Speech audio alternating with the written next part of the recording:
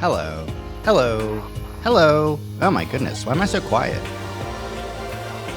Let me turn down the music even further.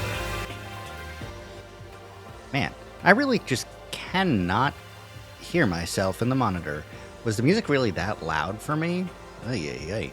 I sure hope the volumes for the stream are good. The levels.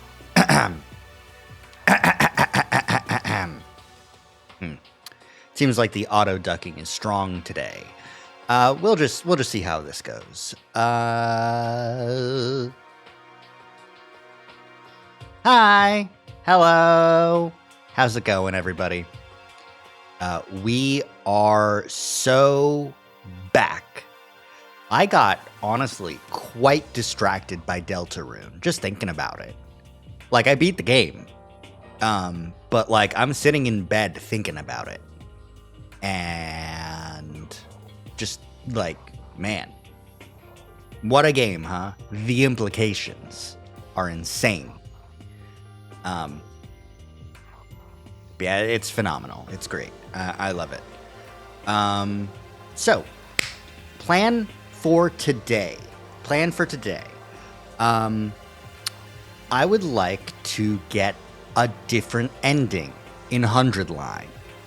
I stumbled into Cult of Takumi, and no. The whole reason we go back in time is to save Nozomi, and she gets beaten to a pulp by her closest friends who've been brainwashed by a drug that I voluntarily chose to take. Well, I didn't. Takumi in the game did. But it wasn't an actual choice for me because Takamaru had died, and it's not. Anyways, that's a bad ending. I don't like that ending. So we're gonna go back and we're gonna do a completely different route. We're not gonna kill Eito yet. I want to save that for later. For now, what we're gonna do is I think we're going to go back to the tell everyone you're from the future point and not do that. That's what I think we're going to do this evening. And we're going to go from there based on what Takumi would do, what I would do. We'll do ethical controlling. All right. Let's hop in.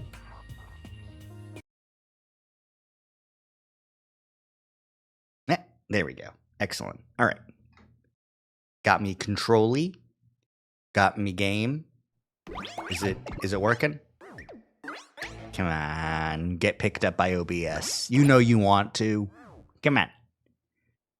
Come on. There we go. Just at the very end of the intro cutscene. It's a work of fiction, we promise. There's no Tokyo residential complex down there. Everyone's fine, everything's okay. All right.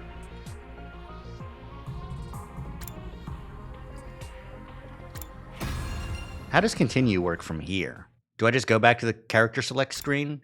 I do. The chapter select screen, I mean. Yes, excellent. I don't want to test this other route yet. I'm honestly genuinely thinking that this will just end here as well. With some sort of similarly like, yeah, so I stopped thinking.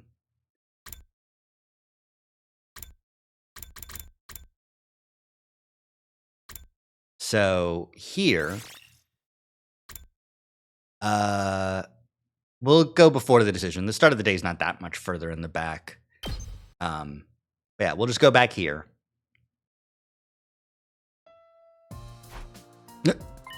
Everyone's here. Sire, Hiriko, and Nima, too.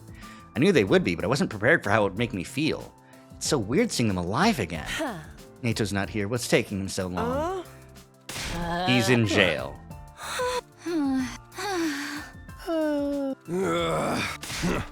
Tell us the truth about this war.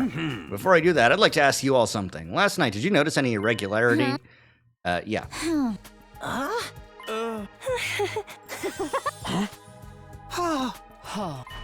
The Ghost Boy was right. My cryptoglobin powered everyone up. Everyone followed his gaze. They're all staring at me now. What's Takumi got to do with it? What's the meaning of this? Are you saying Takumi did this? No way. How could a shrimpy little wimp like him do something like that? Hey! I really don't want to hear that from you. Last night he exposed the traitor in our midst, Eito Atsuki. He was plotting against us. He was going to kill me and sabotage our side's war effort from the inside. What? No friggin' way! Why would Eito want to do that? Atsuki is abnormal. Unbeknownst to us, he was born with a profound hatred for all of humanity. He was going to use this opportunity to wipe out the entire species. Dude, if we're going to start killing each other, he'd have been perfect to have around. Tadami, I've missed you. Now, Horok, I didn't think you had it in you, Mr. Sumino. Like, not even a little. Well, what'd you do with Eito? Is he dead?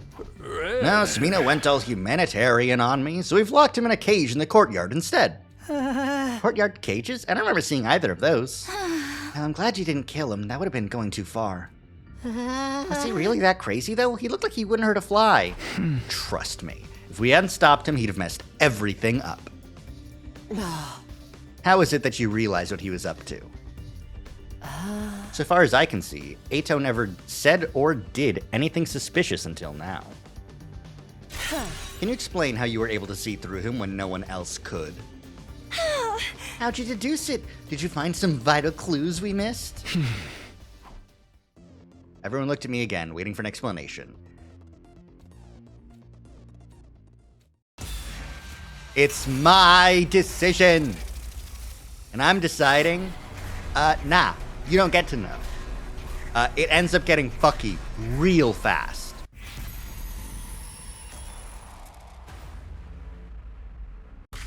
No, thank you. No. It's my future. I decide.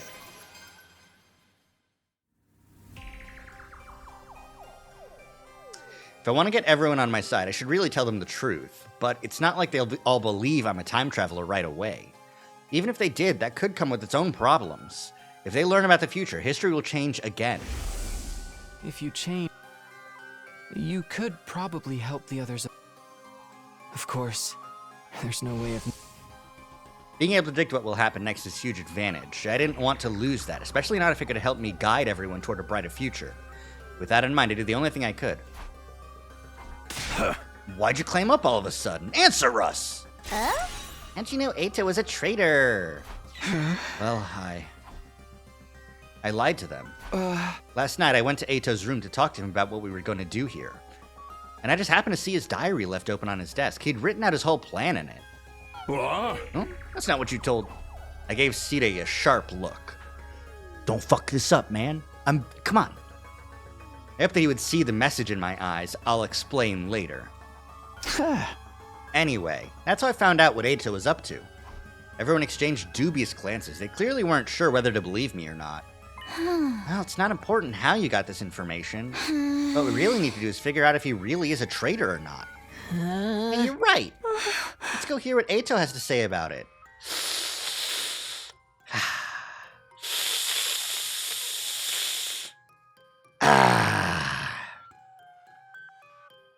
Okay, I think I figured out what is going on with my audio, because I was doing that thing. I was making that noise, and I was looking at the levels, and the levels were fine. So allow me to do some minor changes. It's going to take a quick second.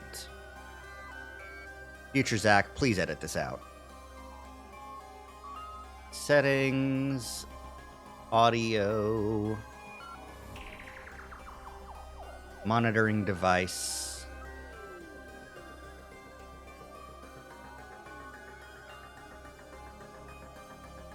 Can I just do this? Can I just apply the monitor to the headset directly. Yeah, for some fucking reason, SteelSeries' chat audio thing has built-in noise reduction. There it fucking is. That's so stupid. But it was only the monitor that was changing. It wasn't actually changing the mic in levels. So, fucking nothing. No change whatsoever. Anyways, now I can hear myself and it feels better at the very least. Thank God. Alright, well, Ato. Audio issues in OBS? Fun. Yeah. I agree with my dear sister. The others nodded in agreement, and they all started filing out of the war room. What? Don't you guys believe me? Sire ran off after them, leaving just me and Hiruko. For some reason, she was looking at me with an odd, confused expression. Why? She muttered that single solitary word to herself, then left?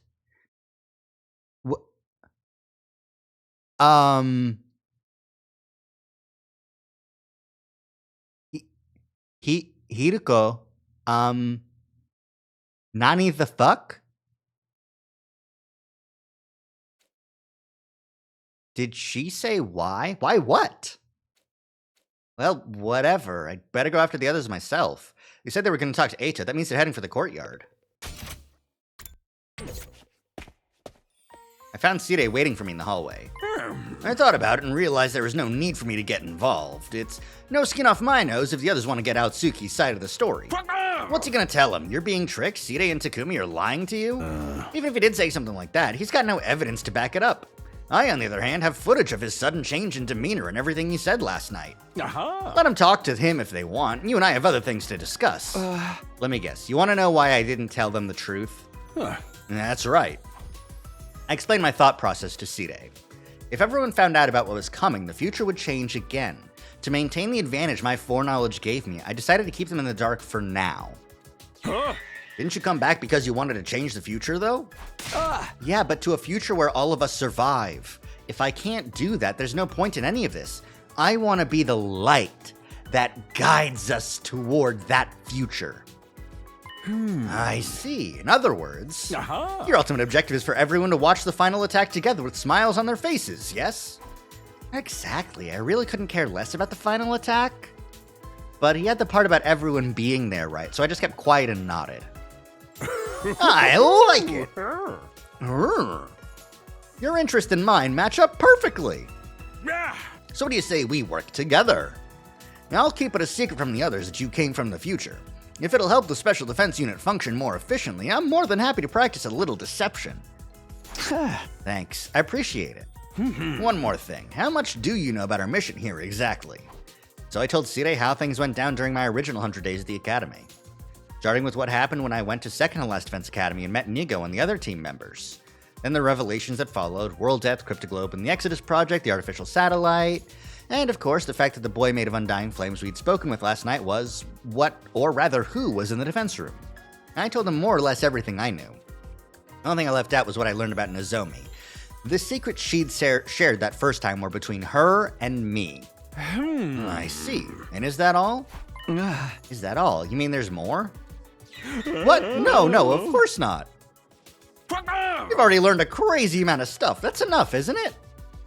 Actually, there was still something that was bothering me. Right. That's what you think the truth is. You got it all wrong, though. Anyway, I'd better get going. I'll pretend like we never had this conversation all sneaky-like.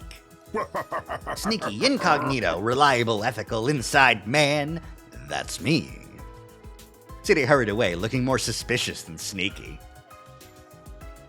Do I really not know the whole truth yet? Was Ato right? Yeah. Well, even if he was, it's no use asking him now. This version of him has only been here for 3 days. He doesn't know all the things he told me back in the defense room back then. Still, though. Maybe I'll go talk to him anyway. Everyone else is probably there already. Yeah. Sparkles in the eyes. Hey, Takumi. Ato fessed up already. He told us everything. So this Takumi doesn't have any memories of the cult timeline, for better or worse. As far as we can tell, it's possible that later on, I saw a screenshot of a story lock at some point in some timeline. I don't know exactly where it is, but that implies that there may be some morphogenetic bullshit somewhere along the line. And maybe knowing that we're on the planet Futurum and that we were created beings, nothing carried over. No, we went back to the start of the day. Like, this is, like, just a chapter select. It's not a re-time travel. That's not what happened.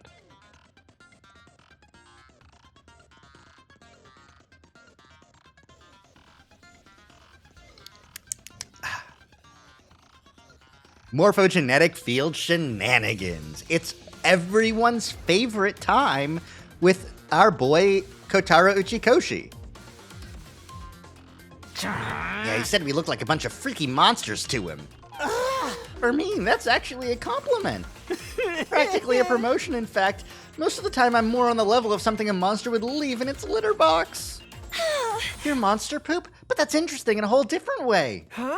His hatred of mankind seems to be the real deal at any rate. He even said we should all be destroyed. It all lines up with what you and Sire told us. What are we gonna do with him now? Chuck him in a barrel of used needles and see what he catches? Jesus Christ, Darumi. Like, I understand that that is just a saw trap, but that's a really fucked up one of the saw traps to know, you know? Damn. What do you think we should do, Hiruko? Oh, yes, you've been awfully quiet today, Miss Shizuhara. Something on your mind? No, not really. Hiruko's eyes darted towards me, almost like she was watching to see how I'd handle all this. Yeah! I'll go along with whatever you say, Mistress Hiruko. Would you like his appendix? I'll bring it to you on a silver platter. Huh? Why just the appendix? Oh. I'll leave the decision to Takumi. Huh? Oh. You're the one who stopped Eito last night. Oh. You could have killed him then, but you didn't. Oh. I can only assume you had a good reason for sparing him. Honestly, I don't think I did. It just didn't feel right to kill another human being in cold blood. I don't know, though. Was that really all there was to it? I know an insignificant pile of monster poop like me has no right to weigh in on this. But I think we should let Eito live, too. She's starting the Mistress Hiruko bit early. It's true, she's Yuriful this route. Perhaps, maybe? He seems really smart, so if we play our cards right, he might be useful to us. You gotta respect life, too. Even soup stock carries the soul of the veggies used to make it. Huh? I have no idea what you're talking about. We're agreed on letting Eito live, then? He shouldn't be a threat so long as he stays in his cage. It's got some kind of weird tech to negate his powers. So I don't get to rip out his appendix. If this were a killing game, he'd be a perfect candidate for the first murder victim. I would love to die. The matter was decided. Eito would be kept in his cage in the courtyard from now on. As the others left, no one spared a word for the prisoner himself. All they gave him was brief glares of contempt. Takumi, you did come here from the future, didn't you? Huh. You seem intent on hiding it now, but that's what's going on here, isn't it? I guess I did tell you before I made the decision, huh? You're keeping it secret from the others. It's okay, you don't have to explain why. I can figure that part out for myself. Unlike the rest of them, I'm not an idiot. Did they tell you my story about reading your plan in your diary? Oh yes, I could tell right away that you'd made up some excuse. So I went along with it. I told them I really did keep a diary and that I'd written down my plan to kill Sire in it. I played the part perfectly, if I do say so myself. Oh, toxic yaoi, like, potential threat at all times, I see. He's going for it. I see. Interesting. Fascinating. Why, though? What's your angle? What indeed? Maybe I just didn't want to let them in on the truth. What really happened that night is a secret between you and me now. Technically, Sire and the creature wreathed in flames know too, but still. In other words, he saw an opportunity and took it. He's holding on to this information until he can use it to his advantage. Speaking of that thing made of undying flames. Stop right there. I don't have to tell you anything. I'm asking the questions here. The you I fought in the future said that you learned the truth about this war. A truth not even I knew. Do you have any idea what that could have meant? I'm not the same person you knew in that timeline. I'm as clueless as you are. Not that I wouldn't like to know why humanity's forging such an abhorrent war. Of course, you could tell me that yourself, couldn't you? Ugh. I left without saying anything more. I looked back just once. Eito was watching me intently, his eyes alight with intelligence and malice. Ugh. That afternoon, after lunch, we made our way to the war room to speak to Sire. Never did get a chance to get you to spill the beans about the truth this morning.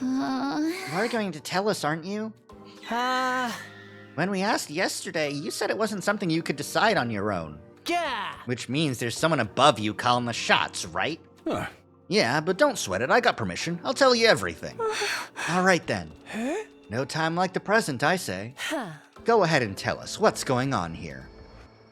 Sire nodded and began his explanation. None of it was new information to me, though. It was the same stuff I'd learned during my first 100 days. That's why, Takumi, you need to not tell Sire how much you know! Come on, man!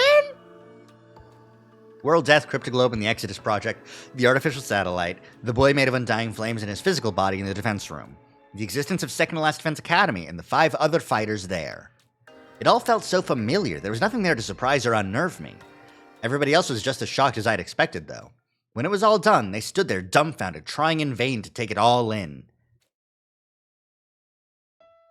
By the time Sire had finished his explanation, the whole day had passed us by. So, what exactly does that all mean for us? Weren't you listening? We're about to hold a killing game. Duh! Nobody said anything about that. In other words, we need to defend the school for the next 97 days.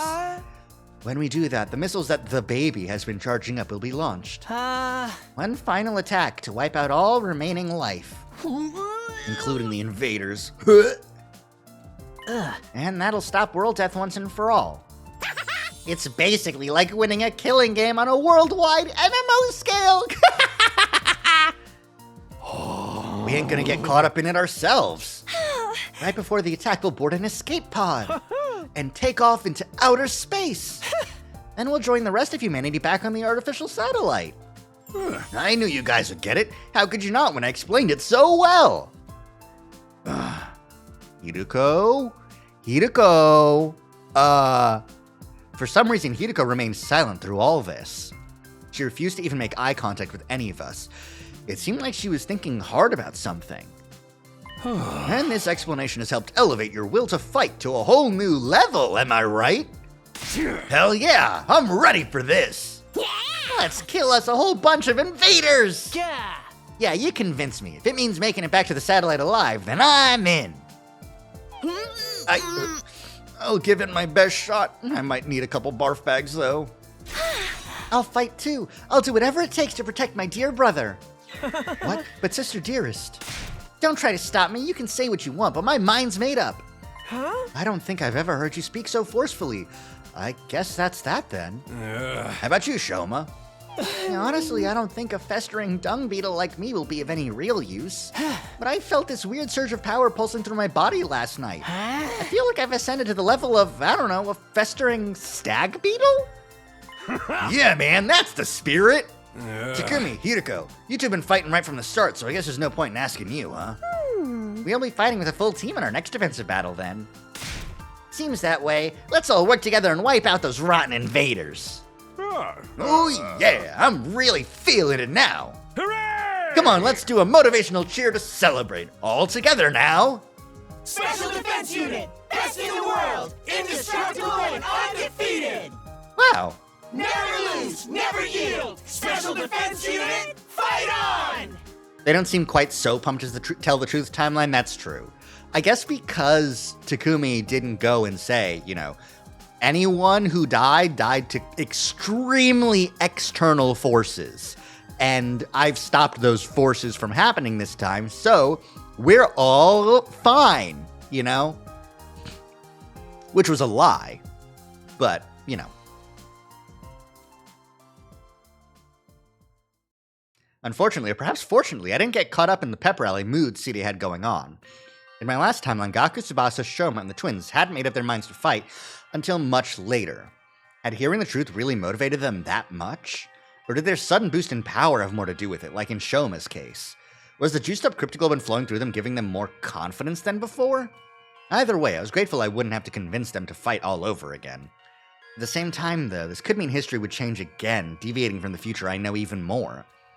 When I thought of it that way, I couldn't help feeling uneasy. I felt an intense gaze on me. I looked around and locked eyes with Hideko. She was looking back at me, also with a weirdly uneasy look on her face.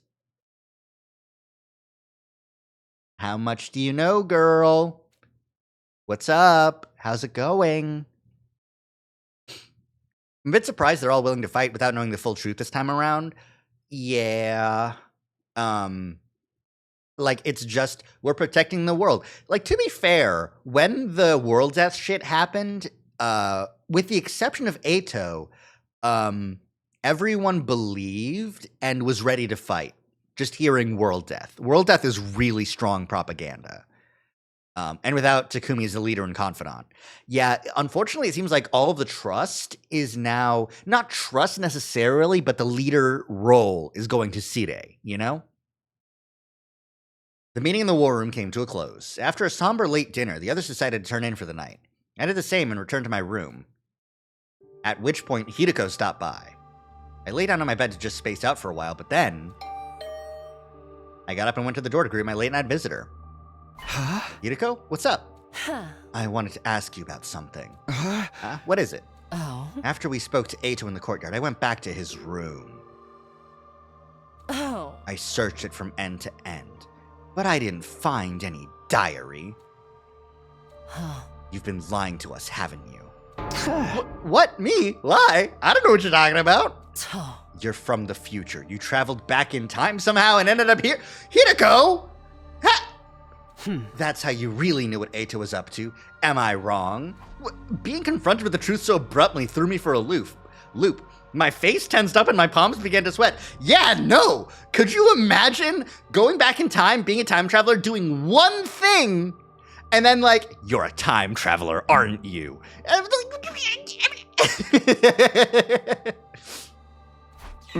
How could you possibly know that? I realized too late that I shouldn't have said that. It was practically admitting she was right. Hideko must have realized it too, although in her case, she seemed to relax a little. I thought so. Well, that's all I wanted to know. I'll be going now. Hey, come back. Tell me what this is all about. I knew you were acting weird today, ever since yesterday when I lied to the others, actually. When they all left, you stayed behind and you asked why. You didn't look happy either. What did you mean by that? Just how much do you know anyway? Hideko didn't answer. She just looked away. Her brows were furrowed and she was biting her lip in thought. We stood there in silence for a while until she gave a sigh and spoke up again.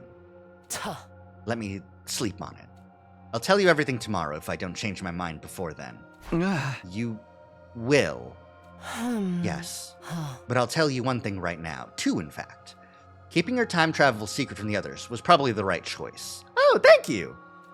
The same goes for not killing Eito. Huh? Until tomorrow, then... Wait. Okay. My brain is cranking. Okay. This Hideko is getting morphogenetic information. Not time travel. She's not a time traveler. But she's getting morphogenetic information about what choices are the right ones. She can see some sort of true ending because she's been in a past bad one, such as Cult of Takumi. She realized it was really cringe to give that oil massage and was like, ew, why did I see that vision? That was disgusting.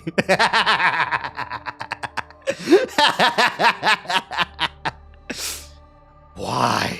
Why did I have this obscene vision? Until tomorrow, then. With that, Hideko left the room, leaving me alone with my confusion and angst.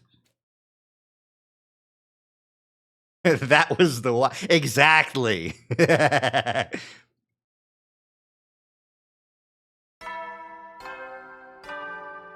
All right, first branch. Up and Atom troops, time to rise and shine! I hate being left alone with my confusion and angst. Well, you know, you can't always get what you want, and sometimes you get angst.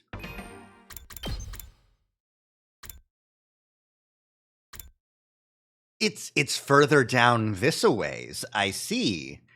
Fascinating. I guess you can kind of see where the branches will go. But it's fascinating.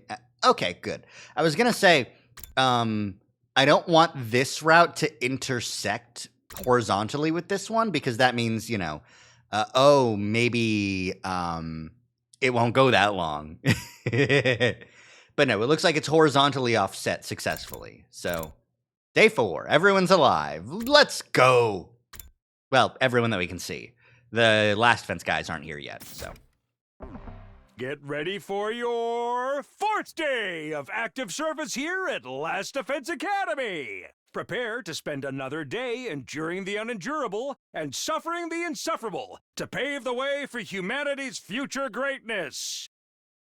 Be ready to give your lives to protect our beloved school from the vile and barbaric enemy. I love doing lip syncing. It's fun with my model.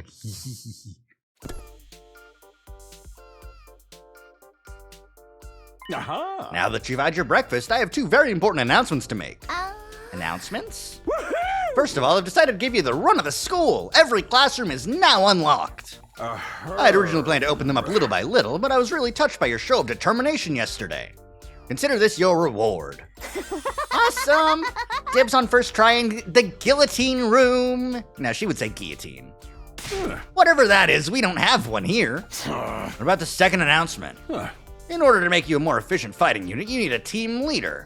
The invaders have commanders, so we should have one too, and the position goes to... Seriously? You want me to be the leader? Nobody said anything yet. Aha! Yeah, besides, it's Samino. What? Huh? Me? You exposed the traitor in our midst and saved your commanding officer from a terrible fate. You've also demonstrated your ability to rally others behind you. Your personality makes you a perfect candidate, too. What do you guys think? Any objections? I think it's a good idea. Yeah, I'm fine with it. I'll cast my vote for Takumi too. Although in my case, it's probably only worth 0.000000001% of a normal vote. Ugh. Don't make me read zeros, asshole. Maybe it would be easier to say 1/1,000,000th of a percent of a normal vote. 1/1000,000th of a percent of a normal vote. Blech. It's always the Red Ranger that leads the team in those hero shows. Takumi's got red hair, so he should do fine. Takamaru, never change, bestie. You are the best. I will definitely not let you get exploded by a nuke this time. What was that? Nothing. Takamaru is so real for this. He fucking gets it. He gets what's going on here more than anybody else. He knows more than Hideko. He knows more than Takumi. He knows more than Side. It's phenomenal. My dear sister and I dress in red too, but Mr. Sumino's probably the better choice.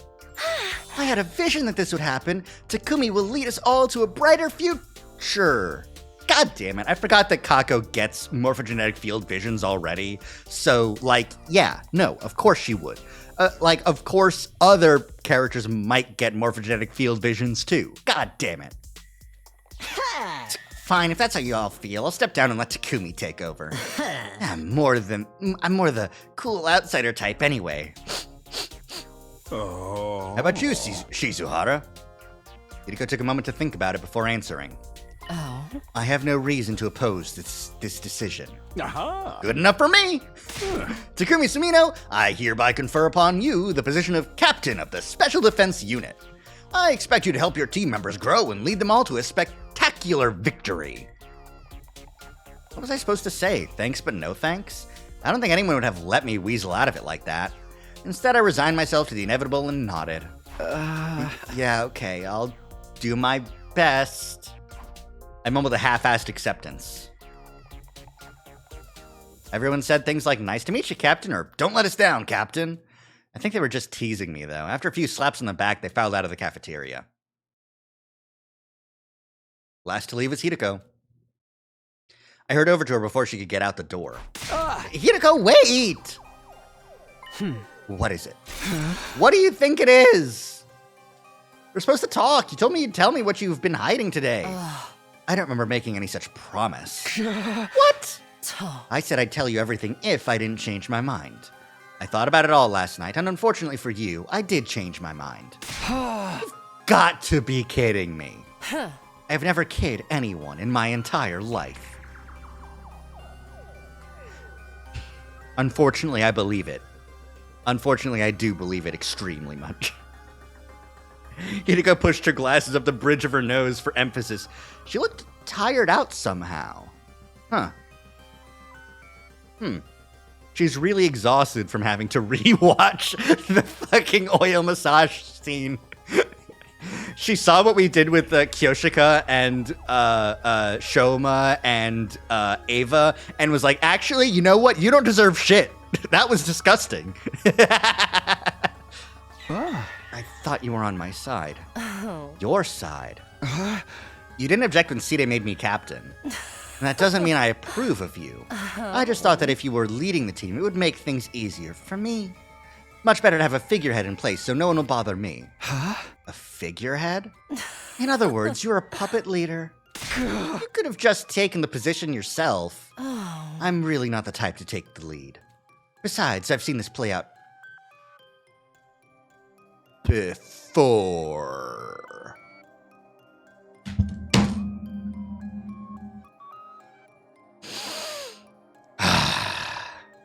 God damn it!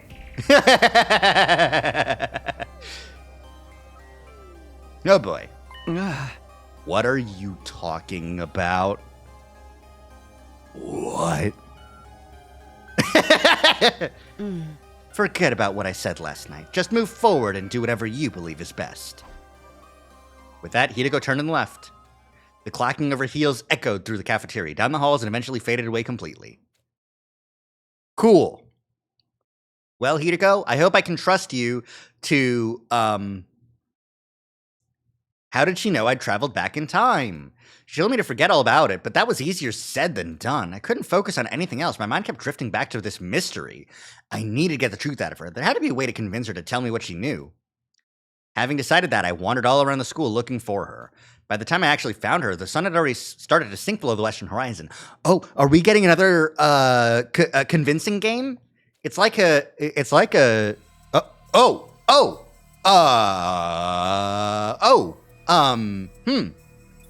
I found Hideko in the war room. City was there too.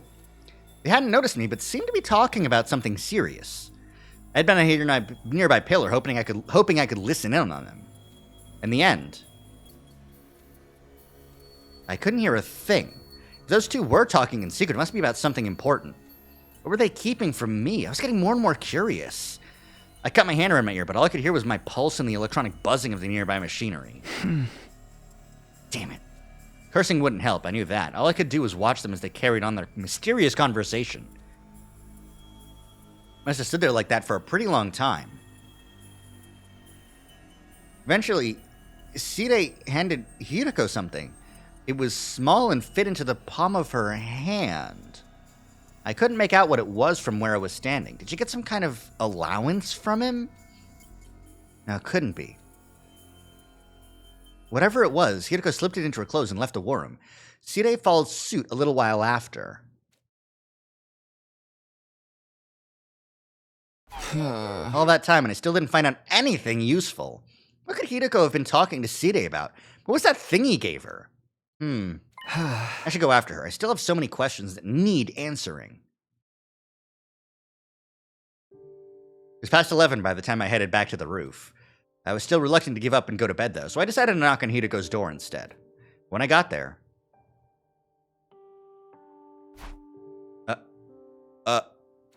there was no one there.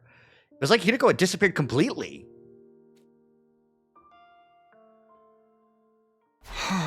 This is ridiculous. Just where did she go? As I stood there wondering to myself, I heard a noise. It sounded like... propellers? I looked over the railing and down at the schoolyard. There, hovering near the wall of fire, was a drone with a fire extinguisher mounted to it. And standing next to it, Hidiko! Hidiko activated the extinguisher and created a hole in the wall. She stepped through it and out into the night. Where's she running off to now? I scrambled down the stairs, hoping it wasn't too late to catch her. What? I arrived in the entrance hall, and sure enough, one of the fire extinguishers was missing. I grabbed the remaining one and headed outside.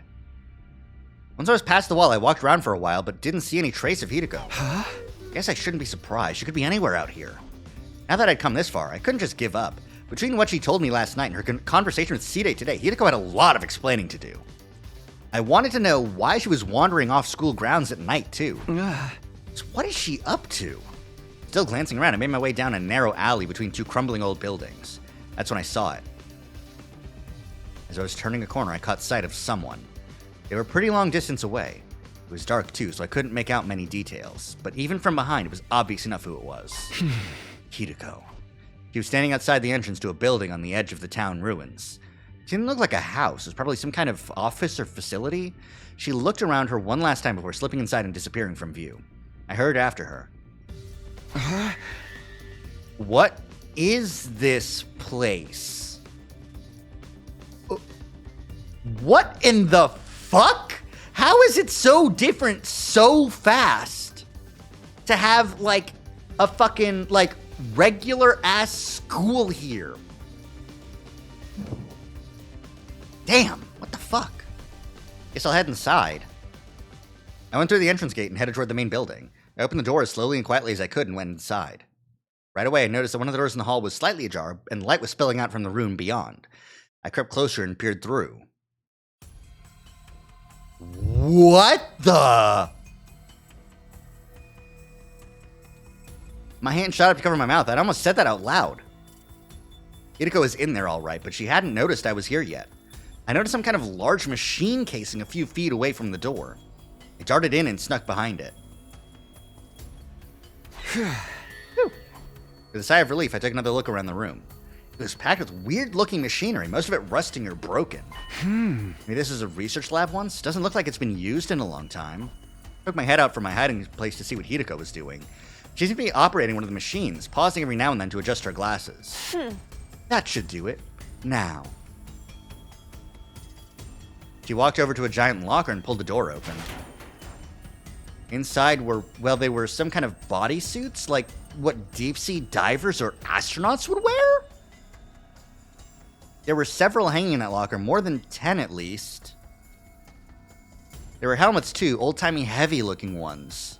Hidiko grabbed a suit and a helmet and took them out of the locker. Huh? Wait, she's not going to change right here, is she? The thought of being here while she was undressed got me really nervous.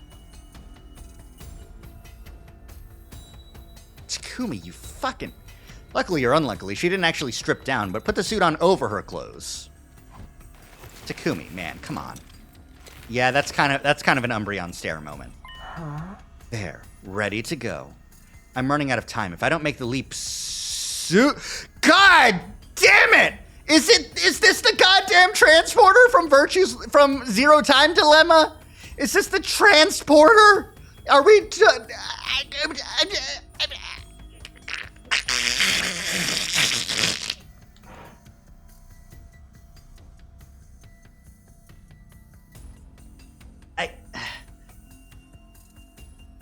Chat, I think we're in an Uchikoshi route, chat. Chat, I think Uchikoshi wrote this one. Okay. I'm okay. I'm alive. I think you're right. Yeah. because I'm on the floor. The last time was floor time because I didn't know what the fuck was happening. But it's because new shit was happening, and it was Danganronpa shit. Now I'm on the floor because some Zero Escape bullshit is happening, and that's floor time. All right, let me take a sip. Man, that shit tastes like juice, because it is. It's apple juice. Did you say leap? What was that all about? At the back of the room was a control console of some kind. Hideko walked up to it and brought her fist down on a big red button. That done, she stepped up to a circular platform next to the machine. She got to the center of it and stood there. Then particles of light started to fill the space around her. No, wait a minute. What the heck? Wait. I had no idea what was going on, but my pulse was racing. My mind was drawing a complete blank. There was just one thought in my head. One thought and a rising sense of panic. Hideko was going to disappear. I'd never see her again. I couldn't let that happen. Hideko! Huh?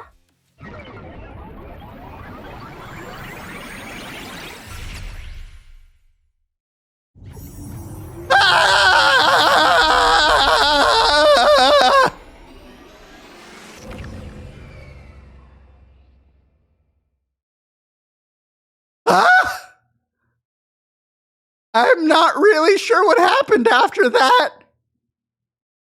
But when I came to, I was on the floor and Hideko was holding me in her arms. At least I think it was Hideko. She had a helmet on, so I couldn't tell for sure.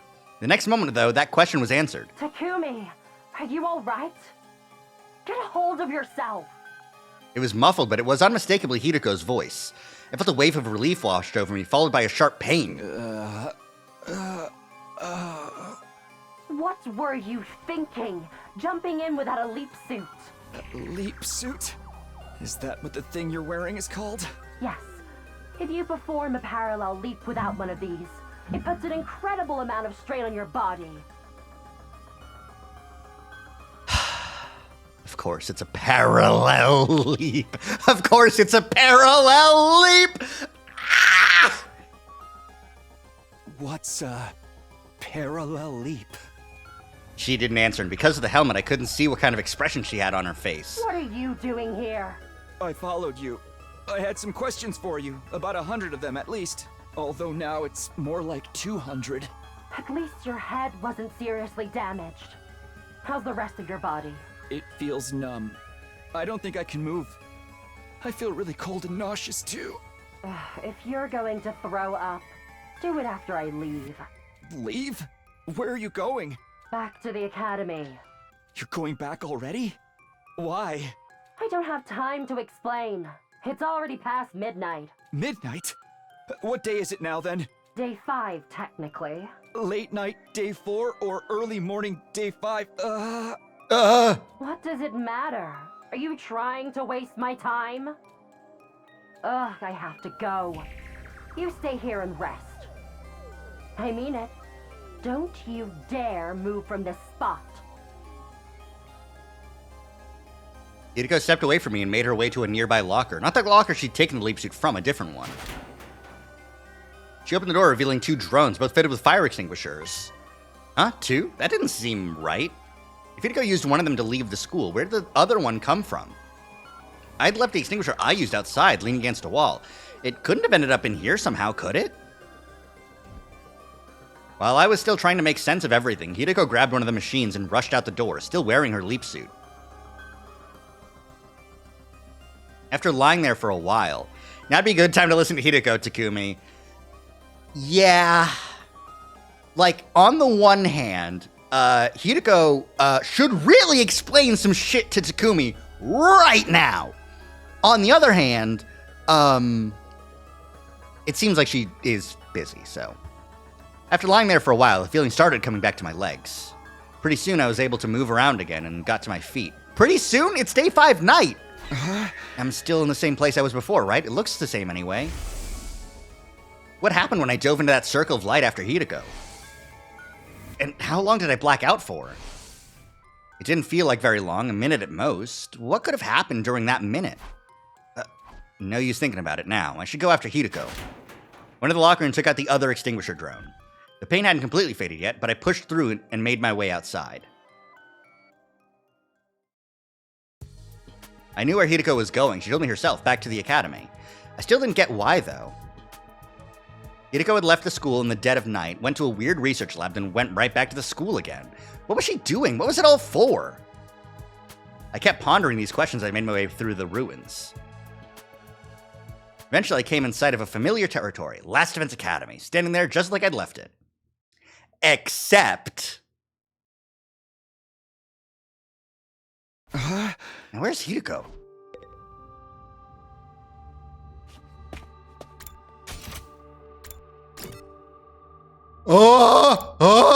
The morgue? The morgue? We have one? We what? Also, Ato's not in the courtyard. Did we jump to the timeline where I kill Ato?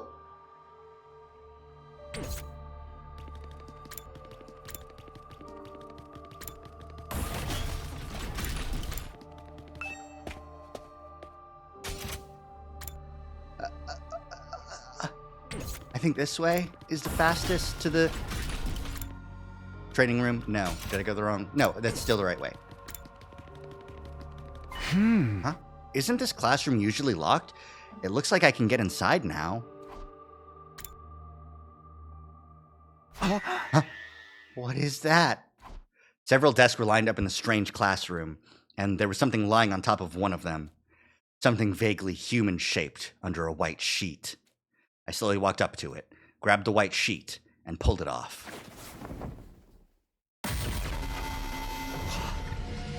Ato? Red. No, it can't be. He was shut up in his cage. There's no way he could have gotten out. So then how? How did he get here? And why is he dead? But before I could do anything, a loud noise erupted from somewhere else in the school. It sounded like it came from above me. Confused and bewildered, I rushed into the hall and up the stairs. When I got to the third floor, I heard the noise again. It's coming from the infirmary.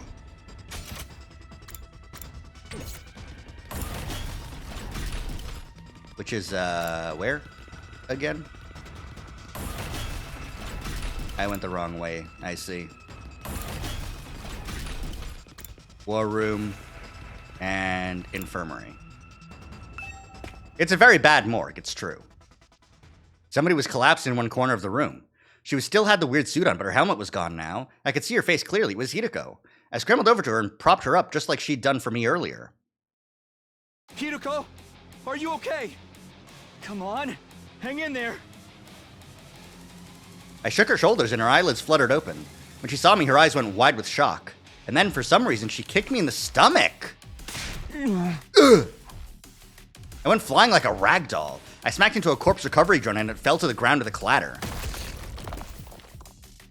And that wasn't the end of it either. When I looked up, Hideko was standing right in front of me. She reached down and began squeezing my neck hard. It felt like she was trying to wrench my head clean off. Hideko, what are you doing? Please, stop it. I tried to pry her hands off me, but I wasn't strong enough. Whatever happened in the research facility had taken too much of a toll on me. Please, Hideko, at this rate, I'm really gonna... I never got to finish. The next moment, I blacked out completely.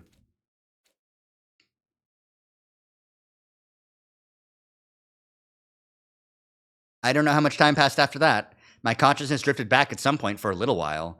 Everything was still kind of fuzzy, though. My vision was blurry. It's hard to make out what's going on around me.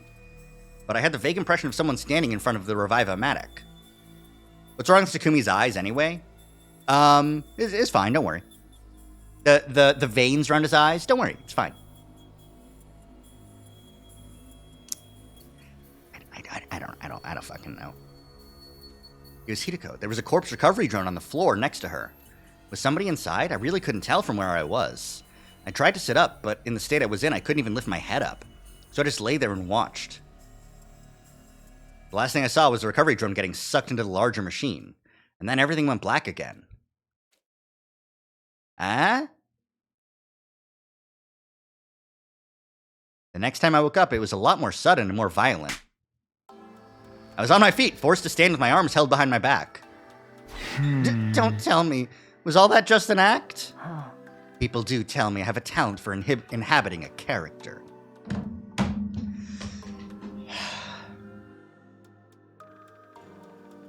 Fucking Hideko, like, go... Hideko morphogenetic field moment. I have a talent for inhabiting a character. You sure fooled me. It's me. I was Hideko all along. Yeah, I know. I looked over at the Revive-O-Matic. It was empty and the drone from before was gone. I only wish it was just a play. Then maybe we could rewrite the script so I wouldn't make such a terrible mistake. A mistake? I couldn't save him. I had no idea what Hideko was talking about, but it felt like it would be a bad idea to press her on it. Her voice was small and fragile in a way I hadn't heard before. Well, we're done here. Let's get going. Huh? We're going back to where we belong.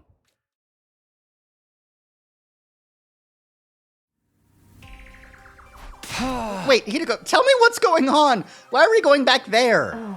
You mean the lab? This is some kind of research facility, right? Just what kind of research do they do here? Hideko wouldn't answer me. She just kept going, leaving me no choice but to follow her. Hideko, please tell me what's going on. I'm so lost. It's bad enough that we're in this weird lab, but also I saw a body back at the school. A body? Yeah, it was Eito. I saw him with my own 2 eyes. He was in the classroom on the 2nd floor. He'd been drained. He was just a dried up husk. I see. Is that all? Aren't you shocked by that? Not especially. Seriously? Hideko turned away, shutting down any further conversation. What act was she talking about? I don't know. Choking me out? Trying to save him? She began flipping switches and turning dials on different pieces of machinery around the room. I trailed after her, asking question after question, but she ignored me and just kept working. Then she opened up the large locker. Put this on. That was the most she'd said to me in a while. Cool. Whatever you say, ma'am. What's happening? Well, how do you like it? You called this a leap suit, right? See how it adjusted to fit your height? That's one of its special functions. It will automatically shrink or stretch to fit the dimensions of whoever wears it. It's not like I'm insecure about being short or anything. The fucking raised fist to like, hey! Well, we should get going. Hideko stepped away from me. She pressed the red button on the control console and stepped on the round platform like I'd seen her do before. Come on, hurry! She barked an order at me and I instinctively complied. Yeah. It'll start any moment now. What will? 3, 2, 1. At this point, she just likes fucking with Takumi. Like, genuinely. Whee! Bye-bye. Ah! The agony!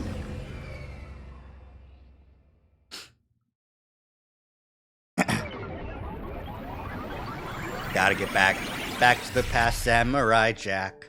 I mean, what? It's done. Huh? Let's head back. What? Back where? Are we gonna go through this every time? Where else would we be going back to? Hideko stepped off the platform and hung up her leap suit in the locker. I did the same, still totally at a loss about what was going on.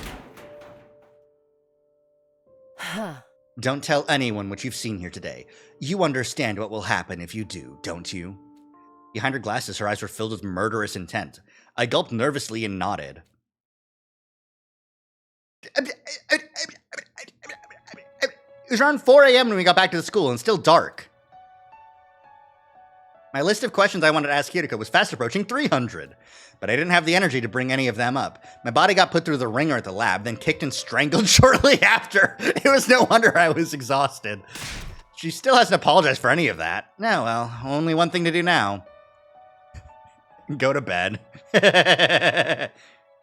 I wonder, I'm curious, if I went back, my grades are still fine, but how's our bond rank?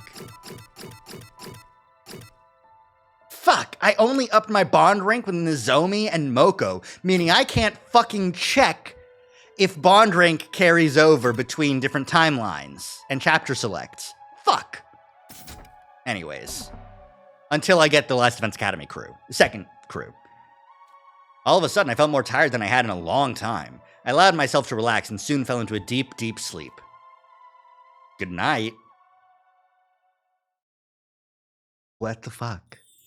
Woke up and went outside, realizing I must have slept away most of the day. Didn't feel so tired or beaten up anymore, but my head was still as fuzzy as ever. Not so much from fatigue, it was the 300 or so questions swirling around in my mind. For now, I decided to focus on just one of them, and I knew which one. Is Eito alive? Okay, I now know that the morgue exists. But I wonder if I can even, if it's still boarded up in this timeline now.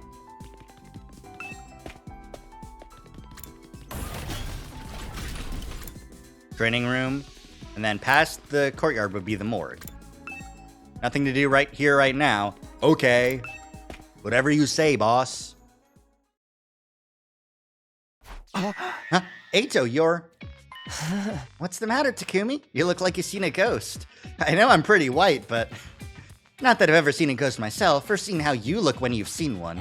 When you think about it, isn't that expression a little problematic? I mean, it's hardly showing proper respect toward the dead. You're alive. In response to my comment, Eito put his hands on the bars of his cage and pushed against them. Last time I checked, yes, if I were a ghost, I'd have phased out of here a long time ago. What's going on here? I saw his body just last night. Didn't I? Seriously, Takumi, what's wrong? Did you come across a corpse that looked like me or something? He's quick on the uptake as always. I've barely said anything and he's figured it out already. You might not believe it, but I know how to keep a secret. And I still haven't told anyone about you coming from the future. If you need someone to talk to confidentially, I'm always here. Come on, tell me what happened. I'll kill you. Come on, I'll kill you. Come on, you will die. I knew better than to take that risk. I left without saying another word.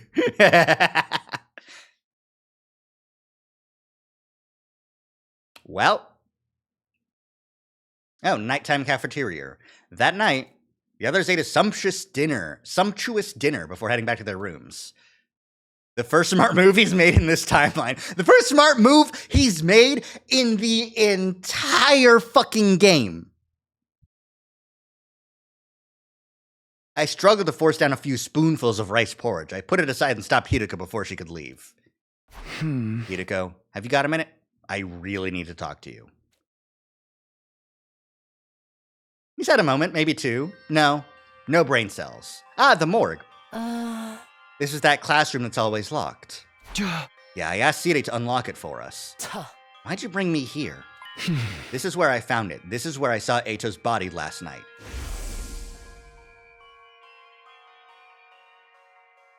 He got sucked. Someone must have sucked his cryptoglobin. But then when I checked again today, the body wasn't here, but that's not the weirdest part. Eito's still alive. He's in his cage like normal. I even spoke to him. And I got to thinking, and this has something to do with that weird lab, doesn't it? You mentioned something called a parallel leap before. That's what we did when we used that machine, right? I still don't really get it, but I get the feeling that's why so much just doesn't seem to add up. Hideko was silent. It wasn't all that surprising. The way she'd been acting, I didn't expect her to tell me everything just like that. See, this is how you know it's an Uchikoshi route, also, because Takumi is putting one and one together without someone having to tell him that two exists. But I wasn't giving up. Instead, I ushered her into another room. Why here? You spoke to Siri about something important in here yesterday. You were spying on us. I'd prefer it if you didn't put it like that. Either way, it's not a pleasant habit. When you finished talking, Siri gave you something. What was it? Just some dried kombu kelp in case I got hungry. Okay, now tell me the truth. Again, no answer. I sighed, shook my head, and moved on.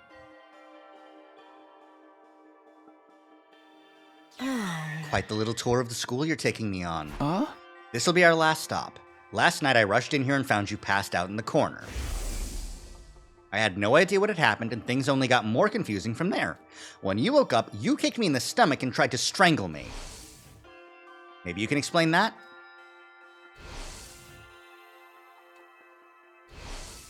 Huh? You still haven't apologized for that, you know. I didn't have a lot of choice in the matter. It was a regrettable accident. An accident that nearly killed me. Fine, I'm sorry. You've got your apology. Can I go now? Yuriko was already turning to leave, but I grabbed her arm before she could go any further. I'm not done yet. After you nearly killed me, I came to just for a minute. And I saw you in front of the Revimatic with a corpse recovery drone. Who was inside the drone, Hideko? You said I couldn't save him. Him who? Who? Were you talking about whoever was in the recovery drone? Ah! Was that all you wanted to ask? Just one more thing, and this one's the most important of all. You already know that time travel exists. You knew I came here from the future. How? Hideko pushed aside a lock of her long, silky hair and looked away. She was clearly nervous. She was biting her lip, fiddling with her choker, tapping her heels. Finally, she made up her mind and spoke up. All right, I'll tell you. You will! Fucking puppy. On one condition. Starting tomorrow, I'm going to have a lot to do. I might struggle to get it all done by myself, so I'll need someone to help with it. Huh? You mean me? Naturally. What exactly would you want me to do? Just do as you're told, follow my instructions, and don't ask questions. I need to be able to work in peace without stopping to explain things to you. Provided the work gets done, I'll answer all your questions on the evening of day 9. What? Sorry, day 9? That's fast enough. Hubba? What happens day 9? This is save the school on day 8. Evening of day 9 is here. What's it? Ooh, pardon me. What's it like in the original timeline? It's just free time, and then fucking nothing. Like, Hideko's still here by day 10, 11, 12. Then she goes missing, evening of night 15. So, like, okay. You really will this time, right? You're not gonna change your mind again? I give you my word, just so long as you hold up your end of the bargain. Day 10 is when the second big attack happens at the second academy. Right, but, like, it's still, like, evening of day, like... If that's still the case in this timeline, we're so far removed that... Like, day 8 is the day of the battle at Second to Last Defense Academy, and the battle here is still day 8.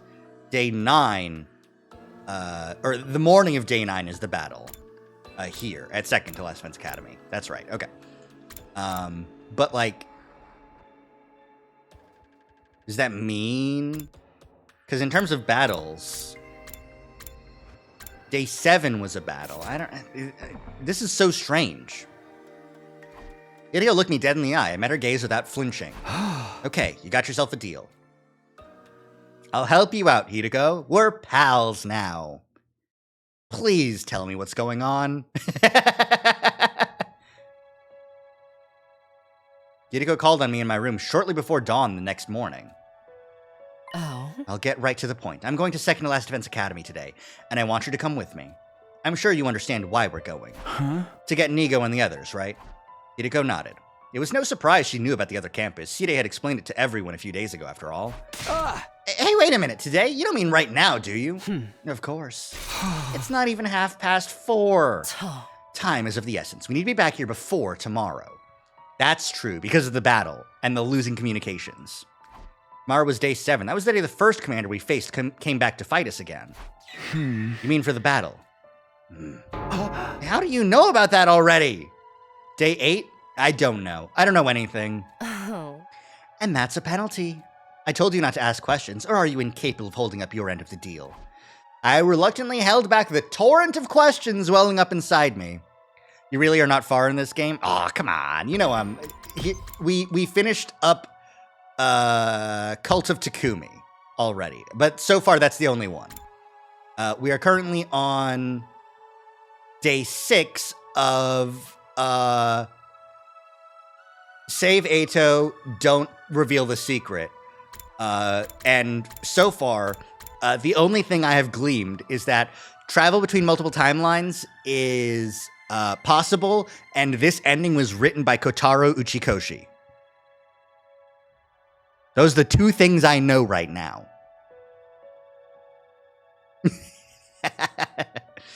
I guess I could read the credits to, like, go and, like, cheat and see which of the routes it could be, since they do list who wrote each route. How'd you know this one was written by Uchikoshi? Because Takumi is the way he is. He's asking things in a Junpei way. Things are being revealed, and Takumi is smart. I'm on the floor because insane things are happening, and, like, transporter that allows you to go to parallel worlds. That sounds a lot like Zero Time Dilemma.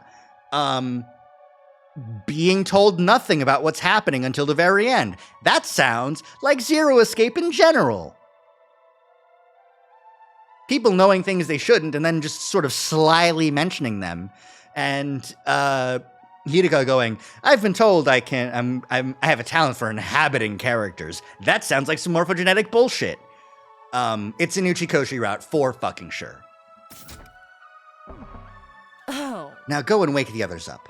Huh? We'll need more than 2 of us for this journey. We need to put together an excursion team. Okay, but why do I have to be the one to do it? Oh. I know, it's such a pain, isn't it? Are you starting to see why I made you captain now? I think you know what route this is. No spoilies. I decided to run things by Siri before getting the others involved. In my future, the other academy was attacked on day 10. During that battle, it's better for us to avoid losing soldiers if we can help it, right? So I was thinking of going there and bringing them back here. Why so early in the day, though? Huh? Because there will be an invader attack here tomorrow. We'll have to leave soon if we want to make it back in time for that. The bop, the drum, the bop, the what? Let me hover over that emote and see what it's called. I'm not familiar. Oh, it's just bop, the bop. I guess this is a pretty bop, huh?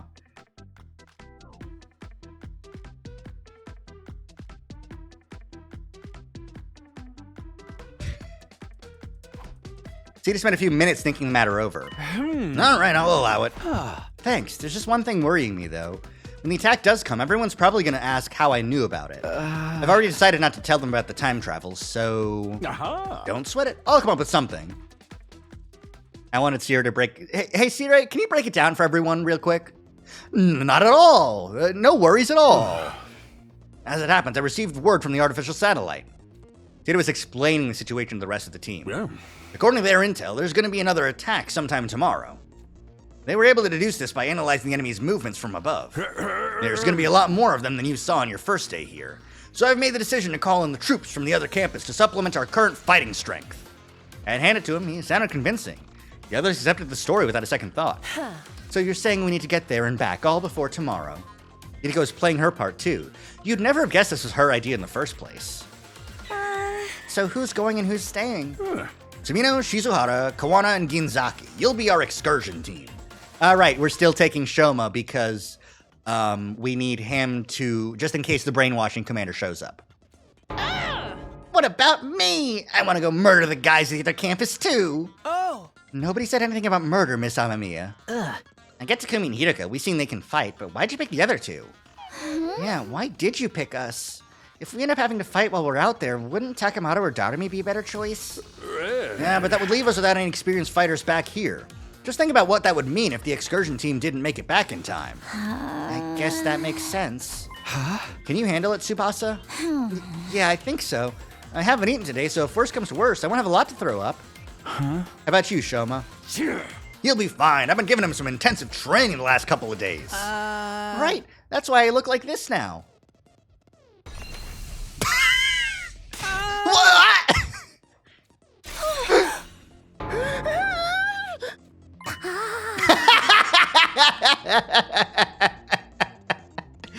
This fucking spray of Dotomi. I don't think I've seen this before. Or if I have, it's been a fucking while. I missed you, Dotomi. No, her brain's just, it's not any feelings of anything. It's pure, my brain is fried. That's brain fry right there. I know that emotion well. I felt it 10 minutes ago.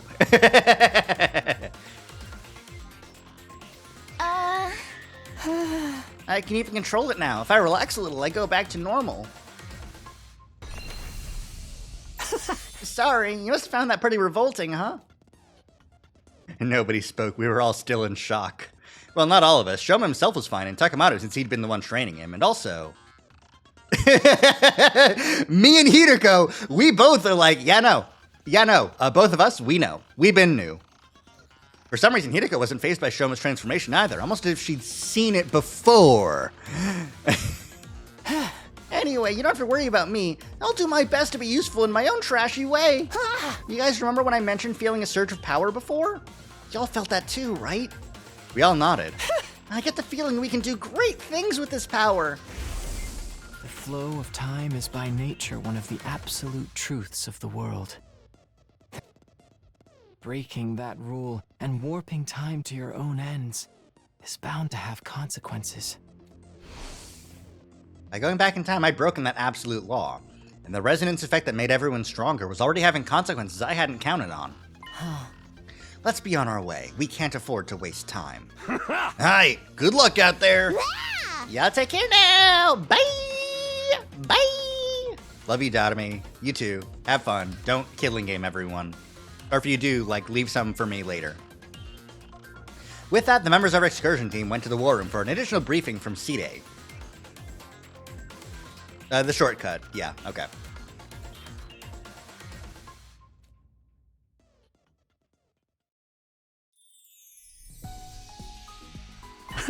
Is everybody ready? Yes. Ready! I don't know. We'll take good care of the place while you're gone. Then let's go. Wait, I still need to go to the bathroom. I don't have time to mess around here. No bathroom. No pissing, Shoma. I'm glad the skip is faster now. Right over there. How do you know that? Siri told us so, didn't he? Yeah, I guess. Don't just stand there mumbling. Get moving. Like, genuinely? Takumi, is that supposed to be like a gotcha moment? Like, how do you know where the shortcut is? Siri fucking told you. You're just stupid. Like, that one...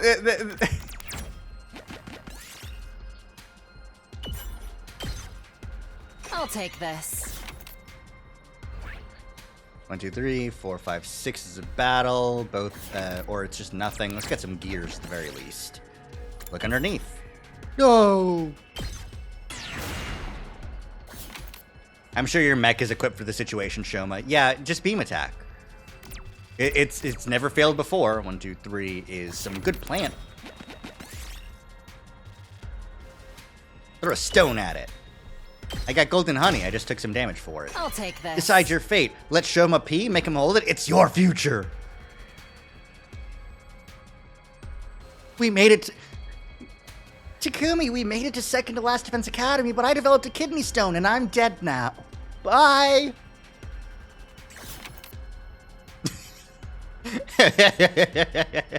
His mech can handle it. He's like an astronaut. 1, 2, 3, 4, 5, 6 is some rocks. I love rocks. Circuit breaker. Get a cable. I'll take this. I don't get any more key items here. Okay, that's fine. We'll just go.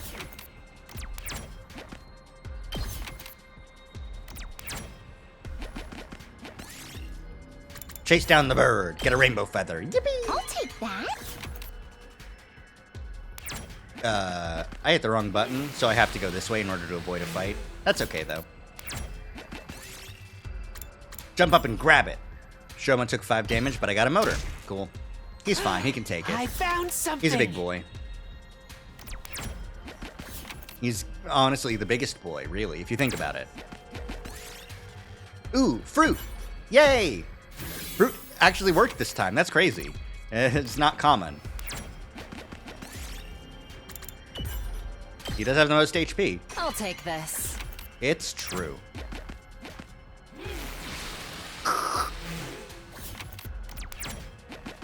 Oh, cool. I can get some, I got a talisman.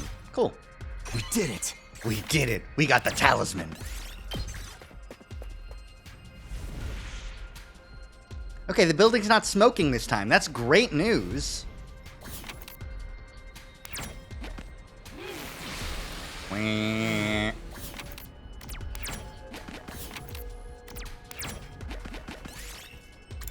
Oh, leave her be. Hideko has her times where she wants to be alone. She came back with some crafting materials. Cool. Thank you, Hideko. I'll take that. Don't eat it. I'm sick of getting tricked by mushrooms. Move the bookcase and get a high-temperature nuclear reactor. I'll take that. We're so gaming right now. Shame about the percentages lost, but, you know, it's fine. I still get some reward. And you know how much I like reward. We finally made it. To that second to last Defense Academy.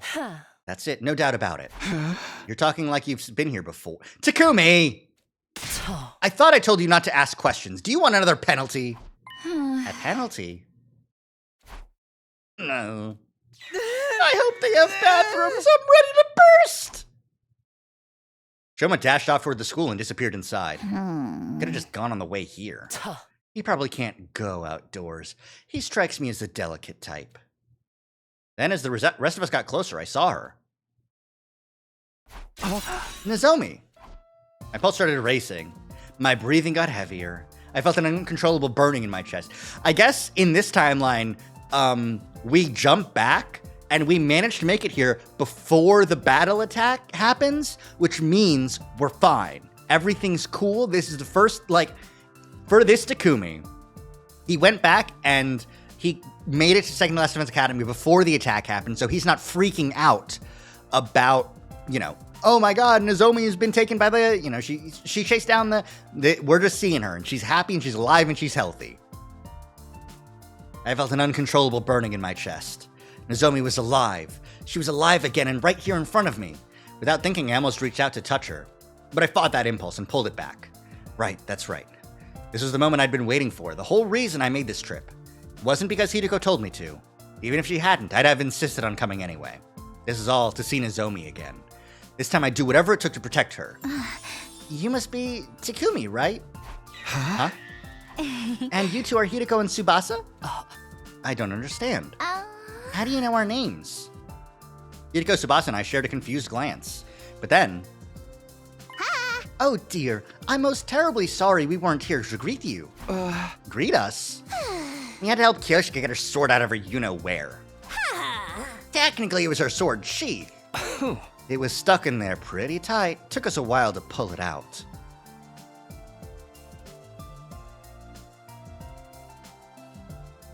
Everyone? Her you-know-where? You don't mean... Please, don't get the wrong idea. It was lodged in the drain pipe in the bathroom, that's all. Lady Kurata thrust the holy Jumanji sword sheath in there in a moment of impish high spirits.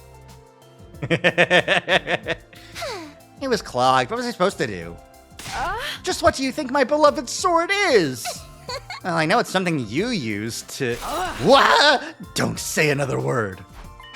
Whoa, back up a minute. Can you answer our question, please? Yes, what's all this coming out to greet us? What's all this about coming out to greet us? I like that, this route is Takumi actually asking questions. This is the route. That's what this route's called. We received a communique from the Honorable Sire, you see. I see. So basically, Side called ahead and let you know to expect us. Not just that, he told us the other stuff he's been keeping secret, too. He explained how the circumstances have changed. Wait, I still don't get it. If Side could contact you, why did we have to come to get you? He was only able to get in contact a few hours ago. The electronic interference has been rather fierce of late. But you know what's going on now about the attack on Last Defense Academy tomorrow? Yes, we do. That makes things easier. I wouldn't want to waste time explaining things to you. Nigo, get the school bus ready to leave. It already is. I'm afraid that I won't be joining you, though. Huh? I am unable to abandon Second Last Defense Academy. I've been ordered to guard it with my life. Ordered by who? Was it the Sire person? No, these orders came from someone higher up. Nigo looked up as he said this. Up at the huge celestial body in the sky, lit with countless mechanical lights. The artificial satellite. The enemy hasn't realized the school is only a decoy yet. Sooner or later, they will attack it. When that happens, are you planning to self-destruct? Oh my! How did you know? Sorry, but I won't allow that. We can't afford to lose you. If I thought Hideko was showing a softer side of herself, I was wrong. The very next moment, she dashed toward Nigo and brought her heel down viciously on his head?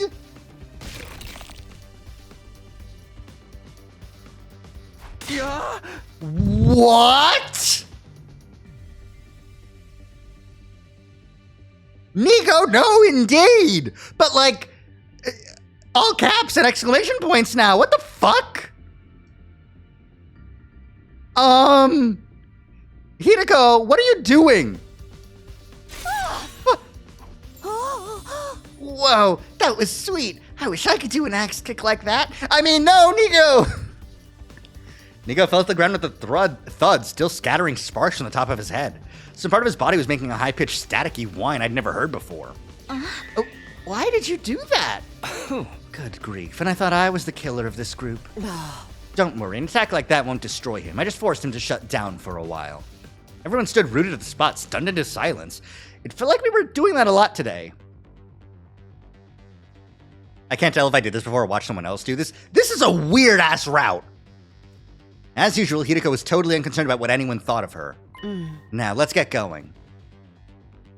She picked Nigo up like he was a piece of hand luggage and began carrying him toward the parking lot where the school bus was waiting. Not any weirder than the cult. It's kind of a knock on the door and there's a walrus versus there's a fairy. Which one's weirder, you know? The last route, the Omegaverse is real. Okay, I understand. We're doing that. This route, Zero Escape is real. What the fuck? You see? The circumstances that have to exist in order to get there are much more complex than just, oh yeah, here's a drug that gives you super pheromones and makes this a DMMD route. Don't worry about it. Like, okay, cool. Yay, I'm not worried about it. This one, there's some Zero Escape bullshit. I have to worry. It's now extremely fucked up. And then, with all of us safely on board the school bus, we left Second Last Defense Academy behind without another word. Bus time! Nigo dead. Fucking Takumi just like... and everyone else is still shocked too. This whole episode had added another 100 questions to the list of things I wanted to ask Kiriko about. That's 400 now? But I just have to keep them to myself until the end of day 9. I sat squirming in my seat, reminding myself to be patient, no matter how difficult that might be. By the way, does it feel like we're Shoma! Shoma went to go piss! No! Something important? I've got all 28 volumes of my favorite manga. Manga. I do kind of feel, I feel like, and this is something, not a slight against the voice actor. I think it's really funny. I don't think Kyoshika's voice actor is particularly familiar with Japanese in general. But I think that makes it way funnier for her. I think it's funny that she says manga. I think it's funny when she says, Kiyoshika Magadori and the holy Jumanji sword shall exercise you. Like, I like that she talks like a bit of a stilted, like, just white girl, you know? I think it's funny. What's so important about that? And I've got my signed world championship belt. Ugh, nobody cares. Poor Kurata. Poor fucking Kurata. She's trying to be a bitch so bad, and no one can ever. The fact that Moko is here and Kiyoshika is here makes her like, I hate all you cringe losers, and she's the extreme minority. Now that you mention it. Weren't there supposed to be 4 of you?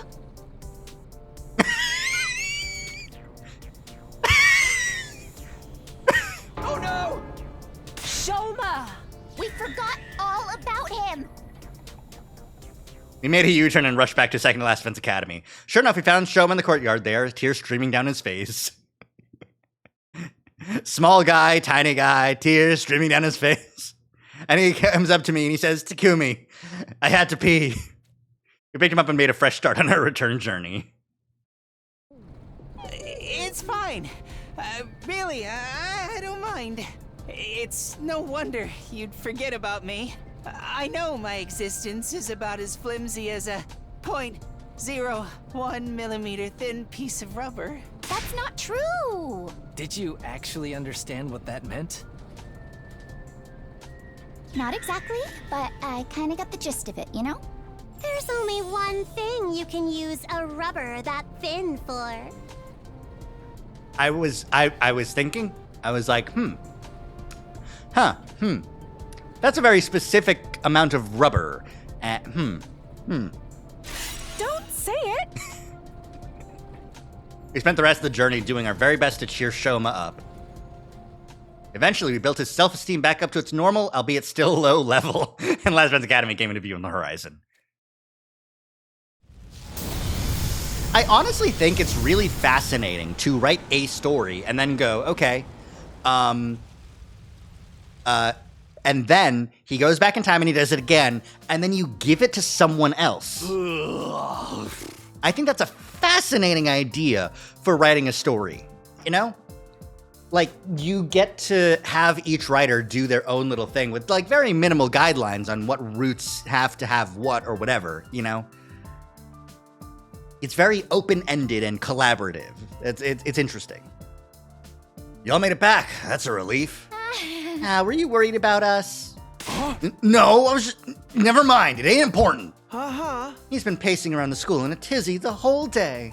That's just part of my training routine. Today's leg day, that's all. So those guys with you are...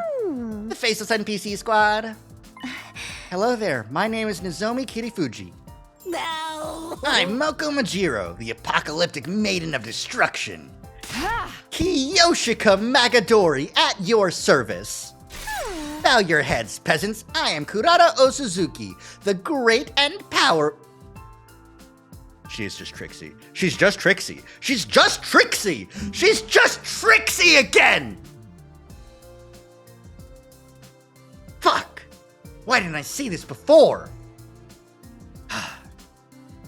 I can't believe it.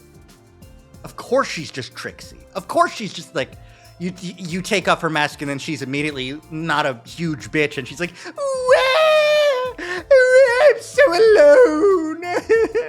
No one likes me. I have no friends. I'm not popular. You get everything, Twilight Sparkle. Of course she's Trixie. God damn it. You think Trixie could pull off a Kurata line? You think he could get a cameo? No, that'd be fucking Gat Moe Hime Dere. Trixie, but even more of a jerk. She did enslave an entire town to her every whim. It's pretty much the same thing. It's Trixie, but without a starlight. And I'm Yugamu Omokage, teenage assassin, hopeless romantic, and all-around nice guy. They're all totally distinct characters!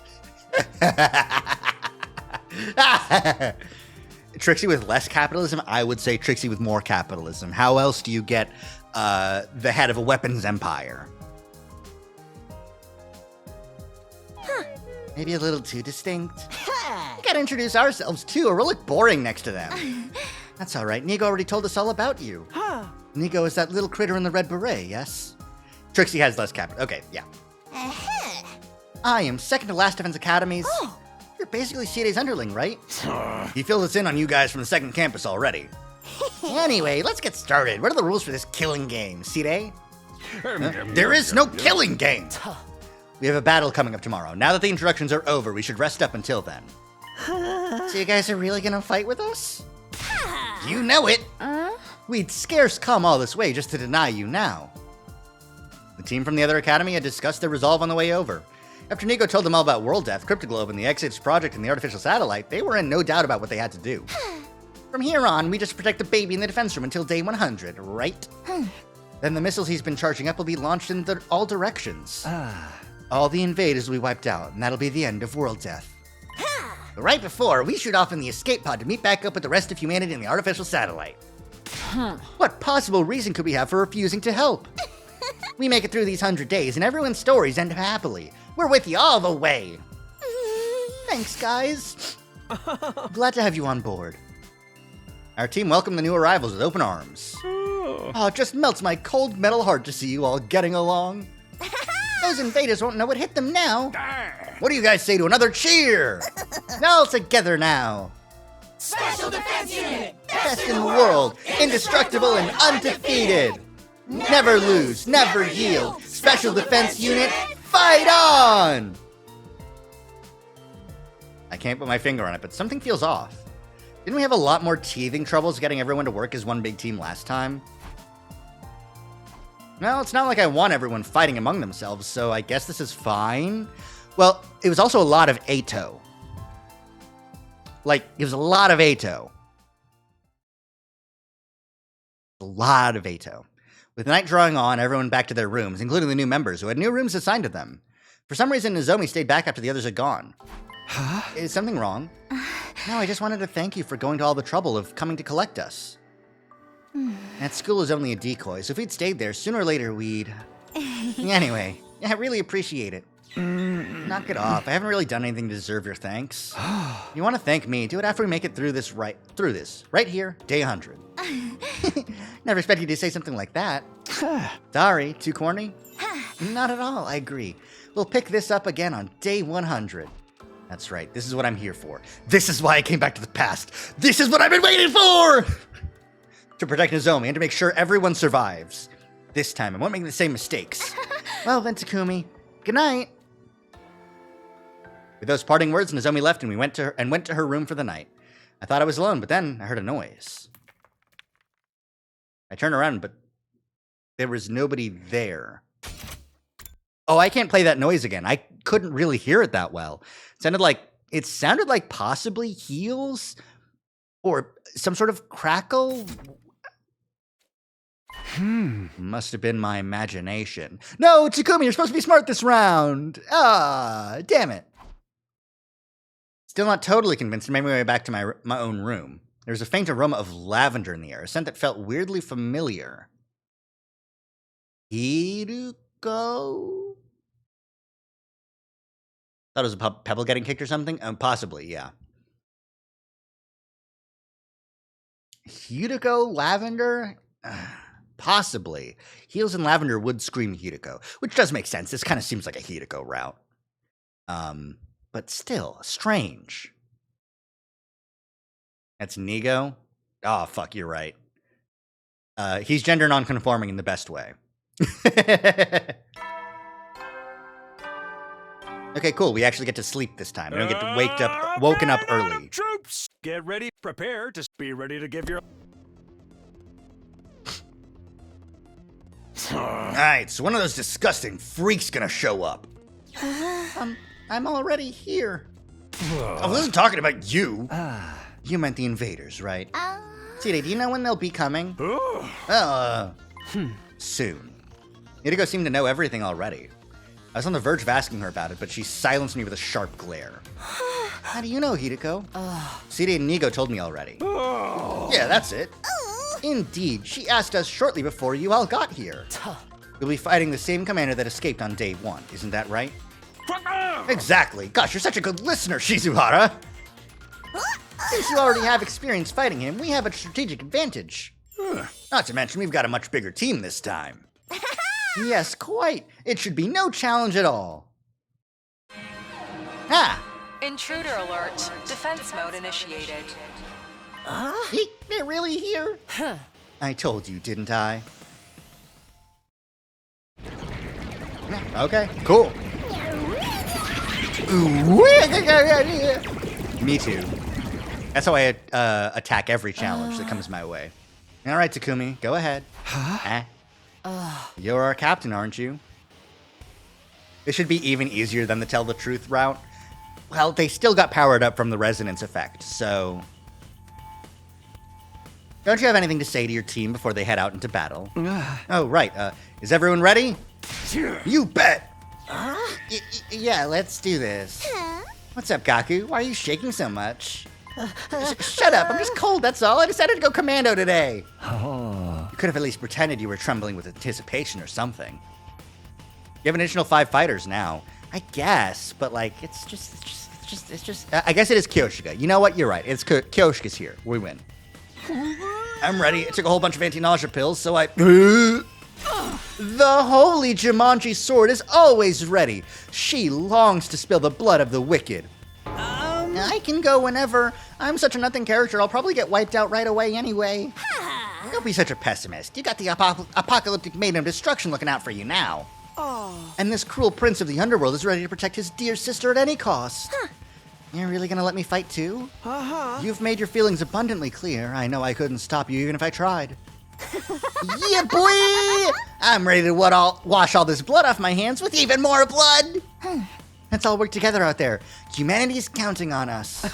This isn't just for them, but for ourselves too. We fight for our future. Oh my, this camaraderie is so touching, so moving. Not bad, I suppose. Okay, Sumino, you're in charge. Leave it to me. Come on, guys, let's do this.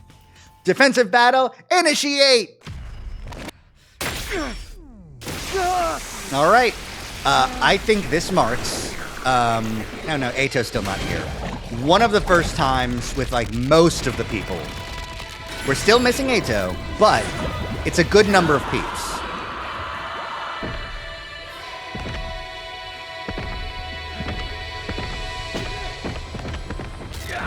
Yeah!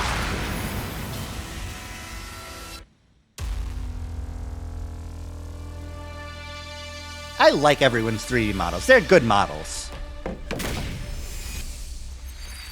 Phew. All right, battle time, baby. They might even let me skip it because I've done it before. Or a similar battle, at least. But I'm in the mood to fight. I'll kill. I'll do a little bit of violence. It's fun. Dadami and Moko fighting the same battle for once. There's so many fighters. That's true. Yeah, no. By the time we got back with the other fighters, yeah, I guess Dadami was dead, huh? Yeah.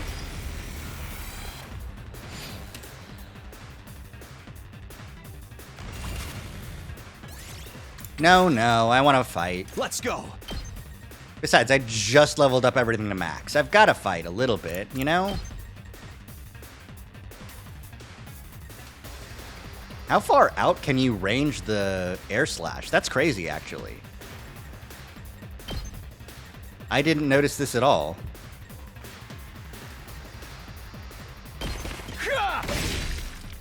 Say when.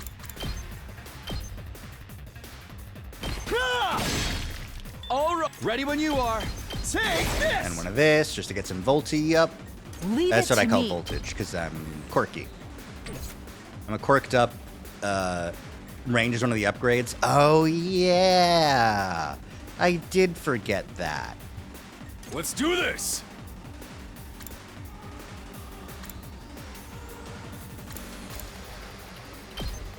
Quirked up white thing. It's true.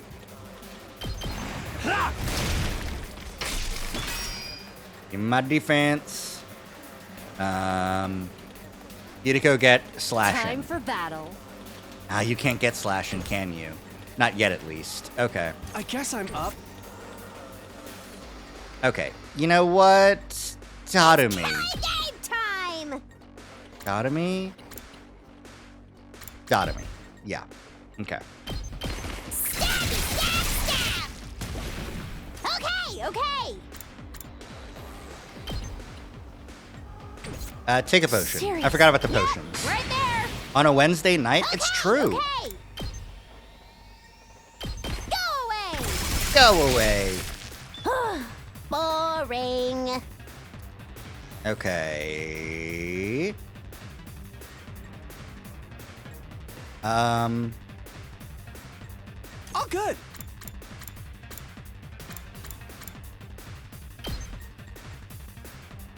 I'll just debuff these guys, I guess. I've got them pinned down.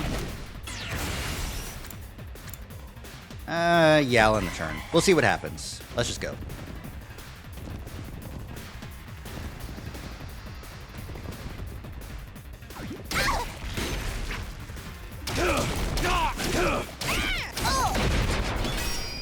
Oh, you healed up nobody. Excellent. Great for me. Now then, to business. Ah. Let's freaking go! Yeah, this kind of feels like the best option here. Get some good AP, Takamado. Great work on the rage. Extremely important. From here. All right. Next up, guys, to kill Let's is do this this. guy. That's easy to do, though. On account of it being easy. Let's go. I was trying to boost This should Teemo do Anima, it. and then I realized I Let's used do up my this. voltage. Got it. Bring it on.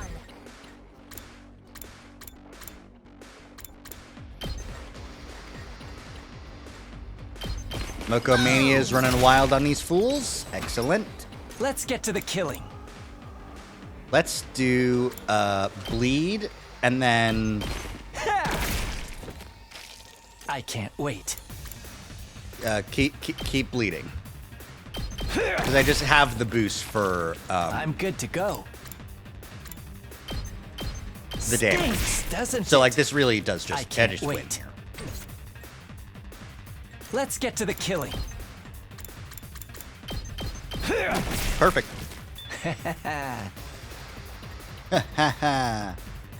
Time for battle. It'd be nice if these guys were like more Okay, okay. like I'll paired do up, my best. but no. Here goes. I guess I'm up. Tired. I don't think I can get both of these guys in one hit. It isn't great, but that's okay. Ready whenever. All right. I let's have you get drinking started. it. I watch so many streamers and they're all I'll put different. this to good Everyone, use. strategy games Time to are move. great like that, you know? Everyone gets to do their own little thing. Take this. All right. Let's get started.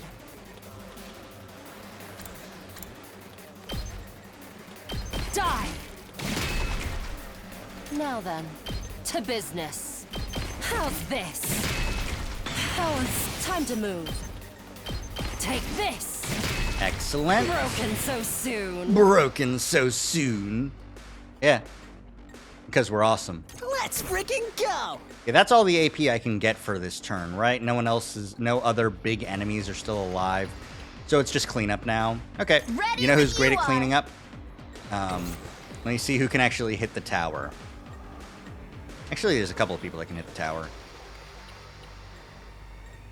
I've got this. Barf Girl, she is great at cleaning up, but I think what I'll do is one of these. You'll go no further. Heal up a little bit. I'll show you what's up. Let's freaking go. Don't call her that. I mean, that's, you know. I mean, if she didn't want to be called Barf Girl, then, you know, maybe, My turn. Ready when you are. Time to use it. Here we go. Say when. Hey, Nozomi. One last strike. Check out how cool I am.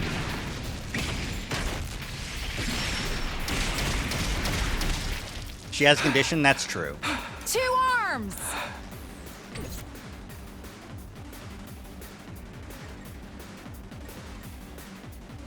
All good. All right. I'll blow you away. I'll blow you away. It's called a skill gap. No! No! She's trying her best.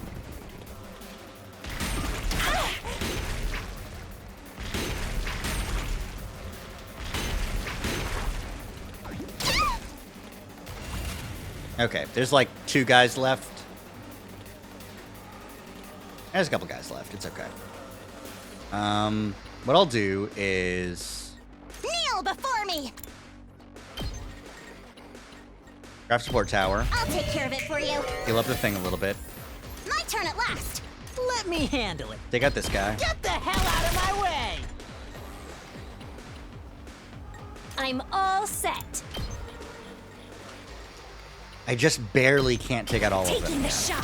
That's okay. I think Ema can fly over here, right? Guess I'm up. Yeah, okay. I'll use the remaining AP here to do another mounted turret here. When user moves within 8 spaces. So that's the full 9. So Uncouth baboon. I restore a little bit more that way. Okay. And now Ema can come in and schmack this guy. Try Get schmacked. this on for size. Excellent. Wave 1 end. Wave 2 start.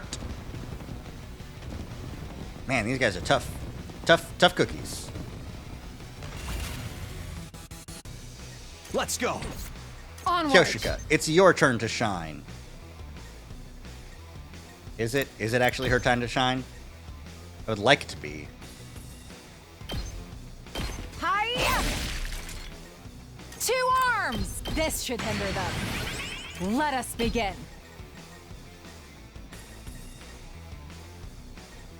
Now let me do this. This makes more sense. Nen! My 2 arms! Let's do this. Let's go. Take a This push. should do it. I've got this. Do a sideways side slash. Get the AP. Take that. All right. And this is a big boy with a lot of health. That's what I'm worried about. Prepped and ready. Damn, not on the same tile set. I can't get both of the guys on the side here. Yeah, might as well just get started. I'll hit you with all I got. Get hit. Max Gat. How's Full that? throttle.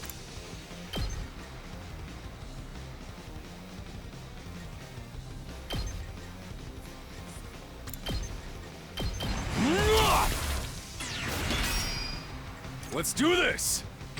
Hauling ass. Ah, damn. Let's Okay, give it to him. Nah, I don't want to use my Rev last it up. agility potion. I'll just do this. Let her rip. Full And throttle. then I'll do another out of my way here. Oh, no, I do need to use eat this in order to kill this guy? Fuck. Well, the AP Knocked gets it back out at of the very park. least. Hauling ass.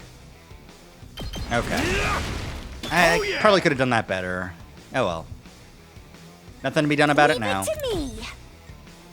Try and dodge this. Goodbye, that guy. I'm feeling weaker. Moko Mania, Just ring it's that time to get crazy.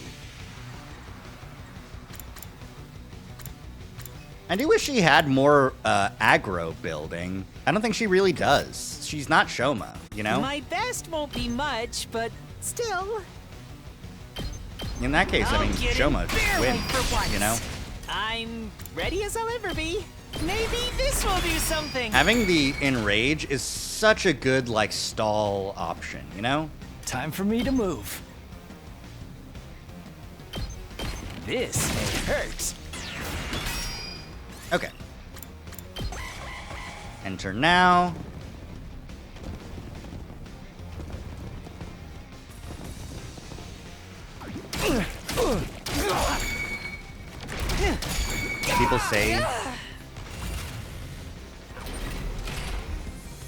People say he's bad, Shoma? He's not bad. I'm good to go. He's just hanging out. He's just awesome. It's my turn! Enrage does count as status for Yugama, which is awesome. I'll try not to drag you down. I didn't really get hit as much as I'd like to that turn, but you know. I'll defend all of you! Shoma beam attack.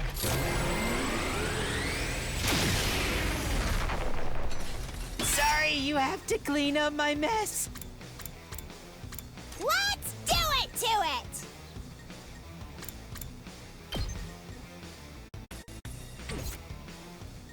Let's get to the killing. I really do just have to inflict bleed on this guy in order to kill him. I doubt him he can kill this guy. Let's go!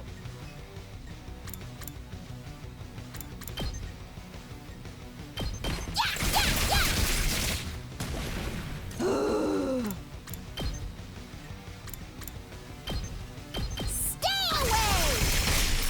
Cool. Okay. Big damage. Your turn now. Just ring that bell.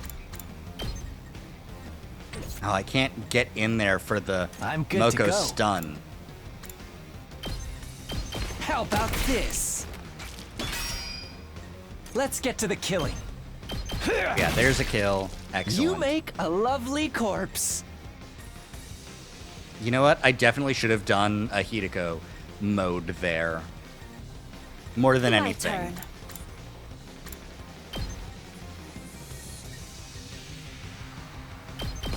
How's this? Time for battle. Out of my way.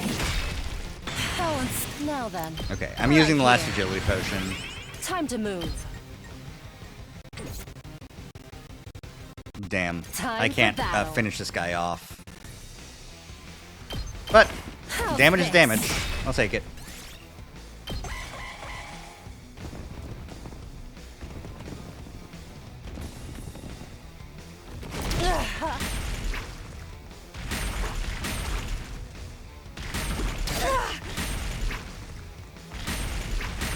You could have with the desperation potion. Yeah, but you know, it's fine. I'll take care of this. See, she's taking care of it. Careless. You see? Time to move. Get lacerated, I guess. I'll chop you to pieces. Broken so soon. Okay, okay. I'll blow you away. Okay. Any other guys? There's a couple over here. Locked and loaded. Tsubasa, if you wouldn't mind, cleaning up the trash. Let's roll. Leave it to me. Perfect. Watch out. Alright, so the only one left should be this guy. So, alright. Let's Desperation Potion. Vanilla's right.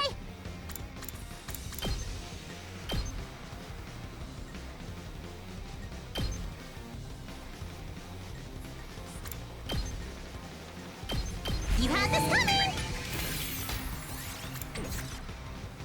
Or rather, let's just kill. Let's just get the kill. To business. No, the voltage stays, so My turn. the Desperation Potion is the better I'll option. put this. Ugh. Hardly a challenge. I'll show you how it's done. She's showing us how it's done. And I'm getting a bunch more BP. That should count as a nice kill, if I'm not mistaken. Huh? Who is that? A figure I didn't recognize. Is that the commander you guys fought before? No, that's not him. Yeah, that guy was a straight-up giant. Maybe he's gonna transform and get big again?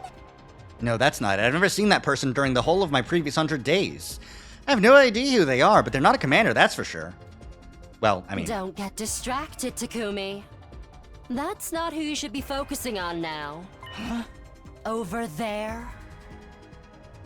Who's this? Another party crasher? No, this is the real guy. Ah, that's him, guys. Yes. That's the commander we faced on our first day here.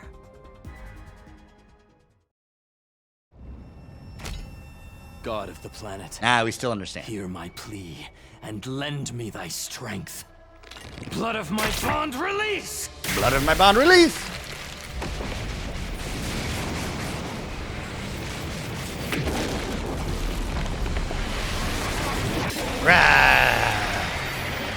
Ragada!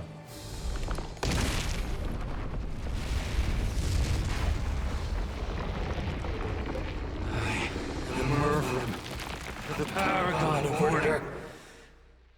I will run this time. I'm done running away. I have to stand and fight. All of you, stand aside!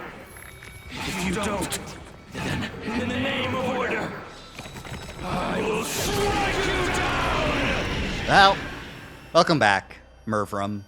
Sorry you're gonna die. But you will, so no use worrying about it now.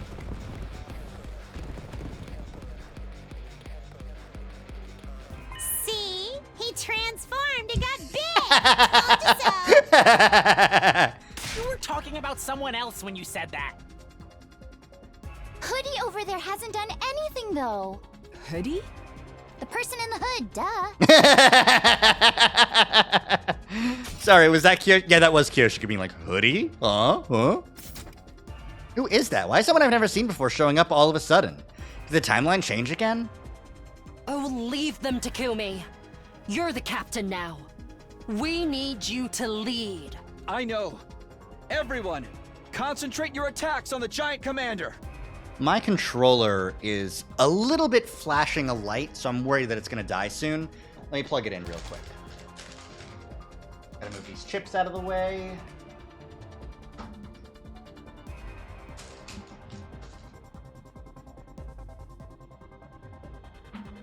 Oh my goodness. See, I did some cable management recently, which means I did have to unplug the cable that in question that charges my controller. So now I gotta plug it back in. But man.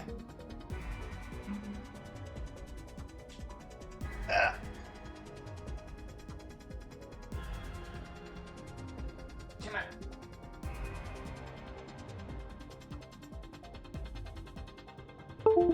There we go. Okay. Plugged in and charging. I believe he called himself Murvrum, yes? But concentrate your attacks on the giant commander. Got it! There we go. I will run. Well, he won't run, so that's good.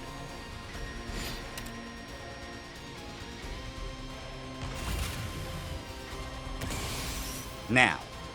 Ready when you are.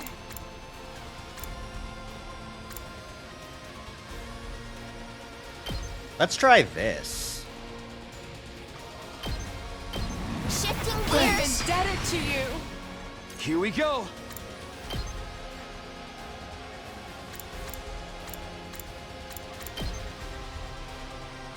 No one questioning how they can understand the commander this time? Apparently not. Okay. In order for me to get the Kyoshika boost, I would need to kill so many of these like side guys. The wheel. I don't think I would be able to. No, I would be able to. It would just take a little bit. Yeah, go for it, Tsubasa. They're gonna hear this engine roar. Bruh, bruh, bruh, bruh. Let's keep it up. Good to go.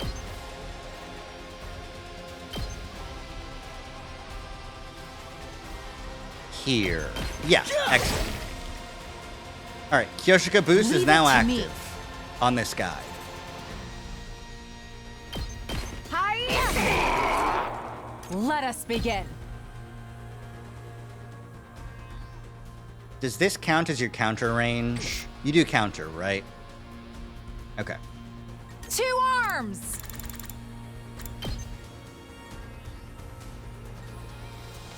Let's put this to use. Let us begin. This should hinder them. 2 arms! Let's put this to use. Leave it to me. This should hinder them. Let us begin. Flash! Perfect. That's how it is. Thank you, Mervrum. You dumbass. This is a predicament. Big damage, though. This is a trifle. Okay. Now, Kyoshika Don't leave me behind. would like you to, before you mustn't kill submit. yourself. I can't get that guy in the back there. I mean, I could if I did this. This is a trifle. I could do this. You've left yourself open. Don't leave me behind. This is a trifle. There we go. All right, best I can do with Kyoshika right now. Behold my warrior spirit! Good luck, Kyoshika. Thank you for dying for us. The way of the samurai inevitably leads to death. That's true. Unfortunate, but it had to be done. Ready when you I said. are. Time to use it. I've got this. This should do it. Let's do this. All right, that's all of my mines. So Here we go. let's Good boost to go. Hemo Anima, give me an attack boost. Not bad. Let's impact stab, get My counter. turn. That's not impact stab.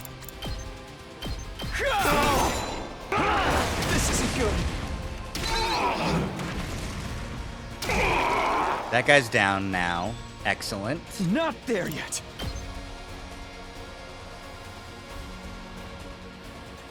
The count. I was at 9 health. That counter did 4, so that's fine. I can still do another impact stab here. Can It's I take all a right. attack potion? Have I already? I have Hemo Anima, Time to but I use think it. I can still. I can't still. That was a waste of a potion. That all but that's you okay. got? Okay. Another stab, a counter, and then a killing I'm myself. Not done yet. Easy win. Thank you, Mervrum, for being I'm my putting guinea it pig. all on the line. This is just for funsies, my dude. Sorry to tell you. Correct. You were not strong enough, Mervrum, you asshole. I'm here once more. Welcome back, Kyoshika. She makes me so happy. I'm so happy for her. I sure hope that Hoodie doesn't eat him. Cause I mean, I know that it's the Supreme Commander, but they don't know. Is it actually over this time? Did we win? Yeah. I think so. Wow! Go us! Go us, go us. Excuse me while I go rip out that Mervrum guy's appendix. What's the deal with the appendixes this route? Why just the appendix? What happened to Hoodie? I looked around, the mysterious figure had disappeared at some point during the battle. Who was that anyway? Mayhap a simple wanderer? What do we do with this guy? He ain't dead yet.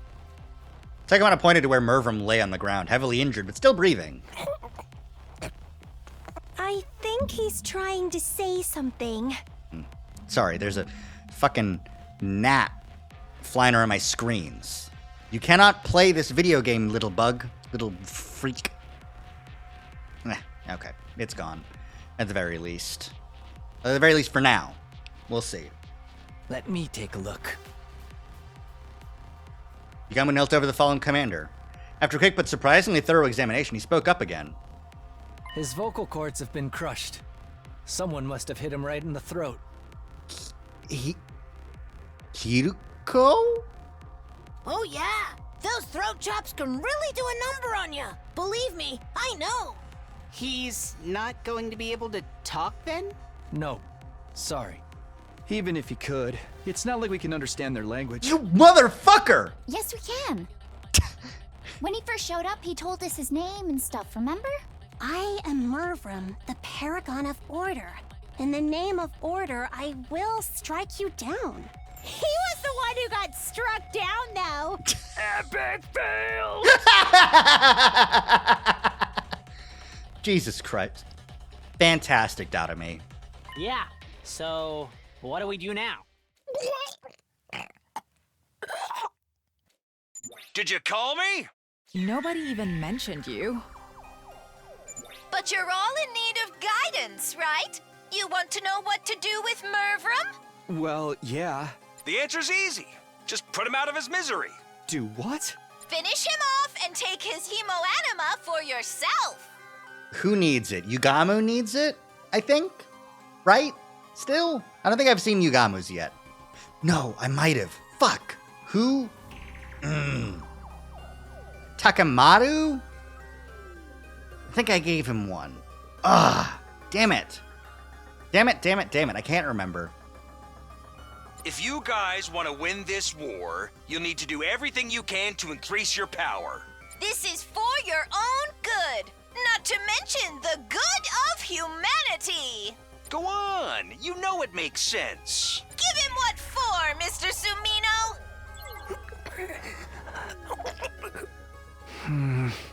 I'm for finishing him off, too. I'll let you decide who does it, Takumi. Just do as you're told. Follow my instructions and don't ask questions.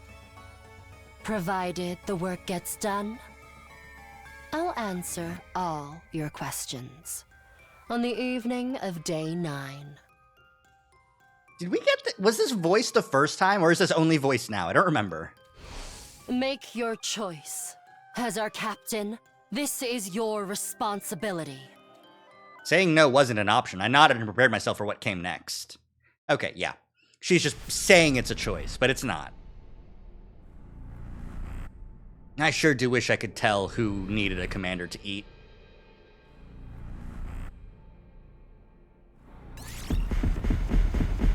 This is the first time I've had fucking everyone but Eito available to kill.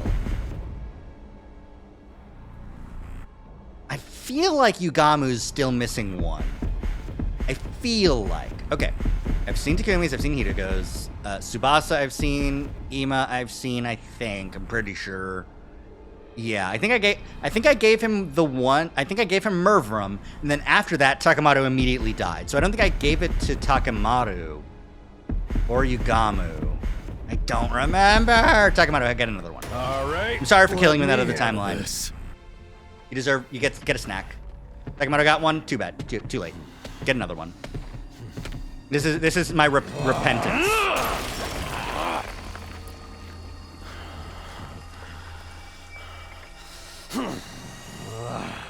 I'll wreck 'em all.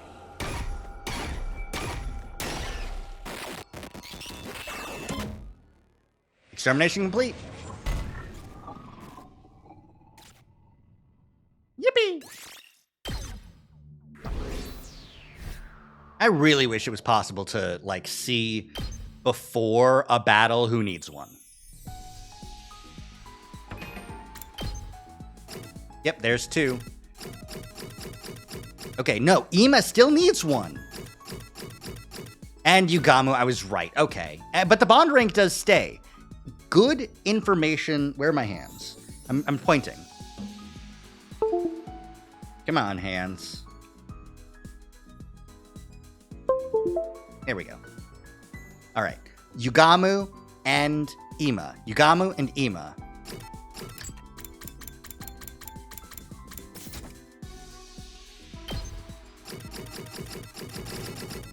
Sure hope I can hang out with people this route. Somehow, we all made it through the battle in one piece, so I took a shower afterwards to try to get my head together. We decided to meet up in the rec room that evening to celebrate our victory. Little early, but maybe I'll head over there now.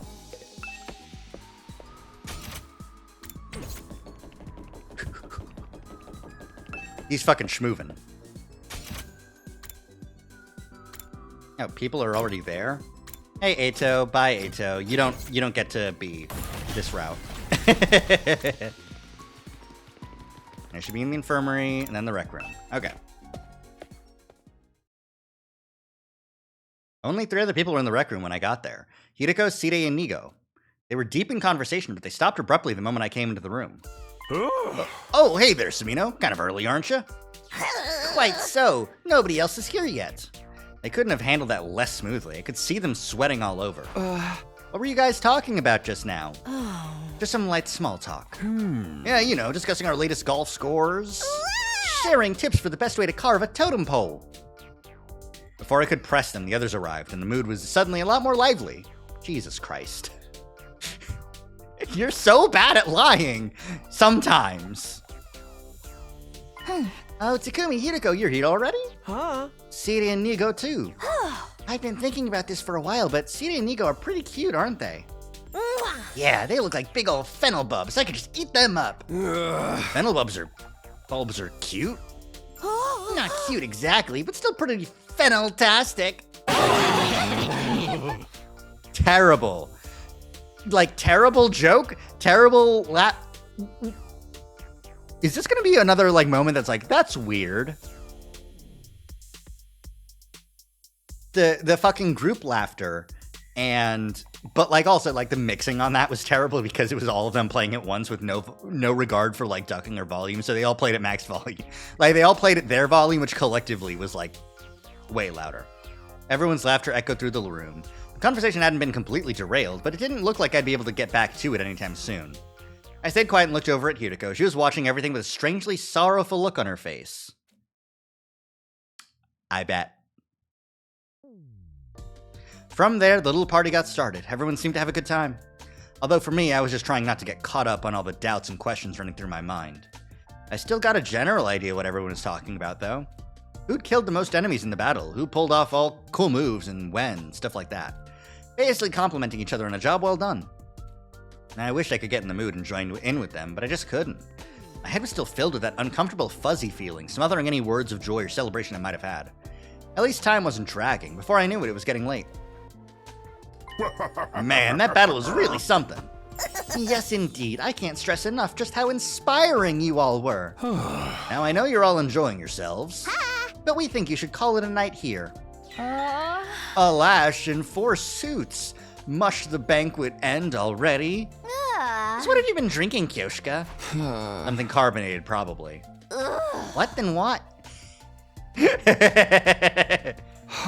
Busy drinks affect her like alcohol for some reason. How did you know that? Well, anyhow, you should all get some rest. You've got a big day tomorrow. They're so bad at keeping the fact that they're from different, like, timelines a secret. They're so obvious about it. You got a big day tomorrow. A big day? What's happening tomorrow? Oh, didn't we tell you? You'll have to fight another defensive battle tomorrow, you see.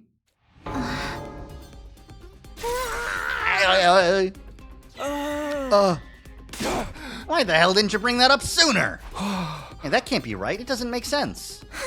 Really? Why not? Isn't it obvious? Tomorrow's only day 8. And in my last timeline, nothing happened on day 8. There was no attack here at Last Defense Academy or over at Second to Last Defense Academy.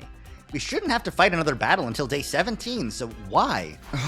Side Nigo, are you sure this information is accurate? No doubt about it. We had another tip-off from the Eggheads on the artificial satellite. Aerial observation and all that, don't you know? You're lying, you're making it up. Nothing like this happened the last time. Takumi. The last time? Calm down, Takumi. I think all the fatigue is getting to you. Hideko. Hideko had been talking to those two when I came in. Was she in on this too, or maybe? Yum, yum, yum. That's how things stand. Just do tomorrow like you did today, and you'll be fine. That's right. I know you'll do an admirable job. I guess it wasn't too bad today. You'll probably do okay again tomorrow. Damn right we will. Heck, I feel like I could take them on all by myself.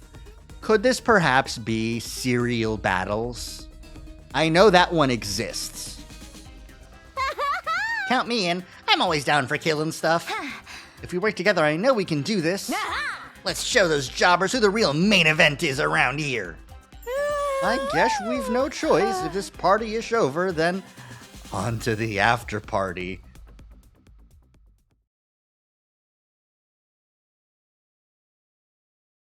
I had barely closed the door to my room when he appeared. Oh, Ghost Boy! No after party after all. Huh? You were there while all that was going on? You'd have 3 battles in a row in the other route. Yeah, but, it was fine. I can send this body pretty much anywhere inside the school. You could have shown yourself then. The others should be able to see you now, kind of like how they could understand Mervrum in the battle today. Yes, that's because of you coming back in time and your cryptoglobin resonating with theirs. And it turns out that's affected the enemy as well. Mervrum was stronger than the first time he fought him, wasn't he? His cryptoglobin has resonated and powered up too. And that one change has led to another change. Let me give you an example. Let's say Rocket 8...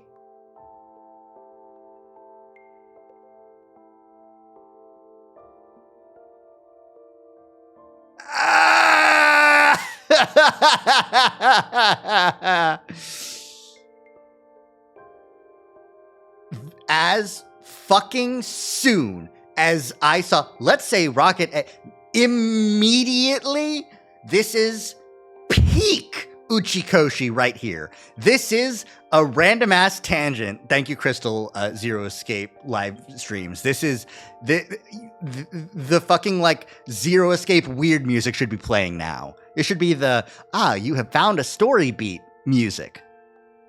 Let's say Rocket A takes off at point S, travels 60 miles through space, and arrives at point P. After that, Rocket B also takes off from point S, but its angle of trajectory is 1 degree different. After traveling 60 miles, how far away from point B do you think Rocket B would be? 1.05 miles. Just 1 degree results in a mile-long difference. In other words, even the smallest deviations can lead to big changes in how things turn out. Like with the enemy attack coming tomorrow. Yes, for one. The commanders are stronger now, so they're able to mount attacks sooner than in your timeline. And that person in the hood appearing must be another of those changes. Hoodie, as you ended up calling them. I don't know who they are or why they're here either, but I don't think they're here to help us, I'm sure of that much. And their presence is proof that history has begun to change significantly. Your knowledge of the future might not be as useful as you think anymore. That's okay, I came back because I wanted to change history after all. And why don't you tell the others about it? Do you want things to change or not? Well, how can I put this? If it's like your example, I want to keep the difference in Rocket B's trajectory as close to 0 as possible. It's never going to be exactly the same, and there's sure to be some unexpected changes along the way. But whenever I can, I want to stay in control and keep us on an even keel. Will you help me with that? Will you keep the time travel stuff a secret from the others? It's a moot point. I'll probably never talk to them anyway. Why not? I'm not like you, with your 100 days' worth of experience. I don't really know any of them yet. I guess there's something in that. I know we can't rush things, but I would like you to get along with them. Oh, why is that? Because one of my goals here is to change your future as well. My future? The version of you in my last timeline told me. Next time, I want to befriend all of you. I want to argue with you and fight with you. And until the moment I die, I want to do everything I can to live. I said that, huh? Is that the right choice, though? Huh? If I befriend all of you, it will make things harder for you later. My happiness and yours can't exist at the same time. It's almost like a quantum entanglement. Have you heard of morphogenetic? Come on, don't say that. I should be going. Even appearing like this uses up energy. Cide's told me not to waste my strength on anything that isn't important. And our conversations not important. That question finally got a smile out of him. They are to me. I wouldn't trade them for the world. Still gently smiling, the ghost boy disappeared. Even after he'd gone, his flames remained a little longer, faintly shimmering in the dark before fading away.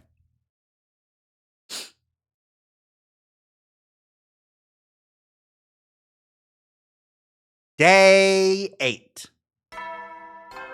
Bing bong. I sure hope we get to save Dotomy this time. Troops Get ready for your 8th day of active service here. Prepare to be ready to get... Be you ready to give your life? No freaking way. Give me one good reason we should agree to this.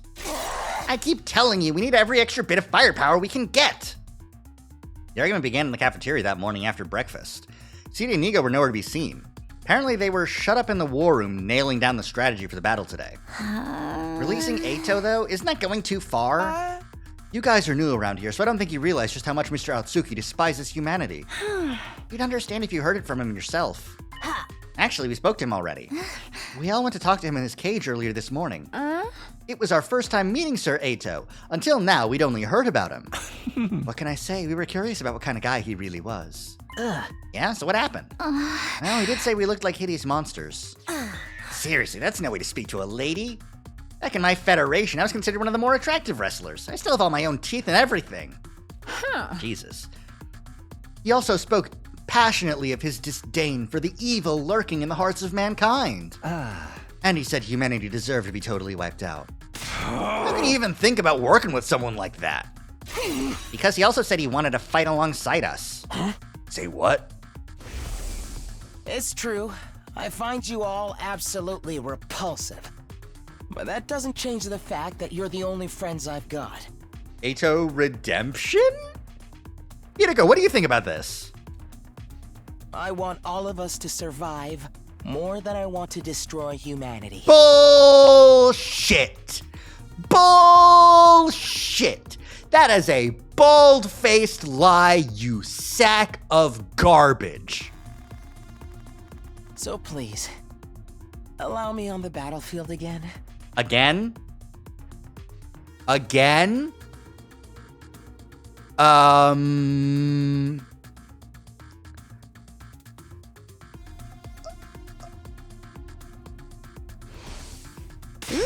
you believed him? That's all it took to get you on his side? Not exactly, but it doesn't seem right to keep him locked up like that. He never actually committed any serious crimes, right? Of course he did. He tried to destroy Cede. Tried and failed. You can bet he would have if he could have. If Takumi hadn't stopped him, he'd have succeeded. Besides, attempted murder is still a crime. Is it really murder in this case, or more like destruction of property? Either way, the punishment feels a little harsh. It'd be a different story if he'd, say, torn the team apart from inside and killed a bunch of people. That's exactly what he did, without any of us ever knowing until it was too late. It's just that no one here knows that, not the new guys or the ones who started out here. The fact that they're even thinking about giving him another chance shows they have no idea what he's really capable of. If they'd experienced what I have, if they'd seen what he did. I was seriously considering telling everyone the whole truth, but before I could, I'll kill him. When Hideko said that, everyone turned to look at her. If you let Eito out, I will kill him, and then I'll kill myself. The air in the room immediately got a lot more tense. I heard someone gulp, and it echoed like a gunshot in the silence. You're not being serious, are you? Jesus Christ! If anything happens to Eito, if you let him out, I will kill him and myself. Dead serious. If Eito is allowed to go free, it's all over for us. We'd be better off resetting the whole thing. Resetting? Everyone is so, bad at keeping the fact that we're from the future a secret that it's funny. This is a joke. This is a joke timeline. My point is, we won't gain anything by freeing Eito. Quite the contrary, we'll actually lose at least one member of the team. Because you'll kill yourself if we let him out? No one dared to say anything. Hideko was exuding an ice-cold pressure that cowed us into silence. Of course, it's not my decision to make. We should really leave this to the captain. Hey, yeah, you haven't said anything in a while, Takumi. Is something the matter? And just like that, everyone's eyes were on me. I wasn't about to get intimidated, though. Even if Hideko hadn't spoken, my mind was already made up a long time ago. The answer is no. We're not letting Eito out. You can all say what you want, but I won't allow it. Not now, not ever. The members of the team who started out here all looked relieved when they heard me say that. The ones who came from the other academy looked a little disappointed, but didn't argue. Well, if you feel that strongly about it, I guess that's that. Thank God. Anyways, one. Yeah? I'm so bored. Bored.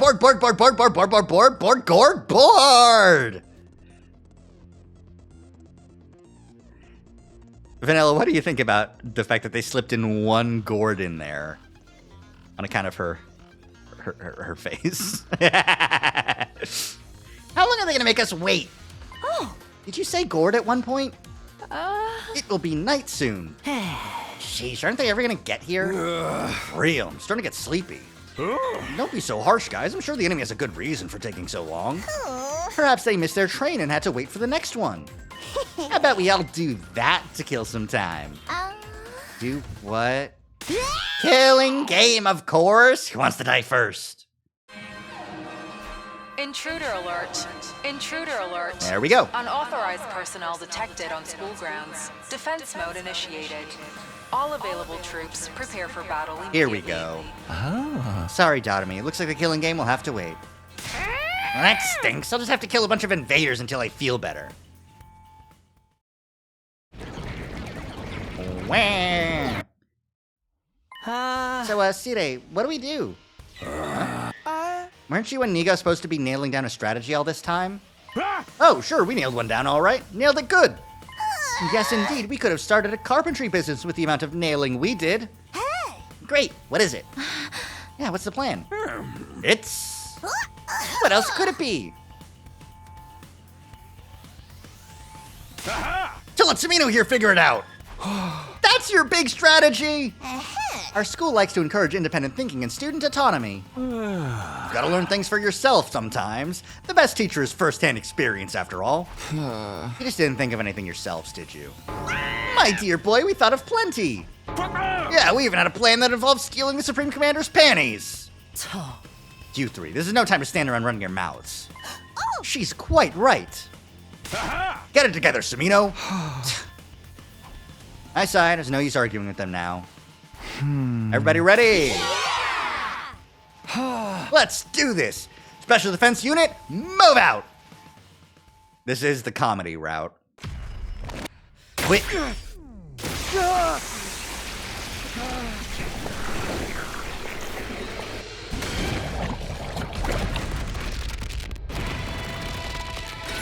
I think it's funny that Yugamu's eye is behind his eye patch when he does it.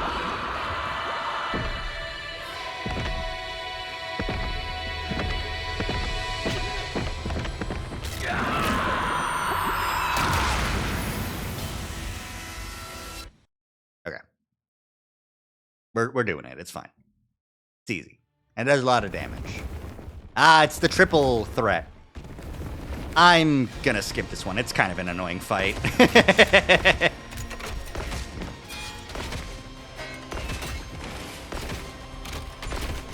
I'd fight them all, but I'm so intrigued by the story.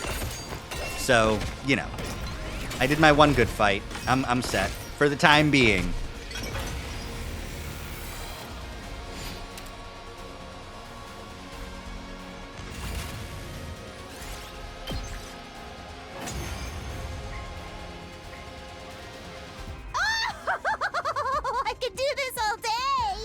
Counting on a fight so you could BRB. Well, sorry. This is easier than taking a splash in an inflatable bounce house. What? Don't let your guard down yet. Look over there. All right, she's coming back together.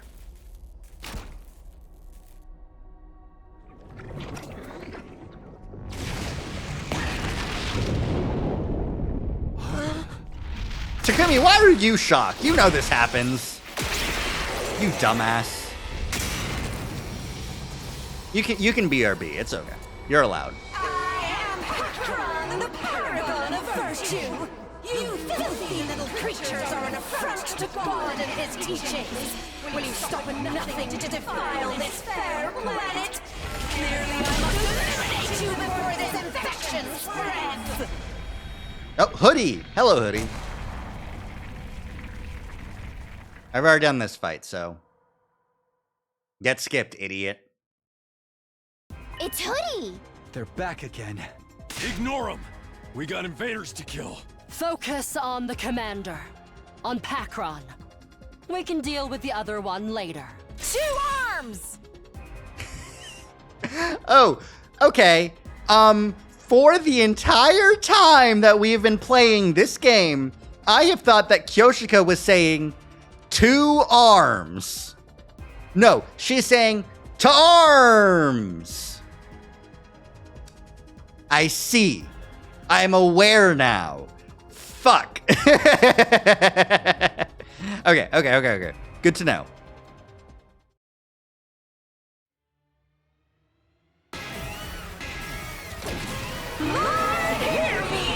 Lord, hear me! She's about to preaching.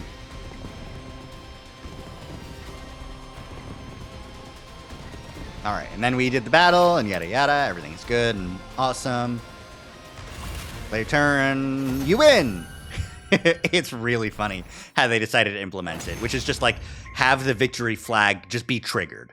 Another bloodbath. We really did a number on these guys. All thanks to my galactic bazooka, of course. You don't have that. You're saying things. Are we naming our attacks now? More importantly, what do we do about them? Nima pointed to where the figure we dubbed Hoodie stood. They began walking towards us with slow deliberation. Then they pulled back their hood, revealing... That's the Supreme Commander! What? Sirei told us earlier. This is who's leading the invader army. Her? That's the big boss? I'll thank you not to refer to me by such a vulgar term. Big boss? Supreme Commander brought her hand up to her mask. Among my people, I am known as Veshness, the paragon of hope. Welcome back, Veshness. Well, I still say I'm cuter. Damn, Moko! No one said anything about her being cute. So you can understand us now, too?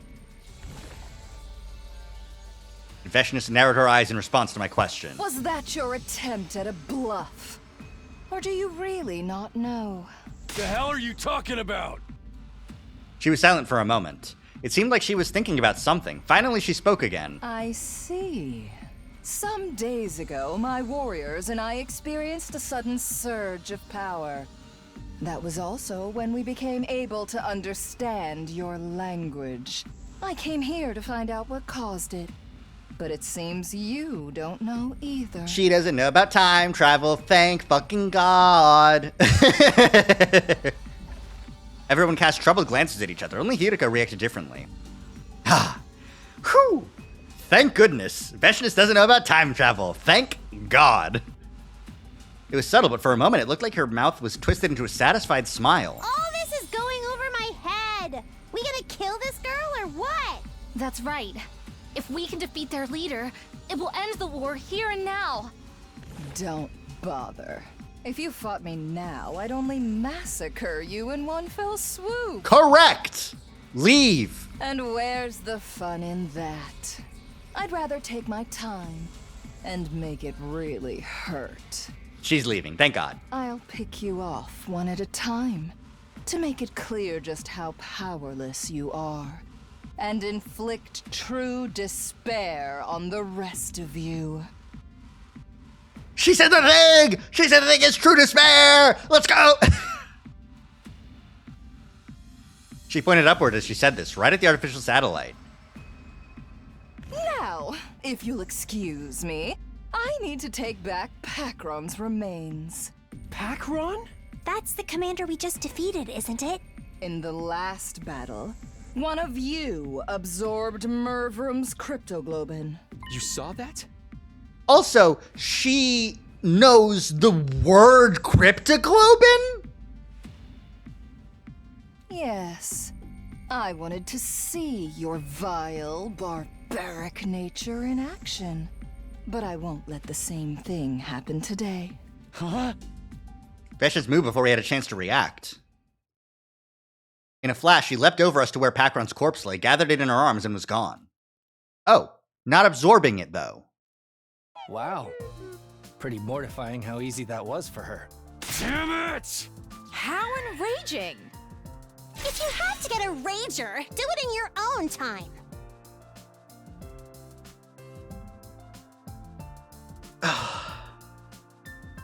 Kurara, please. I'm begging you. Stop being so mean to poor Kyoshika. Well, even if she got away, it's not all bad. Yeah, we still won the battle. We can be happy about that, can't we? I guess you're right. All right then, here we go. Special Defense Unit, best in the world, indestructible and undefeated. Never lose, never yield. Special Defense Unit, fight on! You made it through our second offensive battle, or our third if you counted the one the very first day. So far, none of us have died. I just hope we could keep this up. But if I didn't want to bring the others down thinking like that, After everything we'd been through the last couple days, they deserve to enjoy their victory. Yippee! Yahoo! Whee! Victory, victory, victory. I guess it's just a flat sum of 4,400 BP every time we do a thing. When's the next free time? I haven't had free time in a while. Hey! Nice work, everybody! Another spectacular victory! Keep this up and you'll have the war won in no time! Huh. And the victory party? That's what last night was for. We can't have you cutting loose every time. This is a military academy, not a rowdy college dorm. Alas, I was looking forward to more revelry. When's the next attack due, anyway? I believe day 15. At least that's what Sire and Nigo told me before. Right, of course we did. Thanks for the reminder, Shizuhara. Just so, we received a report from the artificial satellite to that effect. I was surprised, but I didn't panic. I was past that now. There was no attack on day 15 the last time around. The same went for today on day 8. At least that gives us some time to rest. From day 8 to day 15, that's rounded up to the nearest 10, carry the 1, 6 days from now. It's 7 days, 15 minus 8. What's so hard about that? I fucking love the goddamn, just like, the same sprite, but bawling fucking tears. That means after today, we've got 6 whole days to take it easy. You guys want a tightrope walk across steel girders and take bets on who falls first while we wait? Sorry to break it to you, but you won't have time for any of that. We'll need you all to start training in preparation for the next battle. Oh, for the love of murder. Guess we should have seen that coming. After the battle, we took our time over a late dinner and went back to our rooms. I sat out on the roof, though. I was thinking about Hideko. Starting tomorrow. Just do as you're told. Provided the work gets done. Evening of day 9. I was on day 5, and for the last 3 days I've done everything she'd asked me. There really was a lot to do. We'd been so busy I hadn't even had time to think about all the things I wanted to ask her. But all that was about to change. Tomorrow was day 9, the day I'd get my answers. Holding you to it this time, Hideko. I won't back down until you've told me everything. I was conscious of a weird, restless feeling in my chest.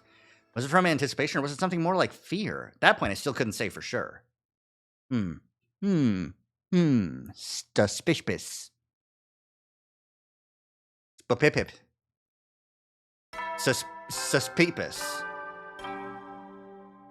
Up and at 'em, troops! Get ready for your 9th day. Prepare to spend another day. Be ready to give your lives to protect our...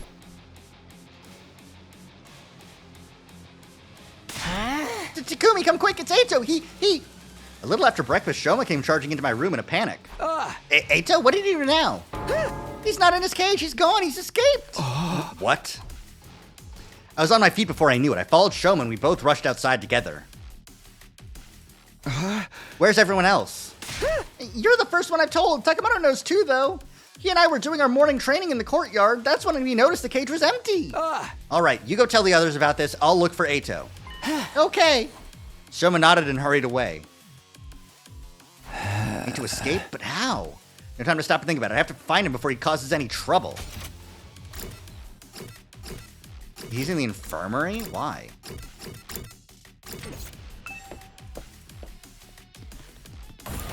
Alright, let's check the courtyard at the very least. It'd be silly not to.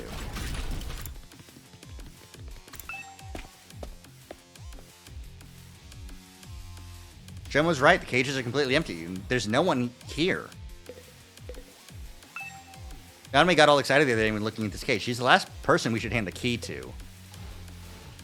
Yeah, but there's also no fucking indication of the lock being smashed open or anything. It's just gone. It's just been opened. Huh.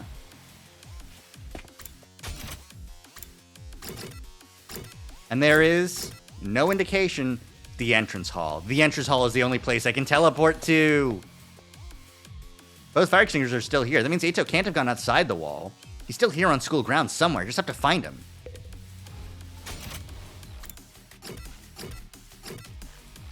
Back to the courtyard again? Jim was right. The cages are completely empty. Oh, do I need to just check everywhere? Okay, let's check everywhere then. First floor. Metal shop. No sign of him here. Cafeteria. No sign of him here. Alright. Boys' bathroom. Not here. Strange room. Nope. The gym. Eh? Side of your last failure? No? Okay.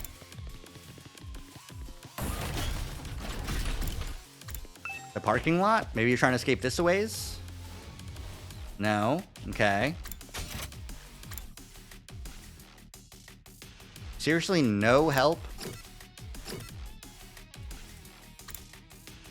The defense room door? Fuck. Well, at first, he's blocking off the defense room. It doesn't look like Eito's been here. Alright, let me check the infirmary with Takemoto at the very least.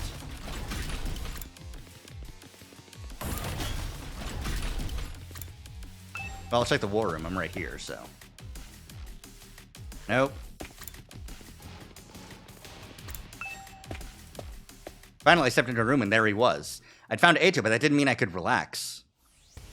Don't make me ask again, bastard. Just what the hell are you doing in here?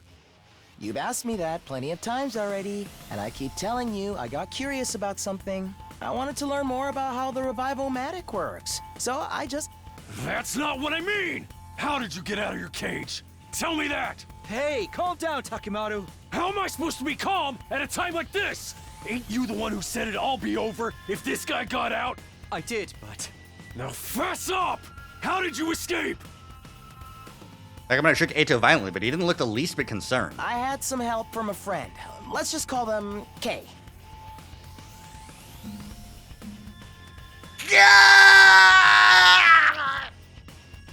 No! Wait. No. Wait.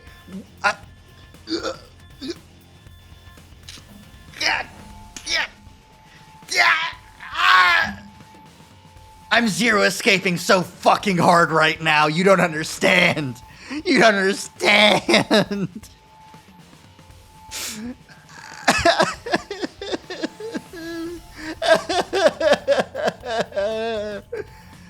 Oh, no. Oh, my God. Oh, my God. Vanilla, get back. Vanilla, get back. I need you. Oh, my God. Okay. So, A, this is absolutely an Uchikoshi route. Again, once more. Secondly, K, again, K?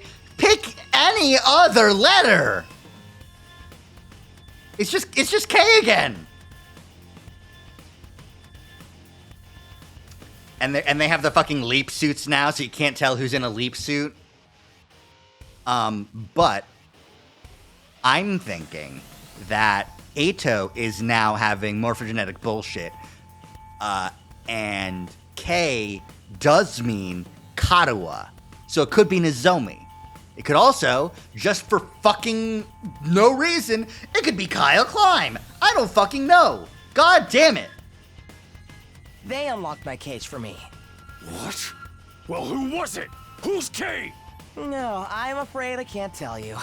I could never betray a friend's confidence like that. You piece of shit. You piece of shit! Then I'll just have to force it out of you. Takimaru, no! Takimaru already had his fist raised high. I tried to grab his arm and pull him away from Eito. Didn't exactly work out.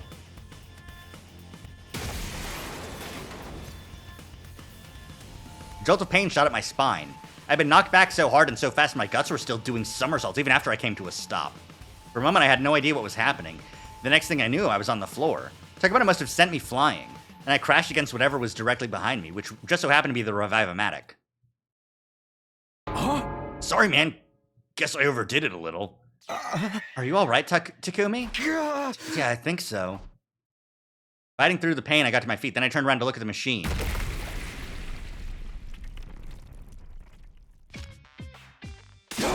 Huh? Oh? It's broken! An ominous plume of black smoke is rising from the wreckage of the Revive-O-Matic. I had a feeling things were about to get a whole lot worse. This is bad, right? That's one way of putting it. It wasn't long before everyone else heard the noise and came running. Just what the heck did you guys do in here? The Revive-O-Matic, it's... Oh dear, oh dear, oh dear, oh dear, oh dear, oh dear, oh dear, oh dear, oh dear. Eito, you did this, didn't you? Eito just sighed and shook his head in exasperation. Perhaps you'd care to explain what happened, Takumi? I reluctantly gave everyone a quick summary of the events that had led to our current predicament. So basically, Takimaru did it. It wasn't on purpose. Takumi grabbed my arm and I just lost control. Whoever is to blame, this is a catastrophe nonetheless. Yeah, if we can't use the Revive-O-Matic anymore and any of us die in battle, and we stay dead, there's no coming back anymore. The whole group seemed to freeze up for a moment. A lot of them started to glare accusingly at Takimaru. Come on, everyone, it's not all bad. Maybe we can repurpose the wreckage and use it to grill fish. I'd better inspect the damage and see if I can repair it. Before you start, it's back to the cage for you, Atsuki. I don't remember saying you could wander around as you please. You guys take him back to the courtyard. Nigo and I will get things started here. Okay. I'm gonna just carry him back?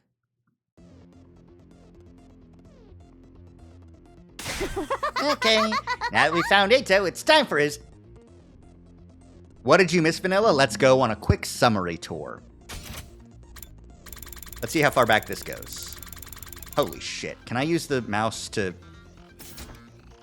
No, I can't use the mouse to transcript faster than the scroll wheel.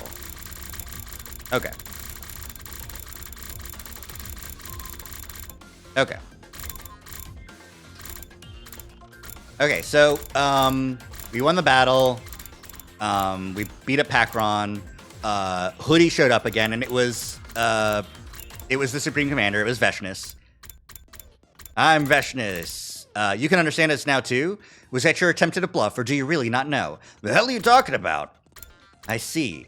We experienced a sudden surge of power, and we can also understand your language. I came here to find out what caused it, but it seems you don't know either. So she doesn't know about time travel in this route. Fantastic. It was subtle, but Hideko looked like she smiled.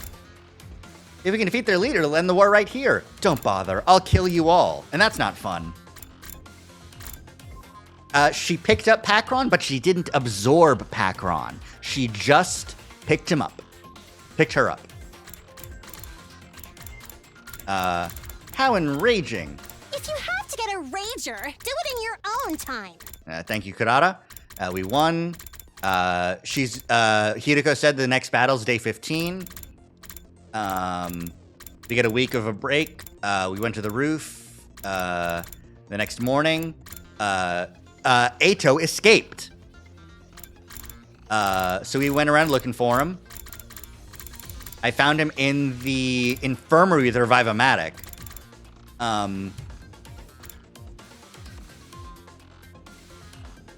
How did you get out of your cage? Tell me that! Ain't you the one who said it'd all be over? Now fess up! How did you escape? I had some help from a friend. Let's just call them Kay. Vanilla. It's Kay. He's here. Kyle Klein has made it into this video game. Isn't that awesome?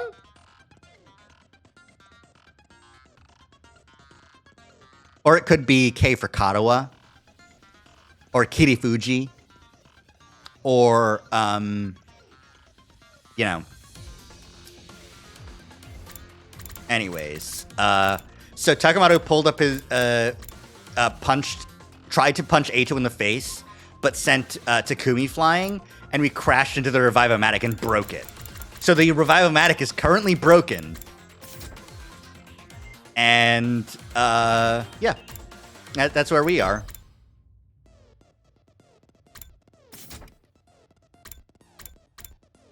Who else could K refer to? Kawana, unlikely. Kirifuji, Kurata, possibly, but no. Kyoshika, no. Yeah, anyways. It's time for his execution! Ooh, allow me. Hold on, nobody said anything about killing him. We're just locking him up, right? Let's just get on with it. Everyone, wait a minute. Joma broke off from the group and ran over to Eito's cage. After inspecting the door, he turned back to us. This cage, it's still locked. Huh? A moment later, Hideko groaned and hunched over, her face twisted in pain. What's wrong? Just as suddenly, she raised her head again and screamed out a warning.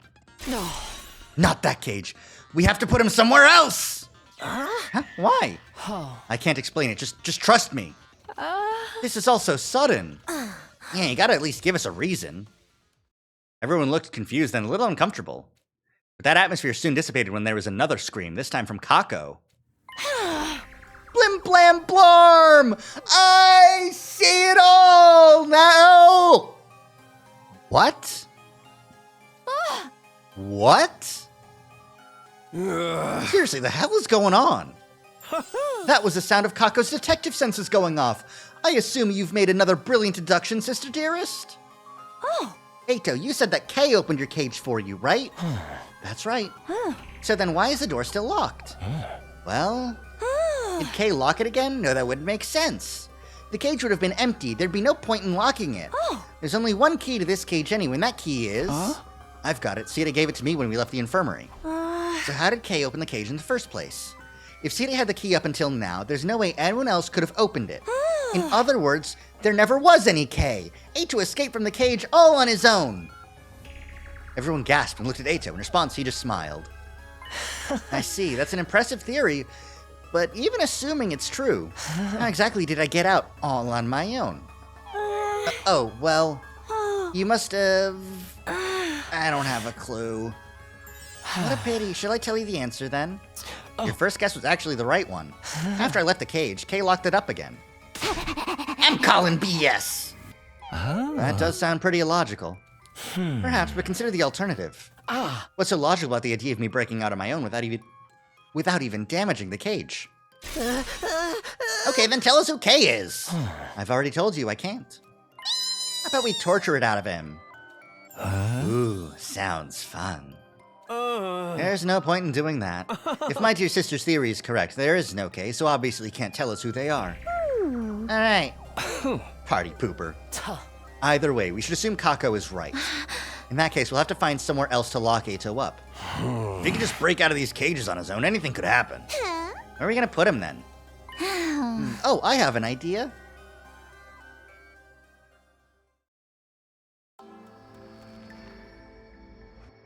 How about in here? There's a lock on the door and no window, so we won't be able to escape. And it's a room we never use ourselves. This suits me fine. It's bigger than my last place, and there's even a bed. I just hope the rent isn't too steep. Yeah, laugh it up. Honestly, Eito, honestly... he's loving this. And you know what? I'm happy for him. And so we decided to hold Eito in the room with no name. This room doesn't seem like the best idea. It's got these weird capsule-like machines. I guess we'll call it the capsule room for now. Leaving our prisoner inside, the rest of us stepped out of the capsule room. I'd got the key from Sita when we told him our plan. I made sure the door was locked up tight. Once I was satisfied there was no way Eito could get it open, we all left. There's no point hanging around there anymore.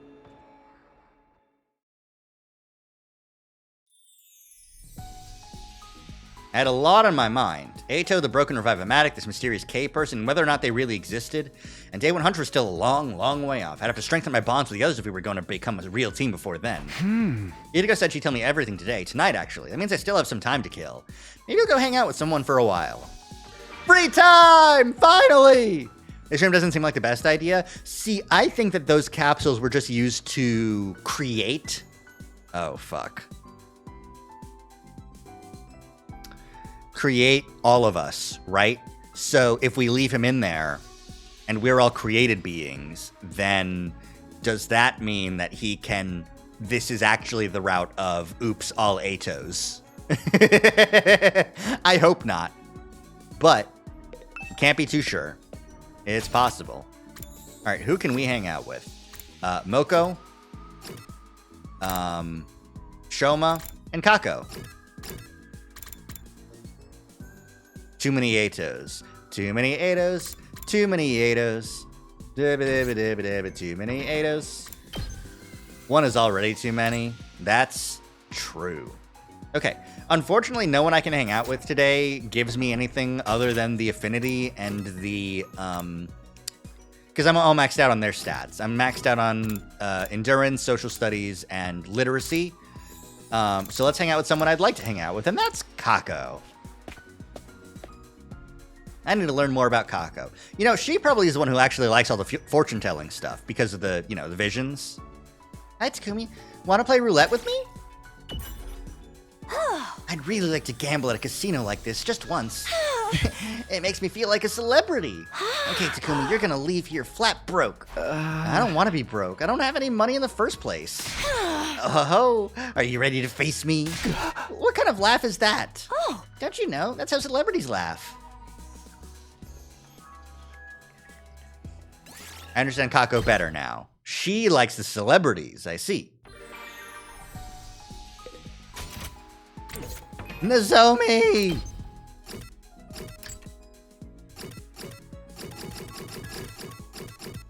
Celebrity food. Excellent. Good to know. I'm going to assume that I will have plenty of time to actually make the gift. I don't know how many routes I get to hang out with Nozomi. Want to take a break on the roof with me, Takumi? Sure, that sounds good. I've decided to spend my breaks on the roof. I love gazing at the big blue sky and discovering unusual clouds. That sounds very you, Nozomi. Oh, look, that cloud is shaped like a tulip. It's like a big flower blooming in the sky. A tulip looks like a chicken skewer to me. Oh, and that one's a piano. I wonder what it would sound like if we could play it. A piano? I'm seeing a hamburger. It's all food to you. Are you hungry, Takumi? The fucking disappointed face on her. Now that you mention it. I had a relaxing time with Nozomi on the roof.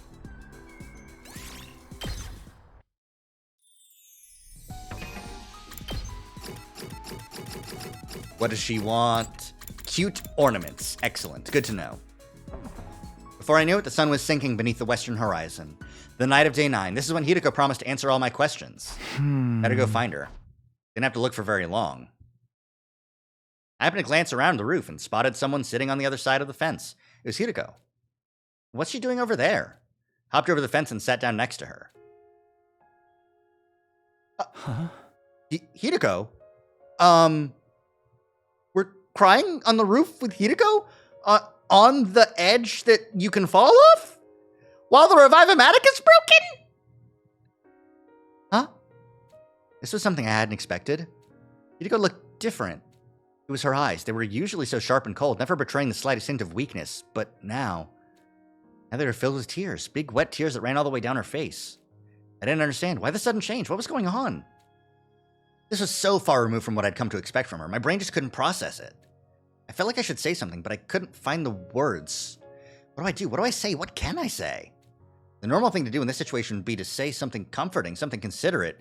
But in my confused state of mind, all I could come out with was something totally meaningless. Are you crying? Hideko took off her glasses and wiped her eyes. She took several deep breaths before answering. No, I'm not. Not with Claire de Lune, though, man! You definitely are, though. Did something happen? Something? Like, you know, something sad or painful or... No, not really. So then, why are you... Why do you have to be so dense? I told you, I'm not crying. And if I was, it would be incredibly insensitive of you to keep pestering me about it. Even middle school kids have enough delicacy not to walk up to a crying person and ask, "Are you crying?" Jesus Christ, Hideko, come on. We're trying to be... She had me there. I didn't want to say anything that might make this worse, so I just clammed up. Did you hear about the Revivomatic? No. It was damaged pretty badly. Sire and Nigo have made some repairs, so we should be all right. We can at least revive each other again. Oh. You want to revive someone else that's not one of us? But it's not completely fixed yet. They said one part of it is still badly damaged. Huh. Wait a fucking minute. Wait a fucking minute.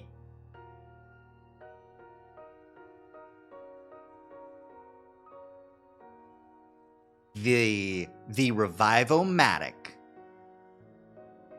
uses Hemoanima to bring you back. And when we broke it, there was a sort of squelching sound.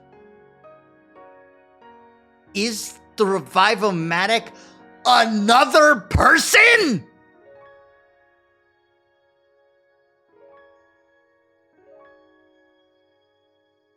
The way they light up the night like this,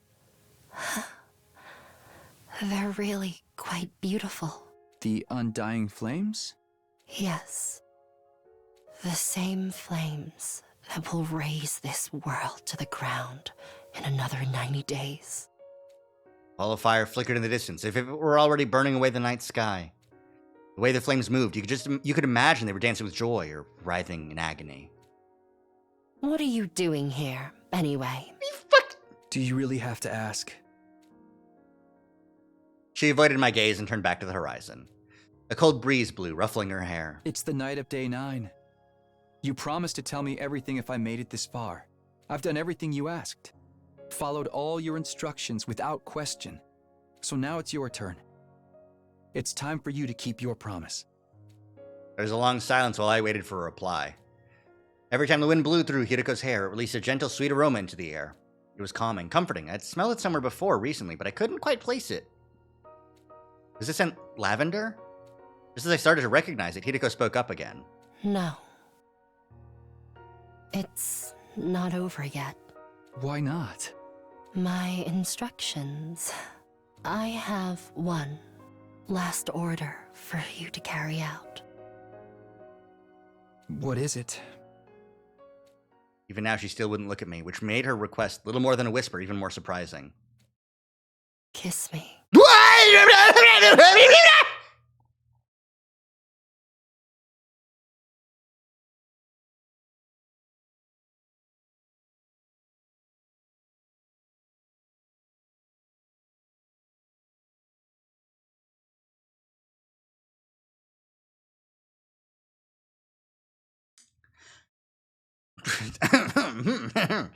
Let me...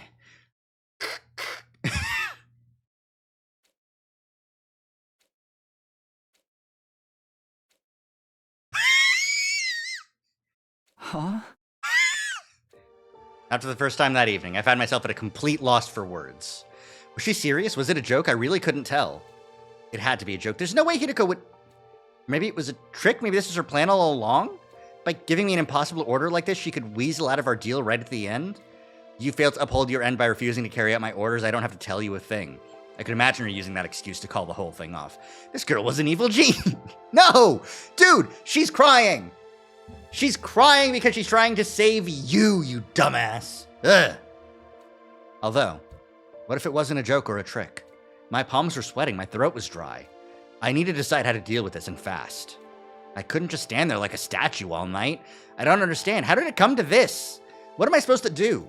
There's no time to think about it. I just have to make a choice. What do I do here?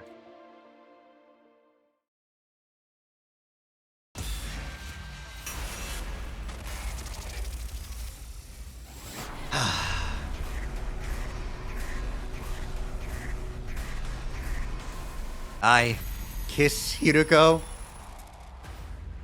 Okay, so clearly she has some sorts of feelings somewhere along the way. I don't know. This is clearly Hiruko that's getting info from other timelines. So she clearly is as attached to us as we could be if we had advanced with everything. You know what I mean? And I think that appreciation of us is, something real. But it's fascinating that she is she was spying on me and Nozomi, and she's like, wow, Nozomi's your entire reason for being here. She knows that Nozomi is the entire reason we're back. But we didn't have a timeline where we hung out with Hideko. That timeline didn't happen, as far as we know, you know? Here you go. This is fascinating as a branch point, it's true.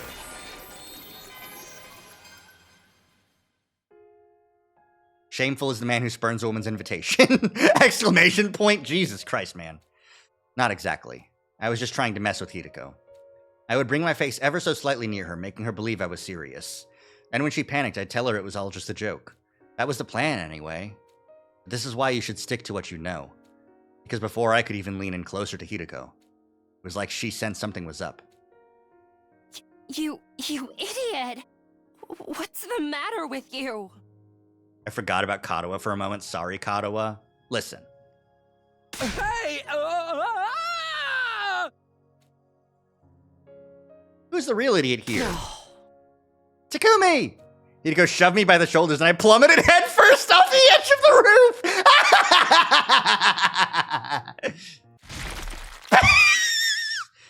My head split open like a watermelon and splattered my brains all over the place. I had a dream about kissing. Not with Hideko, not with Katawa, or even with Nozomi.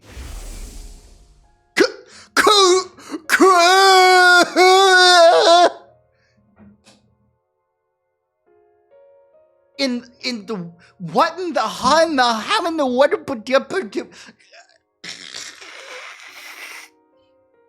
this? Yeah, no, it's floor time. It's floor time. I'm good. Floor time. Floor time. Floor time. Ah.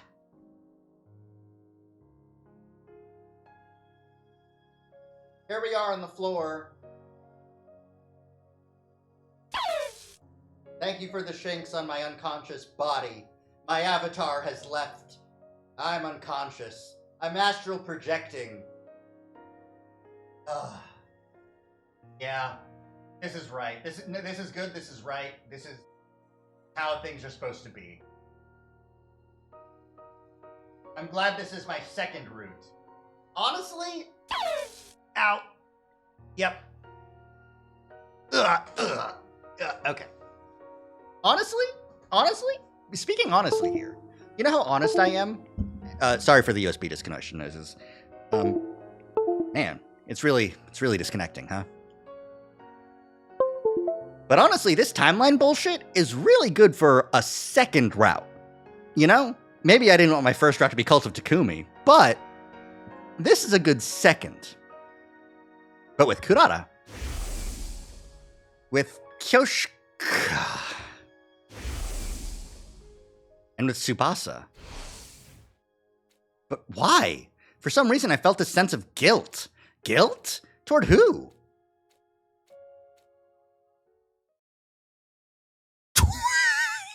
before. Huh? Why am I sleeping? I opened my eyes and saw a familiar ceiling. The ceiling of my room inside Last Defense Academy. Why was I sleeping? All I remember is that I made up my mind to live all 100 days here again. I remembered stopping Eito from killing C-Day. I remember deciding not to tell anyone about time travel. It all gets blurry after that. Oh, wait a minute. Oh, hey.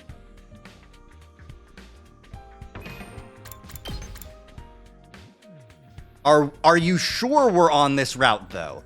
Are you sure we're on this route, though? How did I get back to my room? Oh, Takumi, you're finally awake! Moko, couldn't you at least ring the door? Wait, what are you doing here? Oh, I'm here to eat you. Just jokes. We've been taking shifts to look after you. Today just happened to be my turn. Look after me. Is something wrong with me? More importantly, you should still be at second to Last Defense Academy. Oh man, he's fully. Why did Hideko push Takumi off the roof though? Shock, surprise, not actually expecting him to do it. That's really funny. I swallowed down my remark before it could escape my lips. If I said the wrong thing, I might accidentally reveal that I traveled through time. Moko must have sensed something was off from my behavior. Takumi, do you have any idea what day it is today? What day? The last memory I have is of day 3. Day 4? I see. Well, as long as you're alive and well, that's all that matters.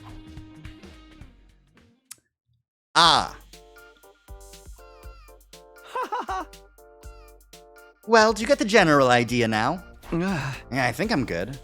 Hideko and I fell off the roof on day 9 and lost consciousness until today, day 24. Right? Yeah, that's about the size of it.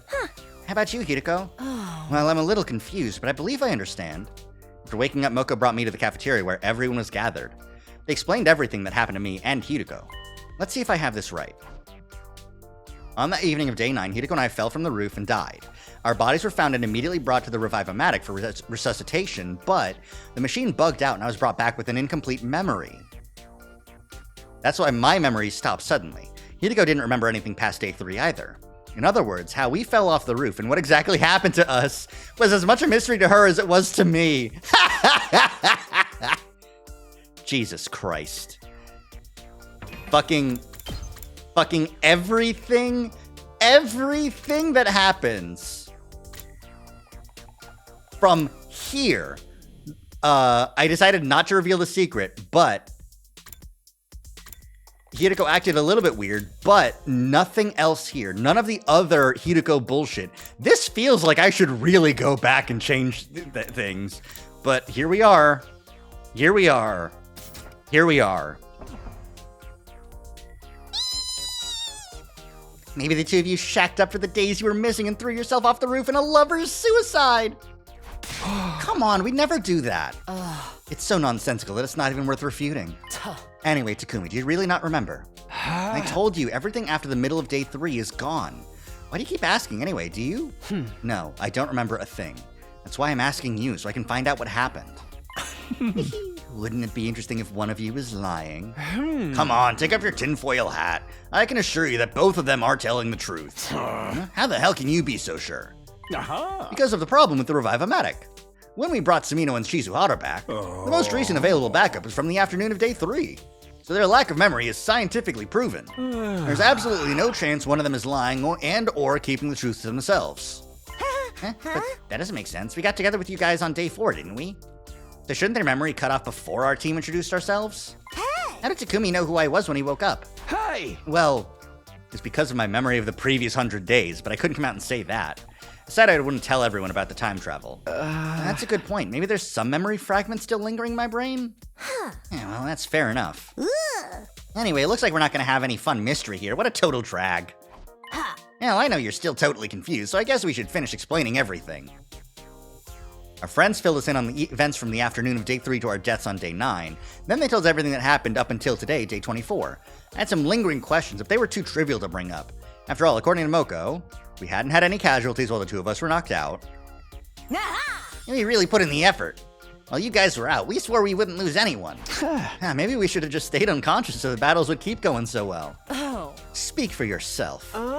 Come on, this is our first time with the whole gang in ages. Be nice. Ima's right, although I understand if you can't be nice to disgusting old Shoma. Everyone's here and in one piece. Things are good now, right? Right, everyone was so worried you guys might never wake up. Seriously, I was so freaked out. But thankfully, nothing bad happened, so now you're all caught up. Wait, actually, what is it? Kurata, Kyoshika, Tsubasa. Bleh.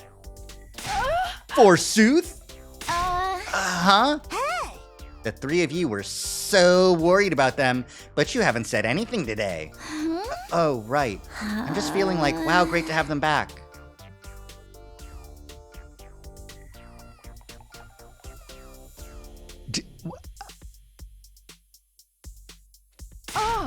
I am simply filled with emotion. I'm not nervous or anything. I wasn't worried at all, mind you. Keep running your mouth and I'll super glue it shut. Uh-oh, then how am I gonna get my protein? Oh, right, that dream.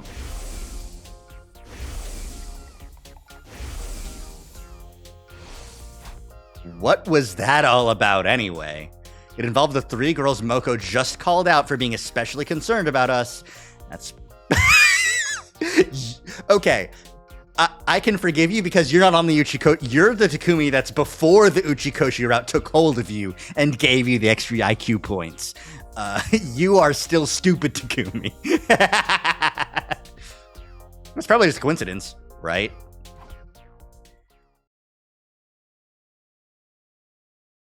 Anywho, how was the battle on day 15, guys? Up and Adam troops, prepare to spend enough. Be ready to give you. Day 25 is upon us, huh? Doesn't actually feel like day 25. Every time I wake up with gaps in my memory, I wonder what I'll have gained this time and what I'll have lost in return. Well, there's nothing I can do to bring them back, so I guess there's no sense in dwelling on it. All I can do now is live out the rest of my time here without any regrets. Tried to convince myself with positive thoughts as I headed to the cafeteria when I suddenly heard a voice. How many times do I have to tell you? Stop. No ifs, ands, or buts. That's the final word. And how many times must I tell you? You have no right to say that to me, Lady Kurara. Hey, you two, calm down. This concerns you too, you know.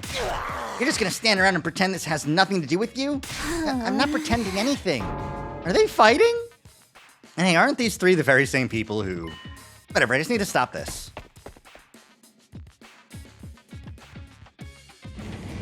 Slam! Hey, what's going on here?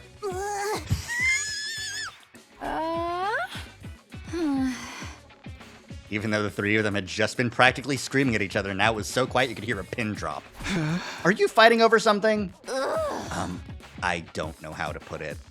Why did you of all people have to show up now? Me of all people? Is there some sort of problem with me? Well, not exactly with you, but because of you. Because of me?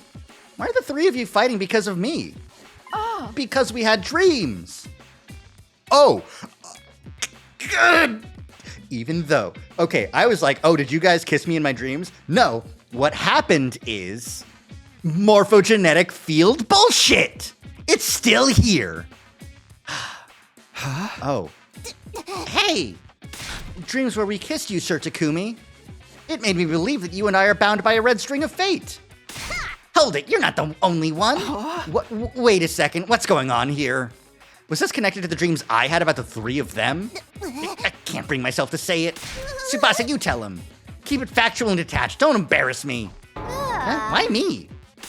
Why not? You're involved in this mess too. I mean, yeah, but it's really embarrassing, but Takumi, Kyoshika isn't the only one who had a dream like that. She means a dream about kissing you.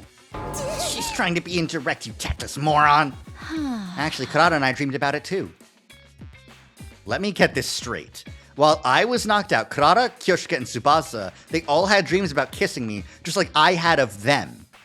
I had wondered if maybe I wasn't the only one to have a dream like that after how they were acting toward me yesterday. The three of them must have suspected something was going on, so they arranged this meeting.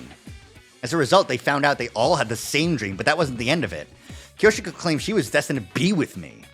Kurata was not amused. This kicked off a squabble. Tsubasa tried to intervene, but she had the same dream, so she got tangled up in the argument too. And that, in short, is how we got here. I see. Yes, I see. I see. I swear, if you say that one more time, I'm absolutely dying of embarrassment here, and that's all you have to say? Well, I've never experienced anything like this before. Any more obvious facts you want to state? Even a child could tell you've never had girls so much as bat an eye at your whole life. A child wouldn't know anything about my love life. More importantly, did you have a dream about kissing me, Sir Takumi? Then we're bound by fate. It's as simple as that. Well, did you really dream about her? What? That can't be right. You must have been dreaming about me. This is so embarrassing. I wish I could just disappear, but I guess there's nothing left to hide. Well, I had a dream about kissing all three of you. What? All three? So are all three of us bound by fate? Is this a harem ending? Thank you for saying it, Kyoshika. Shut up, you harebrained moron! I bet he's truly fated to be with only one of us, and the rest are red herrings. Maybe. Whatever the reason is, this is a peculiar situation. There's no chalking it up to coincidence. The dream I had must have some kind of meaning. The problem is figuring out exactly what that is. I heard everything. Just. I heard everything. Hi, Moko. Moko? Glad you could join us. I'll handle this torrid love affair. Huh? Handle? Normally, when it comes to love, everyone is free to make their own choices. It's no place for outsiders to butt in with their shrieks of excitement. We should live out our own loves and love the loves that we love. Is this her attempt at philosophizing? But right now, Destiny is calling us to join on her journey. If everyone just falls in love willy-nilly, our sense of unity will come crashing down. Even more so if multiple people love the same person. So I'm here to give order to this love. From now on, you'll fall in love according to the rules I've set. Excuse me? You think you can show up completely uninvited and... Without further ado, the rules of engagement are...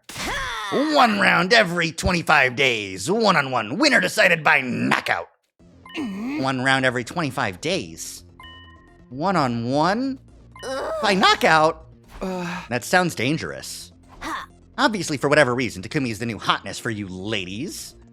The 3 contenders are Kurata, Kyoshika, and Tsubasa. Indeed, I am besotted with Sir Takumi.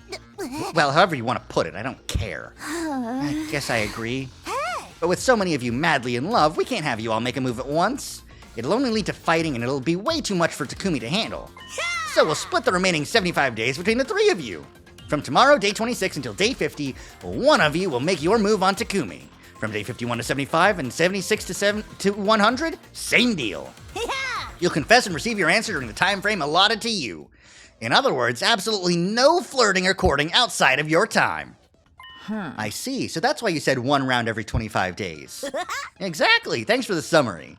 Any questions or objections? Wait a minute! Who put you in charge? Get your nose out of our business! She's right. We never asked for any rules. You seduced me with your lengthy explanation. Wow, your bestie Moko goes out of her way to help you, and this is how you speak to her. You didn't really mean it, did ya? Well, come to think of it, maybe having a concrete plane would be good. I concur. Now that I think about it, it's a great idea. Wow, you guys are like so emotionally intelligent. Love it. Takumi, Tsubasa, did either of you have any objections? No, none from me. I do. I have so many objections. Can you believe that this is the route we took to get here? This is the route we took to get here? I don't know what to do. Think about it, this is crazy. What about how I feel? How you feel, but that's what we're trying to figure out with this game. Hey, don't tell me, does your heart already belong to another girl? That would change everything. First person I thought of was Nozomi, Katawa. Do I like her romantically? I wonder. Before I got here, I had some thoughts about her as a member of the opposite sex, and she's someone important who I still very much want to protect. But at this very moment, I can't say I like her romantically. To me, she's my purpose, the reason I am who I am. No, not really. I don't have any objections then. Jesus Christ. She's precious to me, but it's not romantic love. I swear. I promise. Okay, that's all good. Any other questions then? Just being sure I have this clear. The first slot is from tomorrow until day 50, right? If the first person confesses and Takumi decides to date them, what happens? Then we have our winner and the game is over. I'm a believer of pure love, no seconds or thirds. Then going earlier gives you an advantage. Wait, that makes me sound really eager. I can't tell you when the best time slot is. No. That's for Takumi to decide. Wink, star, exclamation point. What does that even mean? If there's no other questions, then let's figure out who gets to enjoy a taste of romantic whimsy with Takumi when. To keep it fair, the person who wins rock, paper, scissors gets to pick when they want to go. You chose to kiss Hiruko, and now the game is making you kiss everyone but her. Yeah, no, yeah, this is fucked up. I'm not going to lose. Me neither. Yeah, that's the spirit. Oh, but wait. Takumi, could you leave us? Part of the excitement is seeing who will be courting you tomorrow, right? Sure. Chop chop, get out! You little Casanova, you. I practically got chased out, leaving the four of them in the cafeteria. Starting tomorrow, there's going to be a competition for my love? Maybe I'm still in a coma. Oh! When's the last time we got a fucking save, huh? Like, a manual make you save, you know?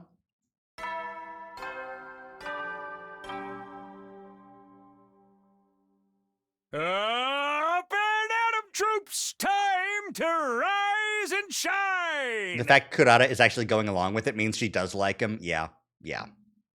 And I'm so glad because this route is romantically not fucked up by brainwashing. I mean, the dreams are an instigator, but the feelings they feel are theirs, I hope.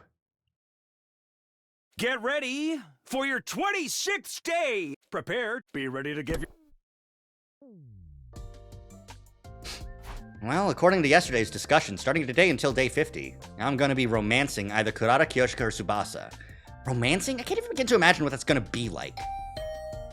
Speak of the devil. I nervously open the door to see... Pardon the wait. Here I am. Sure.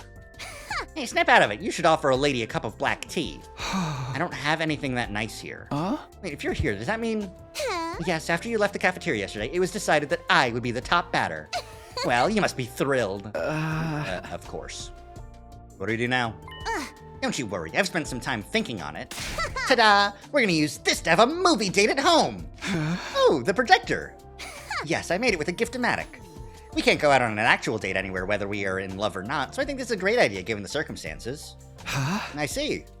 She's right, this might be as good as it gets for date ideas at the school. But do you have any movies to watch?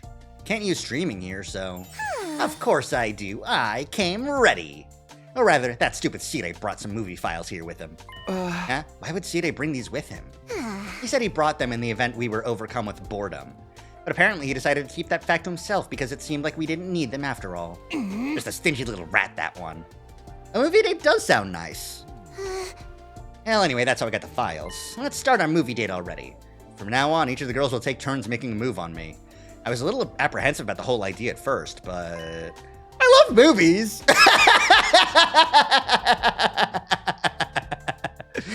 Fucking loser. Fucking simp. Fucking... I was so excited to have so much needed fun that I forgot all about any nervousness. Pulled down the blind so we could use it as a screen and set the projector in a decent spot. Okay, now we're all set. Well, what are we watching? Just wait and see. I'll get it started soon enough. Gerard pressed the play button. Her selection was what you'd call a tearjerker love story. Two high schoolers meet by chance and end up together. The two of them vow to be together forever, but the girl was suddenly overcome with a serious illness. Without a donor, she was on death's door. The two of them tried to stay positive as they fought against desperate fate. But the two of them ended up being related by blood, so it was discovered the boy could donate the organs she needed. Just when you think you'll get your bittersweet happy ending, the girl refuses to accept him as a donor because accepting an organ from him would mean admitting they were blood relatives. In other words, the two of them wouldn't be able to get married. That was the basic plot anyway. Well, spoilers for the entire thing.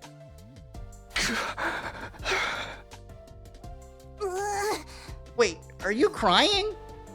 I don't like movies that are designed to make you cry, but I guess it's been so long since the last time I got to enjoy a good movie. Well, as long as you had fun. Kurata was unmoved. Actually, she seemed displeased. Was that not your kind of thing, Kurata? Honestly, I didn't enjoy it one bit.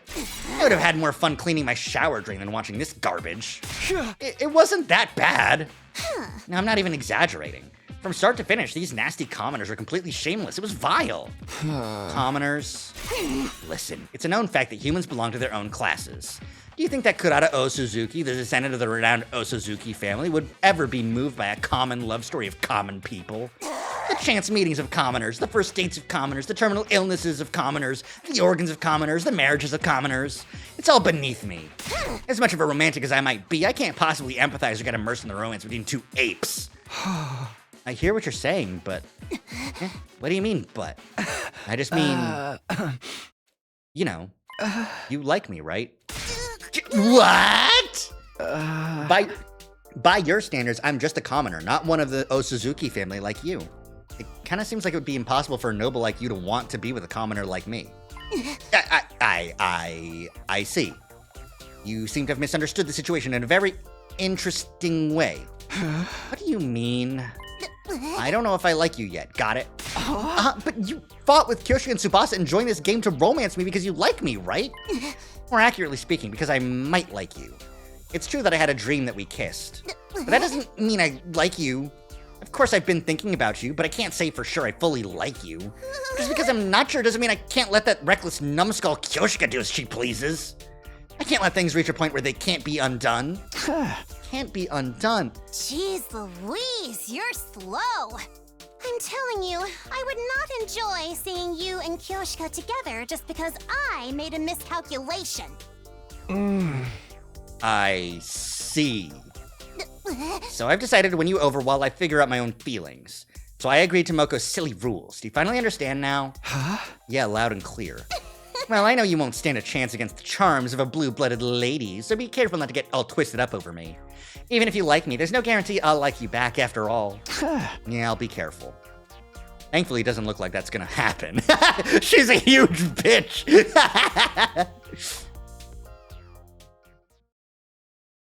Okay, are we genuinely just gonna do 25 fucking days in a row of just, all right, date. Do you like me? Time to ride. Get prepared. Be ready to... Are we even gonna have any more fucking battles? You must be the luckiest man alive. You have a fair maiden like me knocking on your door every day. So what are we doing today? Yeah, didn't I tell you? We're watching another movie today. What? But you didn't enjoy it at all yesterday. It all depends on the movie and how many commoners are in it. The Osuzukis are more than equipped to find truly interesting things interesting. My critiques of yesterday's film are as follows. It was mediocre, middling, commonplace, and completely average. Additionally, it was simply boring. Right. Let's pray that today's movie isn't a complete waste of my time. Childhood friends Nina and Mina were truly close despite having polar opposite personalities. The two of them promise each other that in the future they'll build a castle by the edge of the lake and live there together. But during their first spring as high school students, Nina suddenly disappears. Mina desperately searches for Nina until new facts come to light. Nina's father was murdered. Suspecting it might have some connection with Nina's disappearance, the police get involved, but Mina already knows. Nina killed her father. Will Mina find Nina before the police do? Will she be able to find peace with her dearest friend? A lesbian romance mystery where two girls experience the extremes of love and hate while the secrets behind the slaying of Nina's father are unraveled.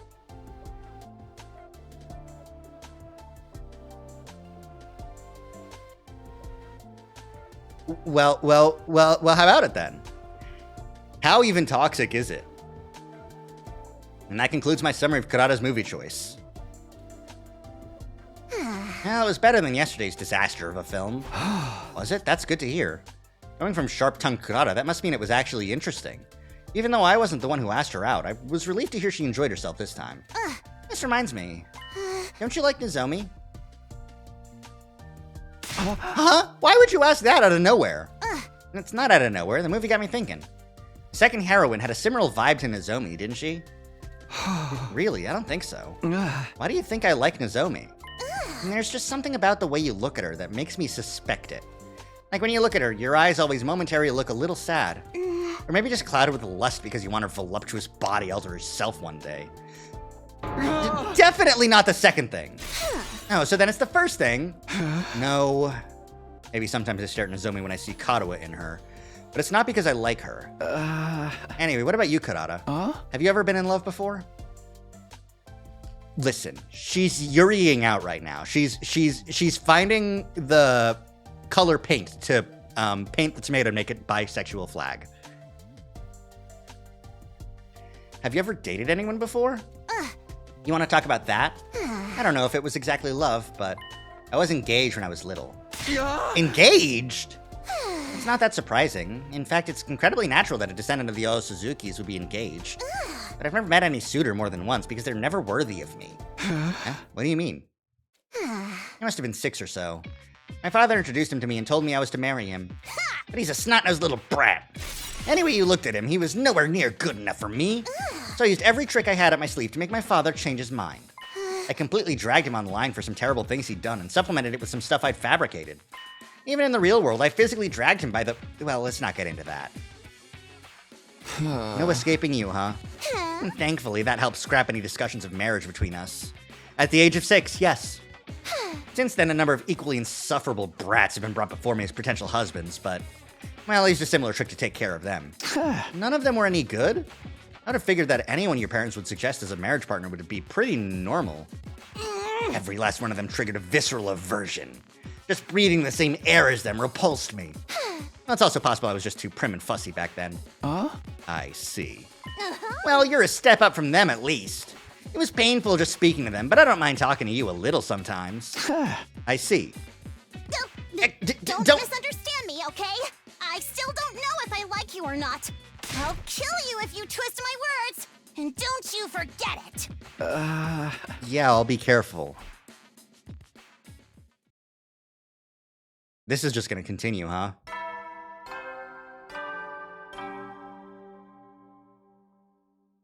Up and Adam Troop! Get prepared. Be ready to get...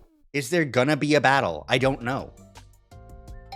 She's flaming another 6-year-old on the internet for being as snot-nosed as she was amazing. Time for another movie.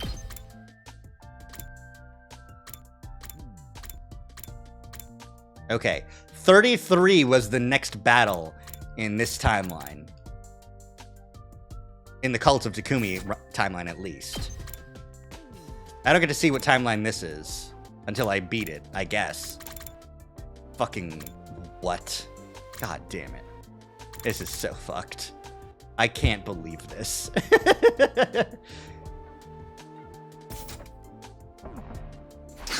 I figured, but man, no small talk at all today, huh? It's got its charm, doesn't it? Enjoying a movie within seconds of seeing each other. Hey! No, it doesn't. And saying it like that totally kills any possible charm. Now sit down before you pop a blood vessel.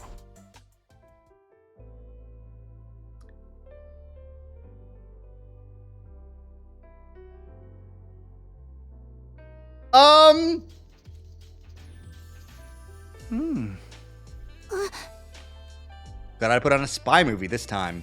Protagonist, a rookie spy, goes on his first mission to secure information on a military project. Okay, it's not just porn. It's just the sex scene in James Bond. Got it. Okay. First mission to secure information on a military project being developed by some company. But as the mission goes on, it's clear that the head of the organization the protagonist belongs to is colluding with the head of that company. Or something like that. Honestly, it's all in one ear, not the other. Besides...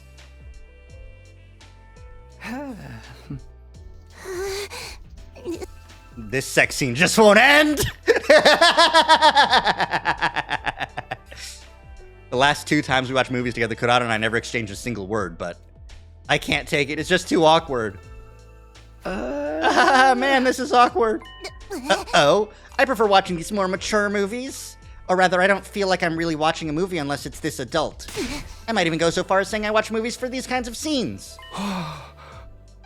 Okay. Man, what's that all about?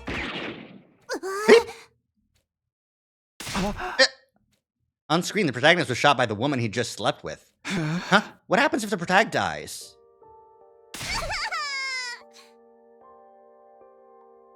Just admitting it was a lie. It was all a lie. She was uncomfortable about the sex scene, and she's being like, I'm not uncomfortable, you're uncomfortable. I love this. That's what she...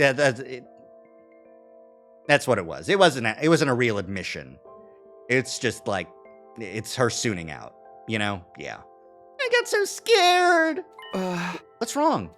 I understood as soon as I asked. Her mask must have come off when she got startled. I panicked and looked around for the mask, but it must have just landed wrong. It was cracked in half, split down the middle. No, I've been punished. It's because I was being a naughty girl. That's not it. It was just a coincidence. I'll fix it real quick. Just hold on. I stopped the movie and set to repairing Kurata's mask. It's gonna be a rush job, but it would have to do.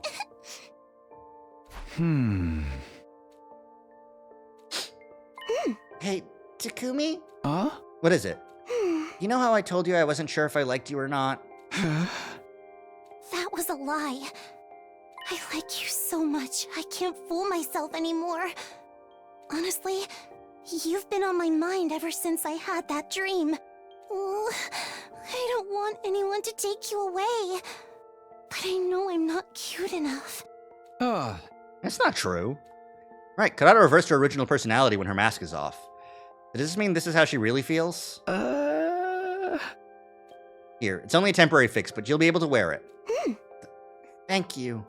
Kurata put the mask on, but her expression seemed sad. It was the same kind of face a person makes when they're saying goodbye to a longtime friend.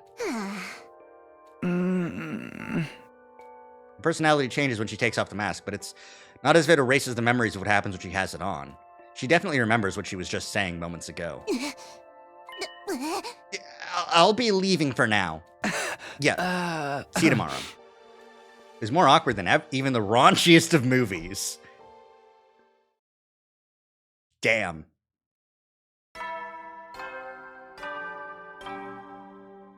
How much do I have to, Up and Atom troops, time to rise and shine! Sorry, I can't talk over the morning announcements. They're very important. But how much do I have to, like, buy? How many times do I have to buy this game for all my friends in order to get the route where it's Takamaru, Gaku, and Yugamu that have the dream, and we have this exact same thing? Get ready for your 29th day. Prepare to be ready to give your life. Listen, I'm based. I was feeling a little anxious after what happened yesterday. I thought maybe Kurata wouldn't even come. But sure enough. We meet again. We sure do. It's possible she was still bothered by yesterday's events, but there she was anyway. Were you able to fix your mask? Yes, I glued it back together well enough. Small impacts like that won't be enough to break it anymore. Let's get on with the movie of the day. I wonder if she made sure this one doesn't have any awkward scenes. Kurata's pick for the day was a superhero movie. The protagonist was just your average high school student. After hearing that criminals were popping up around the city, he hides his identity with a mask and fights as a hero.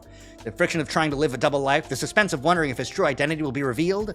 It was corny, but I enjoyed it from start to finish. Actually, maybe I enjoyed it so much because it was corny. You like this feel-good stuff? Yeah, I'm not great with complicated stuff. I like something you can just have fun with. You enjoyed this one more than usual too, right? Excuse me, why would you think that? Are you suggesting I'm some sort of single-celled simpleton like you? Well, no, but... Wait a minute, did she call me a single-celled simpleton? You wear a mask just like this protagonist. I figured it felt even more personal to you than it did to me. I see, so that's what you mean. It's true, the scene where his mask makes his scalp itchy hit a little too close to home. I was tearing up. Okay. She would focus on that. If I remember right, you wear the mask to project the confidence expected of an Osuzuki. It lets you adopt a persona to hide your insecurities, right? Well, yes, but who told you that? Oh crap, that was something I heard about in my last timeline. Probably Moko. I'm so sorry, Moko. I fucking love that. That muscle-bound moron has the loosest lips I've ever seen. Well, I wasn't hiding it anyway, so who cares? It's true, I do put on the mask to hide my insecurities. But what about it? I was just thinking it must be hard to push that down inside of you. Indeed, an Osuzuki must always be on the side that's winning and gaining. They must be strong, frightening, and grand. That philosophy is a part of me now, but it was tough when I was younger. I live my life with this nagging feeling that this isn't the real me. But you absolutely don't need to feel sorry for me. In fact, it's your funeral if you do. Being the daughter of a wealthy family means I never had to worry about money. And in some ways, putting in the effort comes easy. Easy how? It's stressful when you're riddled with anxiety and unsure what to do. But it was clear what I needed to do. I simply need to follow the path destined for me in order to become a person worthy of the Osuzuki name.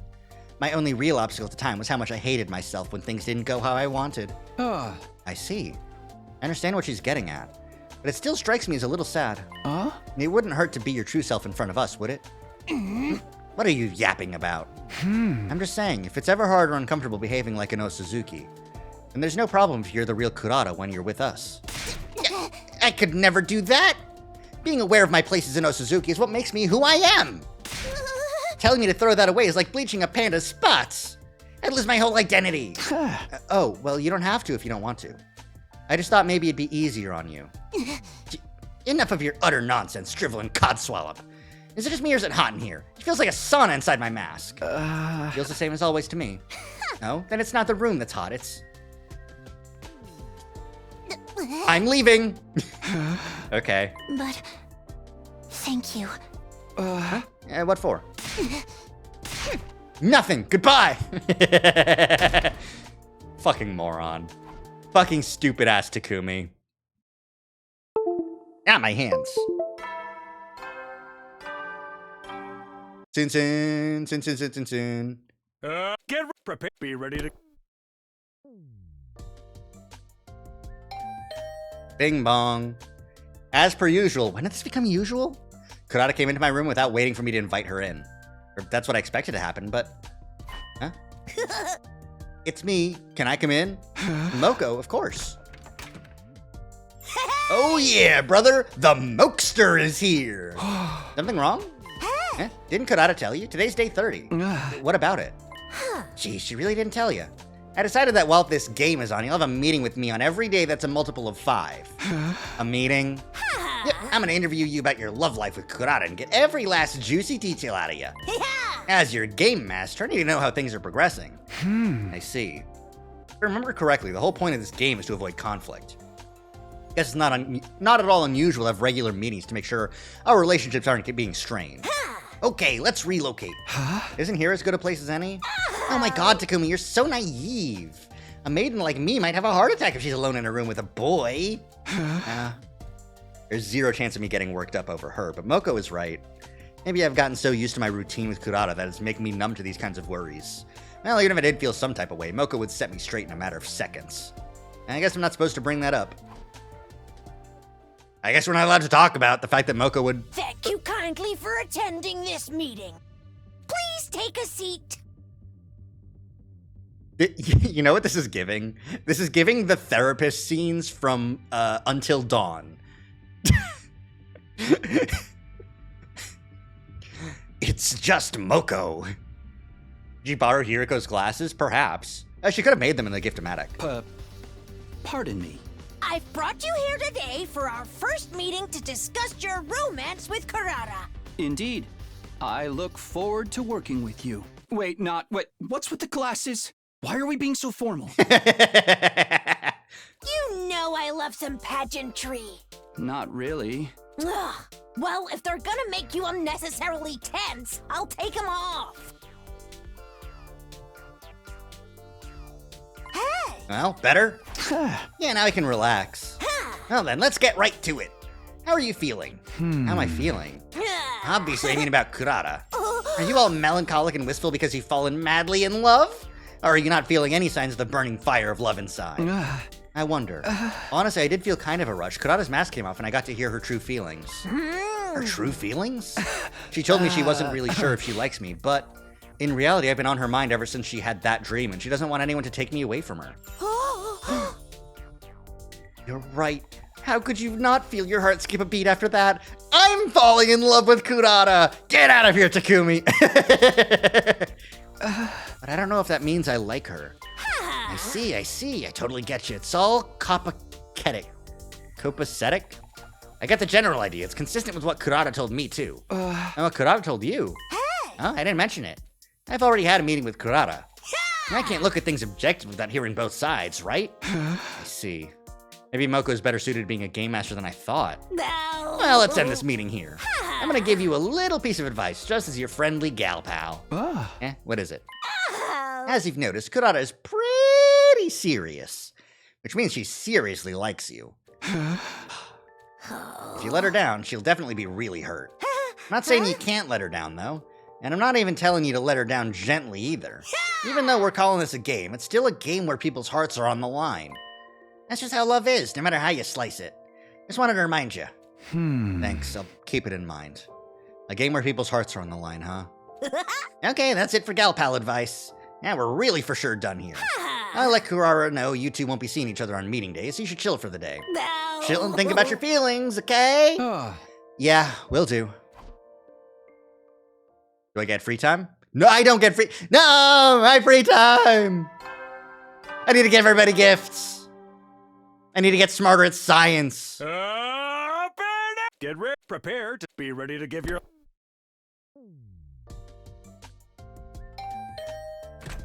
It's only been a day since I last saw you, but I feel shy, like it's been way longer. Not even allowed to talk to any other teammates? Yeah, I guess not. No, this is the dating route, and that's the only thing we do here. Right. Movie Kurara put on today was... Honestly, who knows? I wasn't paying attention at all. Because... the school is doomed. No, we're based. We're based in Epic. That was a lie. I like you so much. I can't fool myself anymore. Honestly, I don't want anyone to take you away.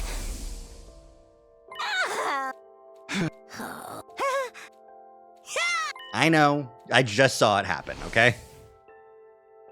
I've been thinking about what Moko said ever since our meeting, but I couldn't find any answers. Do I like Kurara? Could I like her? Will I hurt her? Can I forgive myself if I do? One thing was for certain. I wanted to be sincere with her. But the more I thought about being sincere... I started to get scared of spending time with Kurara. The more time we had together, the harder it made it for me to think about hurting her. I worried that it would just make her pain worse. Was spending time having fun with her in itself insincere? What's the matter? Did something happen? No, not really. Oh, good. Then...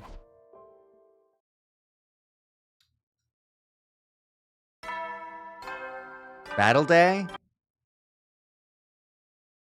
Get prepared. Be ready to give your life. 17 days left until I decide what happens in my relationship with Kurara. Lately, I've been checking the days left every morning the second I woke up. Our main goal is to keep winning our defensive battles and survive these 100 days. Oh, right, a defensive battle.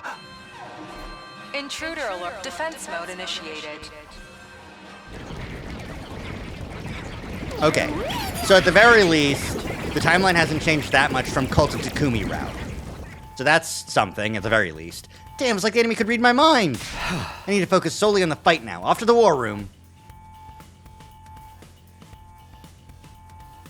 Everyone had filtered into the war room, one after another, after hearing the alarm. Okay, that's everybody. Alright, I know we were all out of sorts for a while, but... Can we go ahead and say Takumi's team leader again, starting today? But you managed so well without me. Do you really need me to lead? Apparently I'd been appointed team leader on day 4. That was just what I was told anyway. I had no recollection of it. Pretending to be humble, are we? This is your first battle since getting back, so lead us like you mean it. He's right. I don't have to think for myself. You might be back now, but I'm still the MVP here. Got it, if that's what you guys want. A leader the ladies love. You're just like the hero of a shoujo manga. What? Yes, did I say something weird? Wait, you know about my love life situation? Oh, I didn't mention it? Everybody knows we're running a game to win your heart. This whole thing could cause some serious trouble after all. That's why I thought I'd better share this with everyone ASAP. Hey Takumi, I bet that you're gonna get rejected by all of them. Don't go acting too chivalrous. Don't bet on my love life. Nozomi weighed on my mind as I mumbled my retort. As far as I could tell, she didn't seem inclined to join the conversation about my love life. Somehow I felt relieved. These invaders sure know how to surprise somebody. How are they gonna make it up to me if being woken up by the alarm makes me break out? I miss how mentally prepared we were when the artificial satellite was contacting us. The artificial satellite contacted you? Oh yeah, we didn't tell you or Hiriko yet. I guess it just slipped my mind. In a nutshell, the satellite reached out to Side ahead of the battles on day 7 and day 9. They told us to be on the lookout because they had information that the invaders would attack on those days. But I guess the enemy must have found out because we haven't heard anything like that since. I see. That didn't happen in my previous 100 days. Just a little change in the trajectory. No need to think too deeply about it, right? Hey! Well, we're just back to where we started, so don't worry about it and just give it your all. You're right. Now's not the time. Let's beat these invaders freaks to a pulp. I'm skipping a little bit, just a little bit. Everyone's alive. We know what happens. Who is it this time? And so we got the flyers. We don't see which commander it is yet.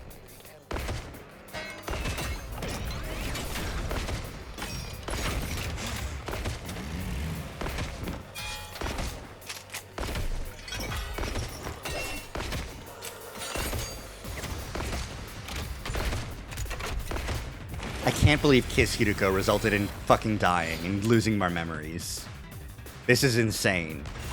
Like, there just is a timeline jumping teleportation leap device just, like, down the road. And we're just here? We're just here. I'm skipping this battle. This is... I can't do this. It's Scythe Guy. Paragon of Hatred. How infuriating. How dare that bitch push me around. Who the hell does she think I am? I'm the great Adamakyu!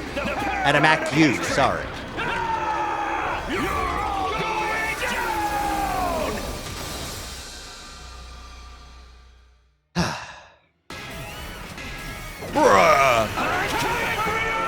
I'm coming for you! Well, sucks for you, because, doesn't matter.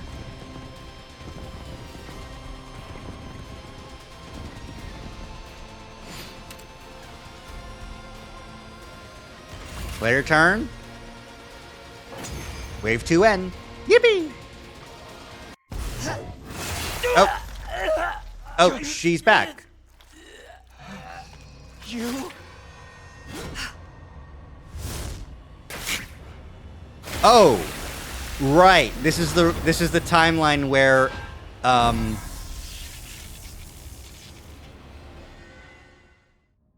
offering to my magnificence. I commend you. she didn't it didn't look like she absorbed the hemoanima. She just stabbed him. With this, Okay, I no. am one step closer to becoming a god. God! I will be God! Wow! Cannibalism! Why are you happy about it? She's absorbing her allies' power to get stronger. If we're not careful, we'll just be food for her. Damn her. We have to stop her here and now. Here goes. And then we tried our best. Bow down! Bow down. Oh, no, this is actually a fight? Do I skip this? I don't think I skipped this. Please don't skip this. Please be real. Fuck. Ugh. That seemed like it would be a fun battle. Damn it. I am the paragon of hope. Freshness. To inflict such a grave wound on someone as great as I seem to have underestimated you. Okay, so since she didn't absorb Parkon, I think, maybe? Maybe that's why she's not as strong and we don't need the nuke? I won't let my guard down. Slowly but surely, I will gain power. And when I have it, I'll become God! With a fearless smile on her face, Veshnius took her leave. Cool. I don't think that battle was close enough to the original one that I should have been able to skip it. Didn't have any time to think about Kurata today. It was the first day in ages where she wasn't front and center in my life. Wonder how she's feeling. Give it up for day 34! Get ready for your 34th day of act. Prepare to be ready to... 16 days left until I decide what happens to my relationship with Kurata. The moment I woke up, I counted the days as part of my routine. Wonder what I'll decide to do about our situation. and I wonder how the two of us will feel about it. Once again, I was contemplating questions with no answer until... It's me. I'm coming in. You bet. Today I'm not going to overthink. I'm just going to focus on my time with Kurata. What's with you? You look awful. Are you still tired from yesterday? I feel about the same as always. Anyway, what kind of movie are we watching today? The Osuzuki Cinema is closed today. Huh? Osuzuki Cinema?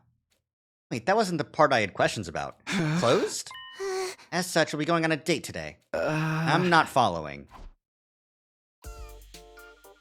The Leisure Lounge! Get...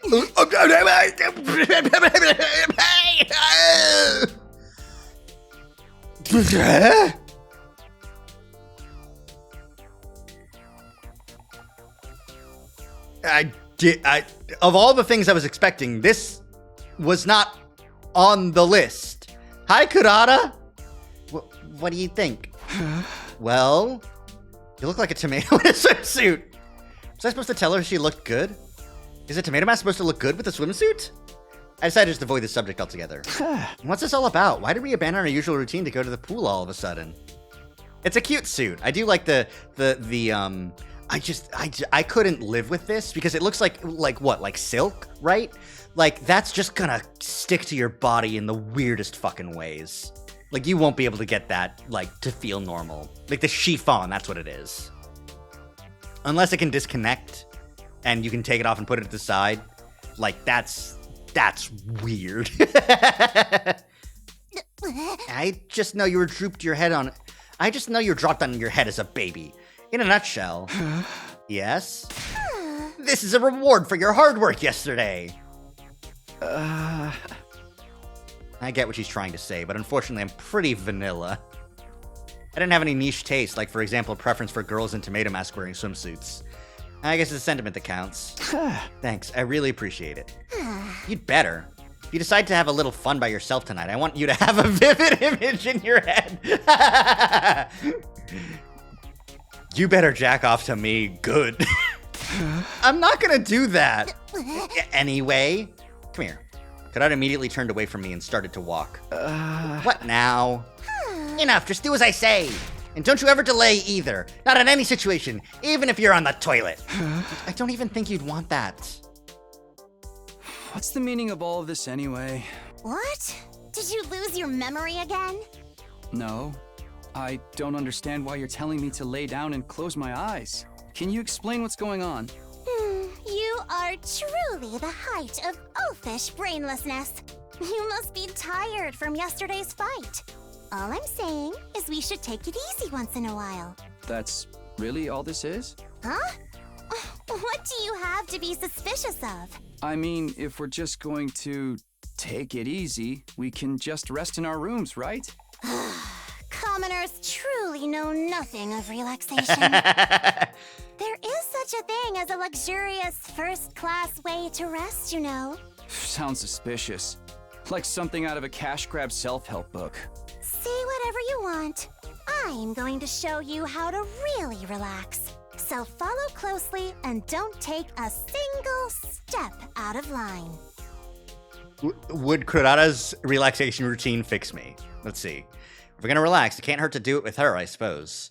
Won't hurt, right? Picture this. We're no longer at Last Defense Academy. We're at a resort somewhere. We don't have a thing to worry about. You can hear birds trill in the distance, and every once in a while, a soft breeze caresses your skin. I wasn't expecting me kissing Hideko to result in Kurata ASMR.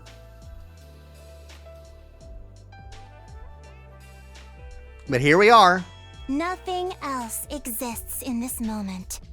That is all there is. I'll try to imagine how Kurata described it. We're no longer at Last Defense Academy. We're at a resort somewhere. Birds trill in the distance, soft breeze. Wasn't Takumi always being ordered around? Well, he's a little bitch boy, you see. Are you going to sleep forever, you idiot? If you don't wake up this instant, I'm gonna shave half of your head bald and you look like a greasy metalhead. Jesus. Don't be mean to metalheads. No, anything but that.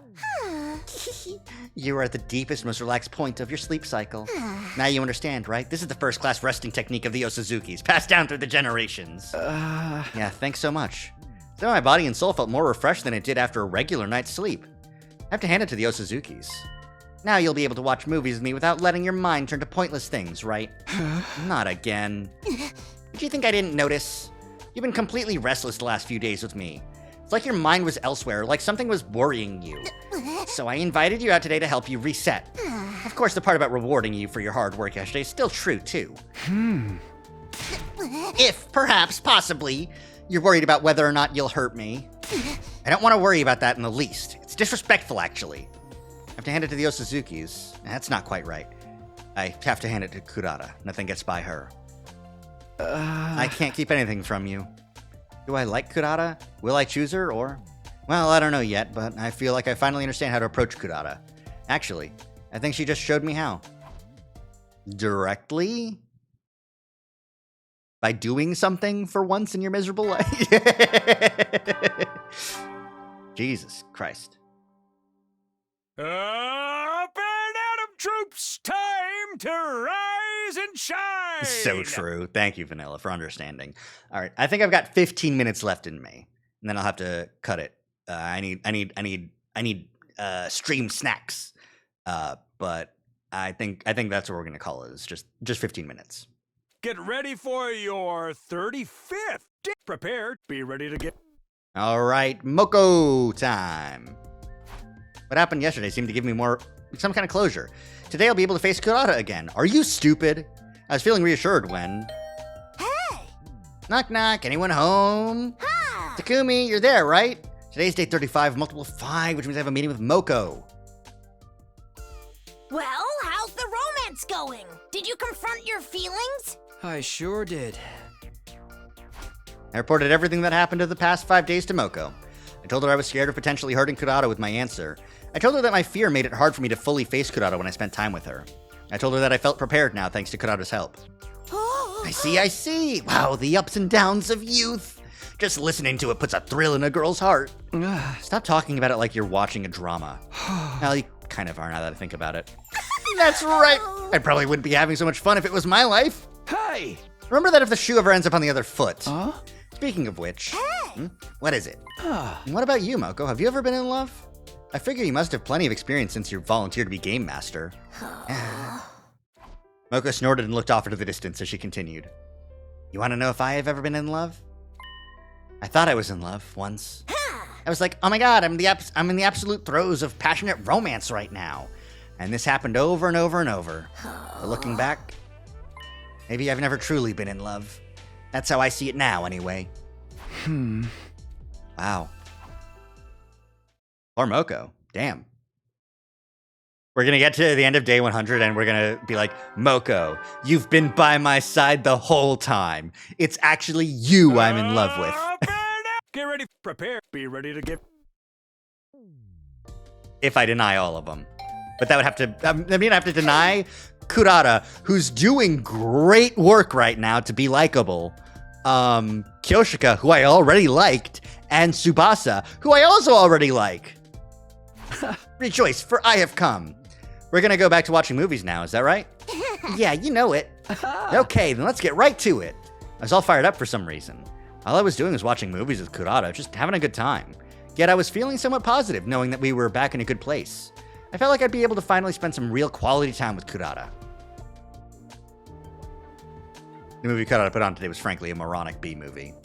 3 hopeless, stupid teen boys with 0 experience with girls were competing to see who could be the first to pull a woman. But they had no hope of smoothly working over a girl. The harder they tried, the worse they fumbled their chances, until eventually the local bad boys had it out for them. Sigh. Boys are the dumbest creatures alive! Is sex the only reason they do anything? You cavemen would have nothing to live for if it weren't for your hormones. These guys were definitely stupid, but aren't you being a little extreme? I don't think so. Anyone can tell it applies universally. I bet you're treating your body like an amusement park ride every night. That's conclusive and irrefutable proof of how dumb boys are. Excuse me! Why do you all insist on acting like you're not filthy animals when the whole world knows you're depraved? I can't stand how nasty you all are. Here, just go ahead and demonstrate for me how repulsive boys are. Go ahead and debase yourself since it's so natural to you. Kurata, are you a bit of an exhibitionist? I'll observe closely just for you. Hey, you can't joke like that. Acting like you're beholden to common sense. Ridiculous, you're a boy after all. In elementary school, they research which letter of the alphabet is most curvaceous and sexy. In middle school, they act like entering 58008 in their calculators the height of achievement. And in high school, they calculate the day their parents conceived them by counting backwards from their birthday. And I can tell you've done all of the above. I mean, yeah, but don't make it weird. Takumi, you piece of shit. Boobs is funny, but I've never calculated which of the letters is most curvaceous. I realized a second too late that was probably the wrong response. But more importantly, I mean, you're one to talk. Excuse me, are you lashing out and trying to humiliate me like a girl would? What a shameful commoner mindset. You think you can hurt me like that? No, you're right. Guys are despicable idiots. But why do you know so much about us despicable idiots? What? What are you getting at? You have such vast and specific knowledge of worthless, gross boys, which means you're interested in them, which shows you like them. No! Yes, if us boys are filthy insects, then that makes you a bug expert. Fucking got her ass! Fucking game, set, and match. Eat shit, Kurata. You love dumb, nasty boys so much, you can't get enough of them. Got her. The fucking sound of the convincing game, like, shatter, like... That was the plan anyway. I did humiliate myself a little in the process. Today I was supposed to get a fresh start and truly face Kurata again. I had myself convinced I was going to finally be able to spend some quality time together with her, but... Is this really how it was supposed to be? I didn't really have to think about it. There was no chemistry between us. But even so... You really do have a room temperature IQ. Same to you. Things just felt right. Yeah! They're combative!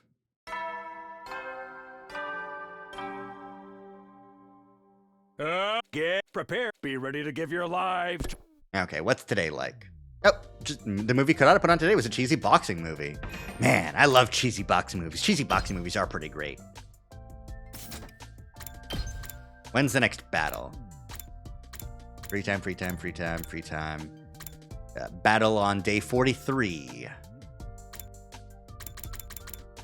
And then 48. And then 50s, I don't know. They just like to riff on each other. It's true. It's great. A delinquent young man loses a fight for the first time and falls into the world of boxing as a result.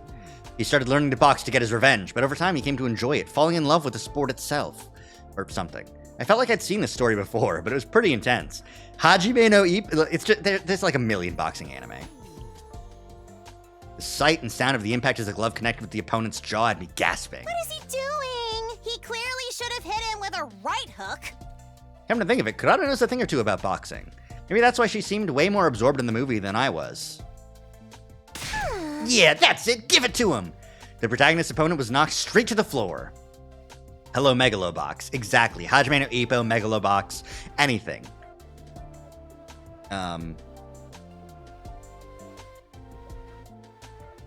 There's others. I can't remember, though.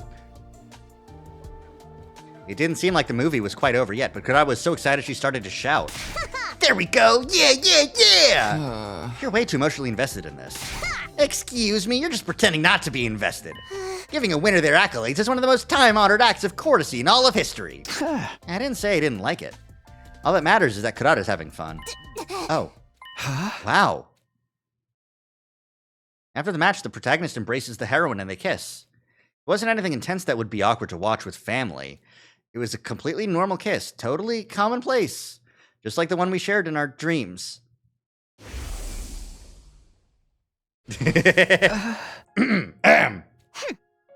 I felt strangely tense, but why? Maybe I was worried that this would somehow lead to something actually happening? Maybe I was worried she could tell I was thinking about that dream. I wasn't sure why, but I definitely could feel my pulse speeding up in my veins. Makes you think about that dream, doesn't it? Sure does. And I could tell from the slight waver in her voice that she was nervous too. Guess it's only natural. Anyone would be nervous after having a dream like that and then seeing it play out in a movie. But still, would my heart be racing like this if it wasn't Kurata beside me? It's entirely possible that she's the reason I feel like this. Right? I sure wish someone could figure this out for me. Things would be easier if someone could peer inside my head and tell me exactly how I feel about Kurata. Poor bastard. Up and Adam troop, get ready, prepare, be ready to... I can't believe we're going so... Movie Kurata put on today was... You have to decide for him, Zack. It's true. The soul needs to decide for Chris. In one word, horrible. It dragged on forever and it was boring. It was erotic, gory, and incomprehensibly philosophical. The plot was way too complicated. Yet I still held on in the hopes that if I watched until the very end, I might actually get something out of it. Instead, I got an unsatisfying, vague ending. After watching so many movies together, I figured Kurata and I just didn't have similar tastes, but we were on the same page when it came to our feelings about this one. Garbage, trash, 0 stars, bargain bin, waste of film, the absolute worst the industry has to offer. I completely agree. It completely sapped the life out of me just watching it. I have no idea how this movie was received, but even if the critics raved about it at the time, I personally will never let the producer who gave this film the green light or the director live this down. If I ever cross paths with them in the future, I'm gonna tear into them with the nastiest, most caustic critique anyone's ever heard. Hey! Please chew them out for the both of us. I thought something was off from the very start, too. Even the credit font was beyond lame. Everyone knows God is in the details. Well, if this movie taught me anything at all, it's that the details give away exactly how horrible something is, too. What is the title even supposed to mean, anyway? The two of us tore apart the movie from its most obvious flaws to our smallest nitpicks, as I was trying to regain the time we'd wasted watching it. By the end, I was starting to feel a little guilty for laying into it so hard. Maybe the director had to film it because of a contract and didn't really want to put it out there. Besides, we're not even riffing on the movie itself anymore. We're just making assumptions about their personal lives. Who are we to act like we know anything about their strength of character? You dummy, don't get all wimpy on me now. That director and producer are persona non grata for this garbage. They should apologize to us, the whole world, for tainting the world with this trash. Who's gonna make them pay if we can't stick to our guns? We're in trouble. Come to the cafeteria right away. Moko burst in my room without ringing my doorbell. Huh? What happened? Where's the fire? If this isn't serious, I'll never forgive you. We're trying to deal with a matter that concerns the well-being of the entire world here. Nozomi collapsed. Oh, shit. Rejection symptoms. Uh-oh. When Kurata and I arrived at the cafeteria, everyone was there except Nozomi. Moko immediately began to explain what happened. Just minutes ago, Moko and Nozomi had been eating in the cafeteria when suddenly Nozomi started to get clammy and sweaty. She collapsed and fell unconscious. Yugamo examined her but couldn't figure out the cause. Right now, Nozomi was sleeping in her room. I instantly knew what it was. Rejection symptoms. I told him that Nozomi had gotten the power of Cryptoglobin through a different experiment than the rest of us, and that her rejection symptoms were a ticking time bomb. But I wasn't sure why they kicked in so early. It took longer last time. Maybe coming back from the future stimulated her hemoenema and hastened the problem? At any rate, I know what needs to be done. If I'm not mistaken, this didn't happen in the Cult of Takumi timeline. Nothing this way. I know what needs to be done. We have to get her to absorb hemoenema. If we do, we can control Nozomi's rejection symptoms. There was just one issue. I only knew this because it wasn't my first time living it out. I couldn't tell them that. I couldn't let them know about the time travel for their own sakes. There's no way I'm just going to let Nozomi succumb to this. Which means I might know how we can help her. You might? What does that mean? I had a dream about it. I decided to lie. A dream? A dream about her collapsing like this. In my dream, she absorbed hemoenema to restore her health. So then if we get her to absorb it like she did in your dream... how utterly unrealistic. It's just a dream after all. But my dream was fated. It will be reality soon. I'm positive Sir Takumi has truly developed the ability to tell the future in his dreams. Shut up, you. You're just complicating things. If Takumi's dream was right, that means we can bring her back to normal with hemoenema. In other words, we can't do anything until the invaders show up. Nozomi's gonna have to suffer until the invaders attack?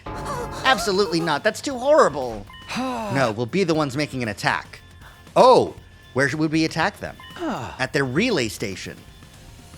They go from their main base to a relay station before they attack the school. I saw it in my dream. I can lead us there. I see. I would have been hesitant to make a move on their main base.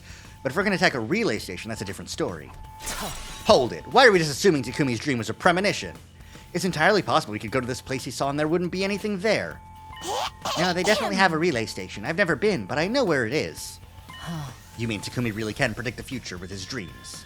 It sure seems that he did this time, if nothing else. Aye, all we gotta do is get over to that relay station. I'm not sure about that. Huh? It is the duty of the Special Defense Unit to protect this school. What happens if there's an attack while you're away? It's just too risky. According to your dream, Kirifuji will get better if she absorbs enemy hemoanima, right? Why not just wait for the next enemy attack? But there's no guarantee Nozomi can hold out that long. You can't benefit from the Revive-O-Matic if you leave. In fact, it's more likely you'll suffer further casualties. That might be true, actually. It's way too dangerous to fight a commander outside the school. Do people not know about Kako's premonitions? In this timeline, she didn't make any premonitions. At least not yet. Then how about a task force, like when we went to Second to Last Defense Academy? It would let us diminish the risk. Yes, that would prevent us from getting completely wiped out, but that's all. If you want to talk risk management, it would compromise the task force's chances of success. Sumino, you understand, right? Now is not the time to take risks.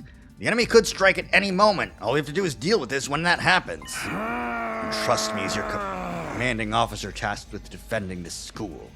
Right. I've never seen this Sire sprite before. Sire's making plenty of sense, but I knew I'd met you before. I'll go by myself. I know how to help her. There's no way I'm just gonna leave her like this. You're that determined. You're ready to do whatever it takes to defend her. Is this what you do for someone who's just a friend? Who is Kirifuji to you, Sumino? She's not just a friend, she's an essential member of our team. Takumi, you have touched my heart with your words. I'll go with you. We can't abandon Nozomi. And I'm coming too. This is just what I need to sober up after my energy drink bender. I'm going too. As Nozomi's friend and part of the Second Last Defense team, I can't just sit around doing nothing. Everybody. Sir, surely a task force is acceptable, yes? If it's the relay station I'm thinking of, it's possible to go there and come back in less than a day. Fine, but just 4 of you, plus Kirifuji for a total of 5, okay? You'll let us do this? It seems pointless to try and stop you. Just make sure you're fully prepared before you go. Got it. We'll start getting ready tomorrow morning and leave at night. We should be able to get to the base on day 40, then we'll return on day 41. That should be fine, right? Yeah. Promise me you won't do anything reckless. Your number 1 main objective is defending the school. We absolutely cannot afford any losses. Right. I should send Nigo with you. Nigo, provide them with support. Huh? Me? I'm a little scared, but yes, sir! Okay, task force members, meet up in the parking lot tomorrow night. Got it. I'll bring Nozomi. Let's call it a day. It's already late. Sorry, Kurata. All right. That's where we're going to have to end it for today. Up and Atom troops, time! What if they encounter the mind control commander? And that's true, but... Oh, yeah, no, because I guess the mind control commander in the Cult of Takumi route attacked Second Last Defense Academy, and no one was there this time. If that even did still happen, you know? It's tough. It's tough to say. But this is where we're ending it for today. Whoop, that's the autosave. I can't, ugh. What a strange route we ended up on. Shoma's not on the task force, yeah. But I guess Moko could get mind controlled. But no, we would still need to defeat the commander to save Nozomi. So I guess just defeat him? Which I can definitely do without getting mind controlled.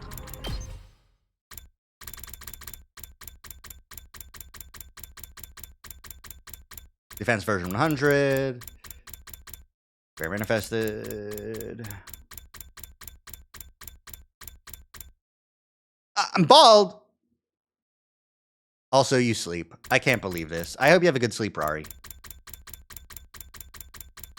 We are also going to sleep soon. So have a good night. We'll join you in the dream world soon. Nobody better have no dreams about kissing me. Bald gaming. We're not gaming, we're reviewing VODs. Ah, bald cheesing! That's unbelievable. I can't believe you do this. I can believe it. It's quite clear. Okay, so updated double cheese. That's rough. Updated video that it's just the same one but without the shock because we don't need it anymore and we're saving time. Does that also mean there's an updated stabbing? No, we did the updating stabbing. There's no updated hand holding though.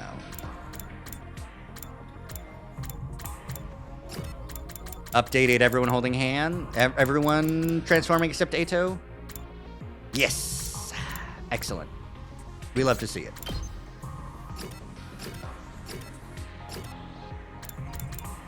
The fucking zero escape route that we just lucked out of. You can see that this would have kept going if we didn't fucking eat major shit. And now we're in the dating game route.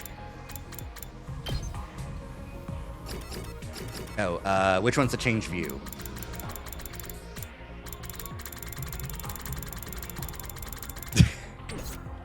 Very funny. Okay. Fucked up. I don't know if I want to keep going with this route in the future, or if I want to go back and do the other one. I don't know. I couldn't tell you. I do think that's my next route, is don't kiss Hideko and fall off and die a Looney Tunes ass death and get my memory reset and then have a weird ass fucking dream about kissing girls. Couldn't be me. But yeah. Hopefully when we go back and we do the route again, we'll be able to do, it's while the dating route branches from the Hideko escape route. It's true. It's so weird. My hair's back. Thank God. All right. Now that I have my hair again, I want to dream about kissing girls too. Why can't we dream about kissing everyone?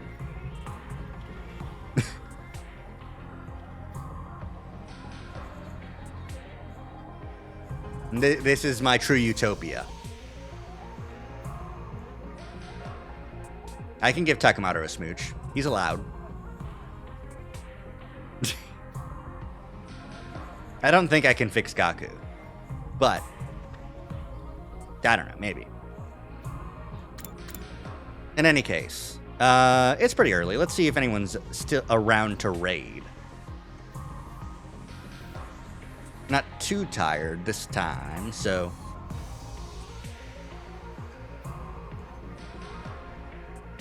Ah, Great Ace Attorney Chronicles.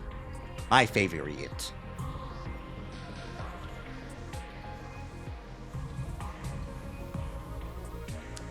Now, they've been live for 2 hours and they're on a save menu. They're definitely ending soon. Yeah, they're ending soon. I can't raid into an ending stream. I'm learning.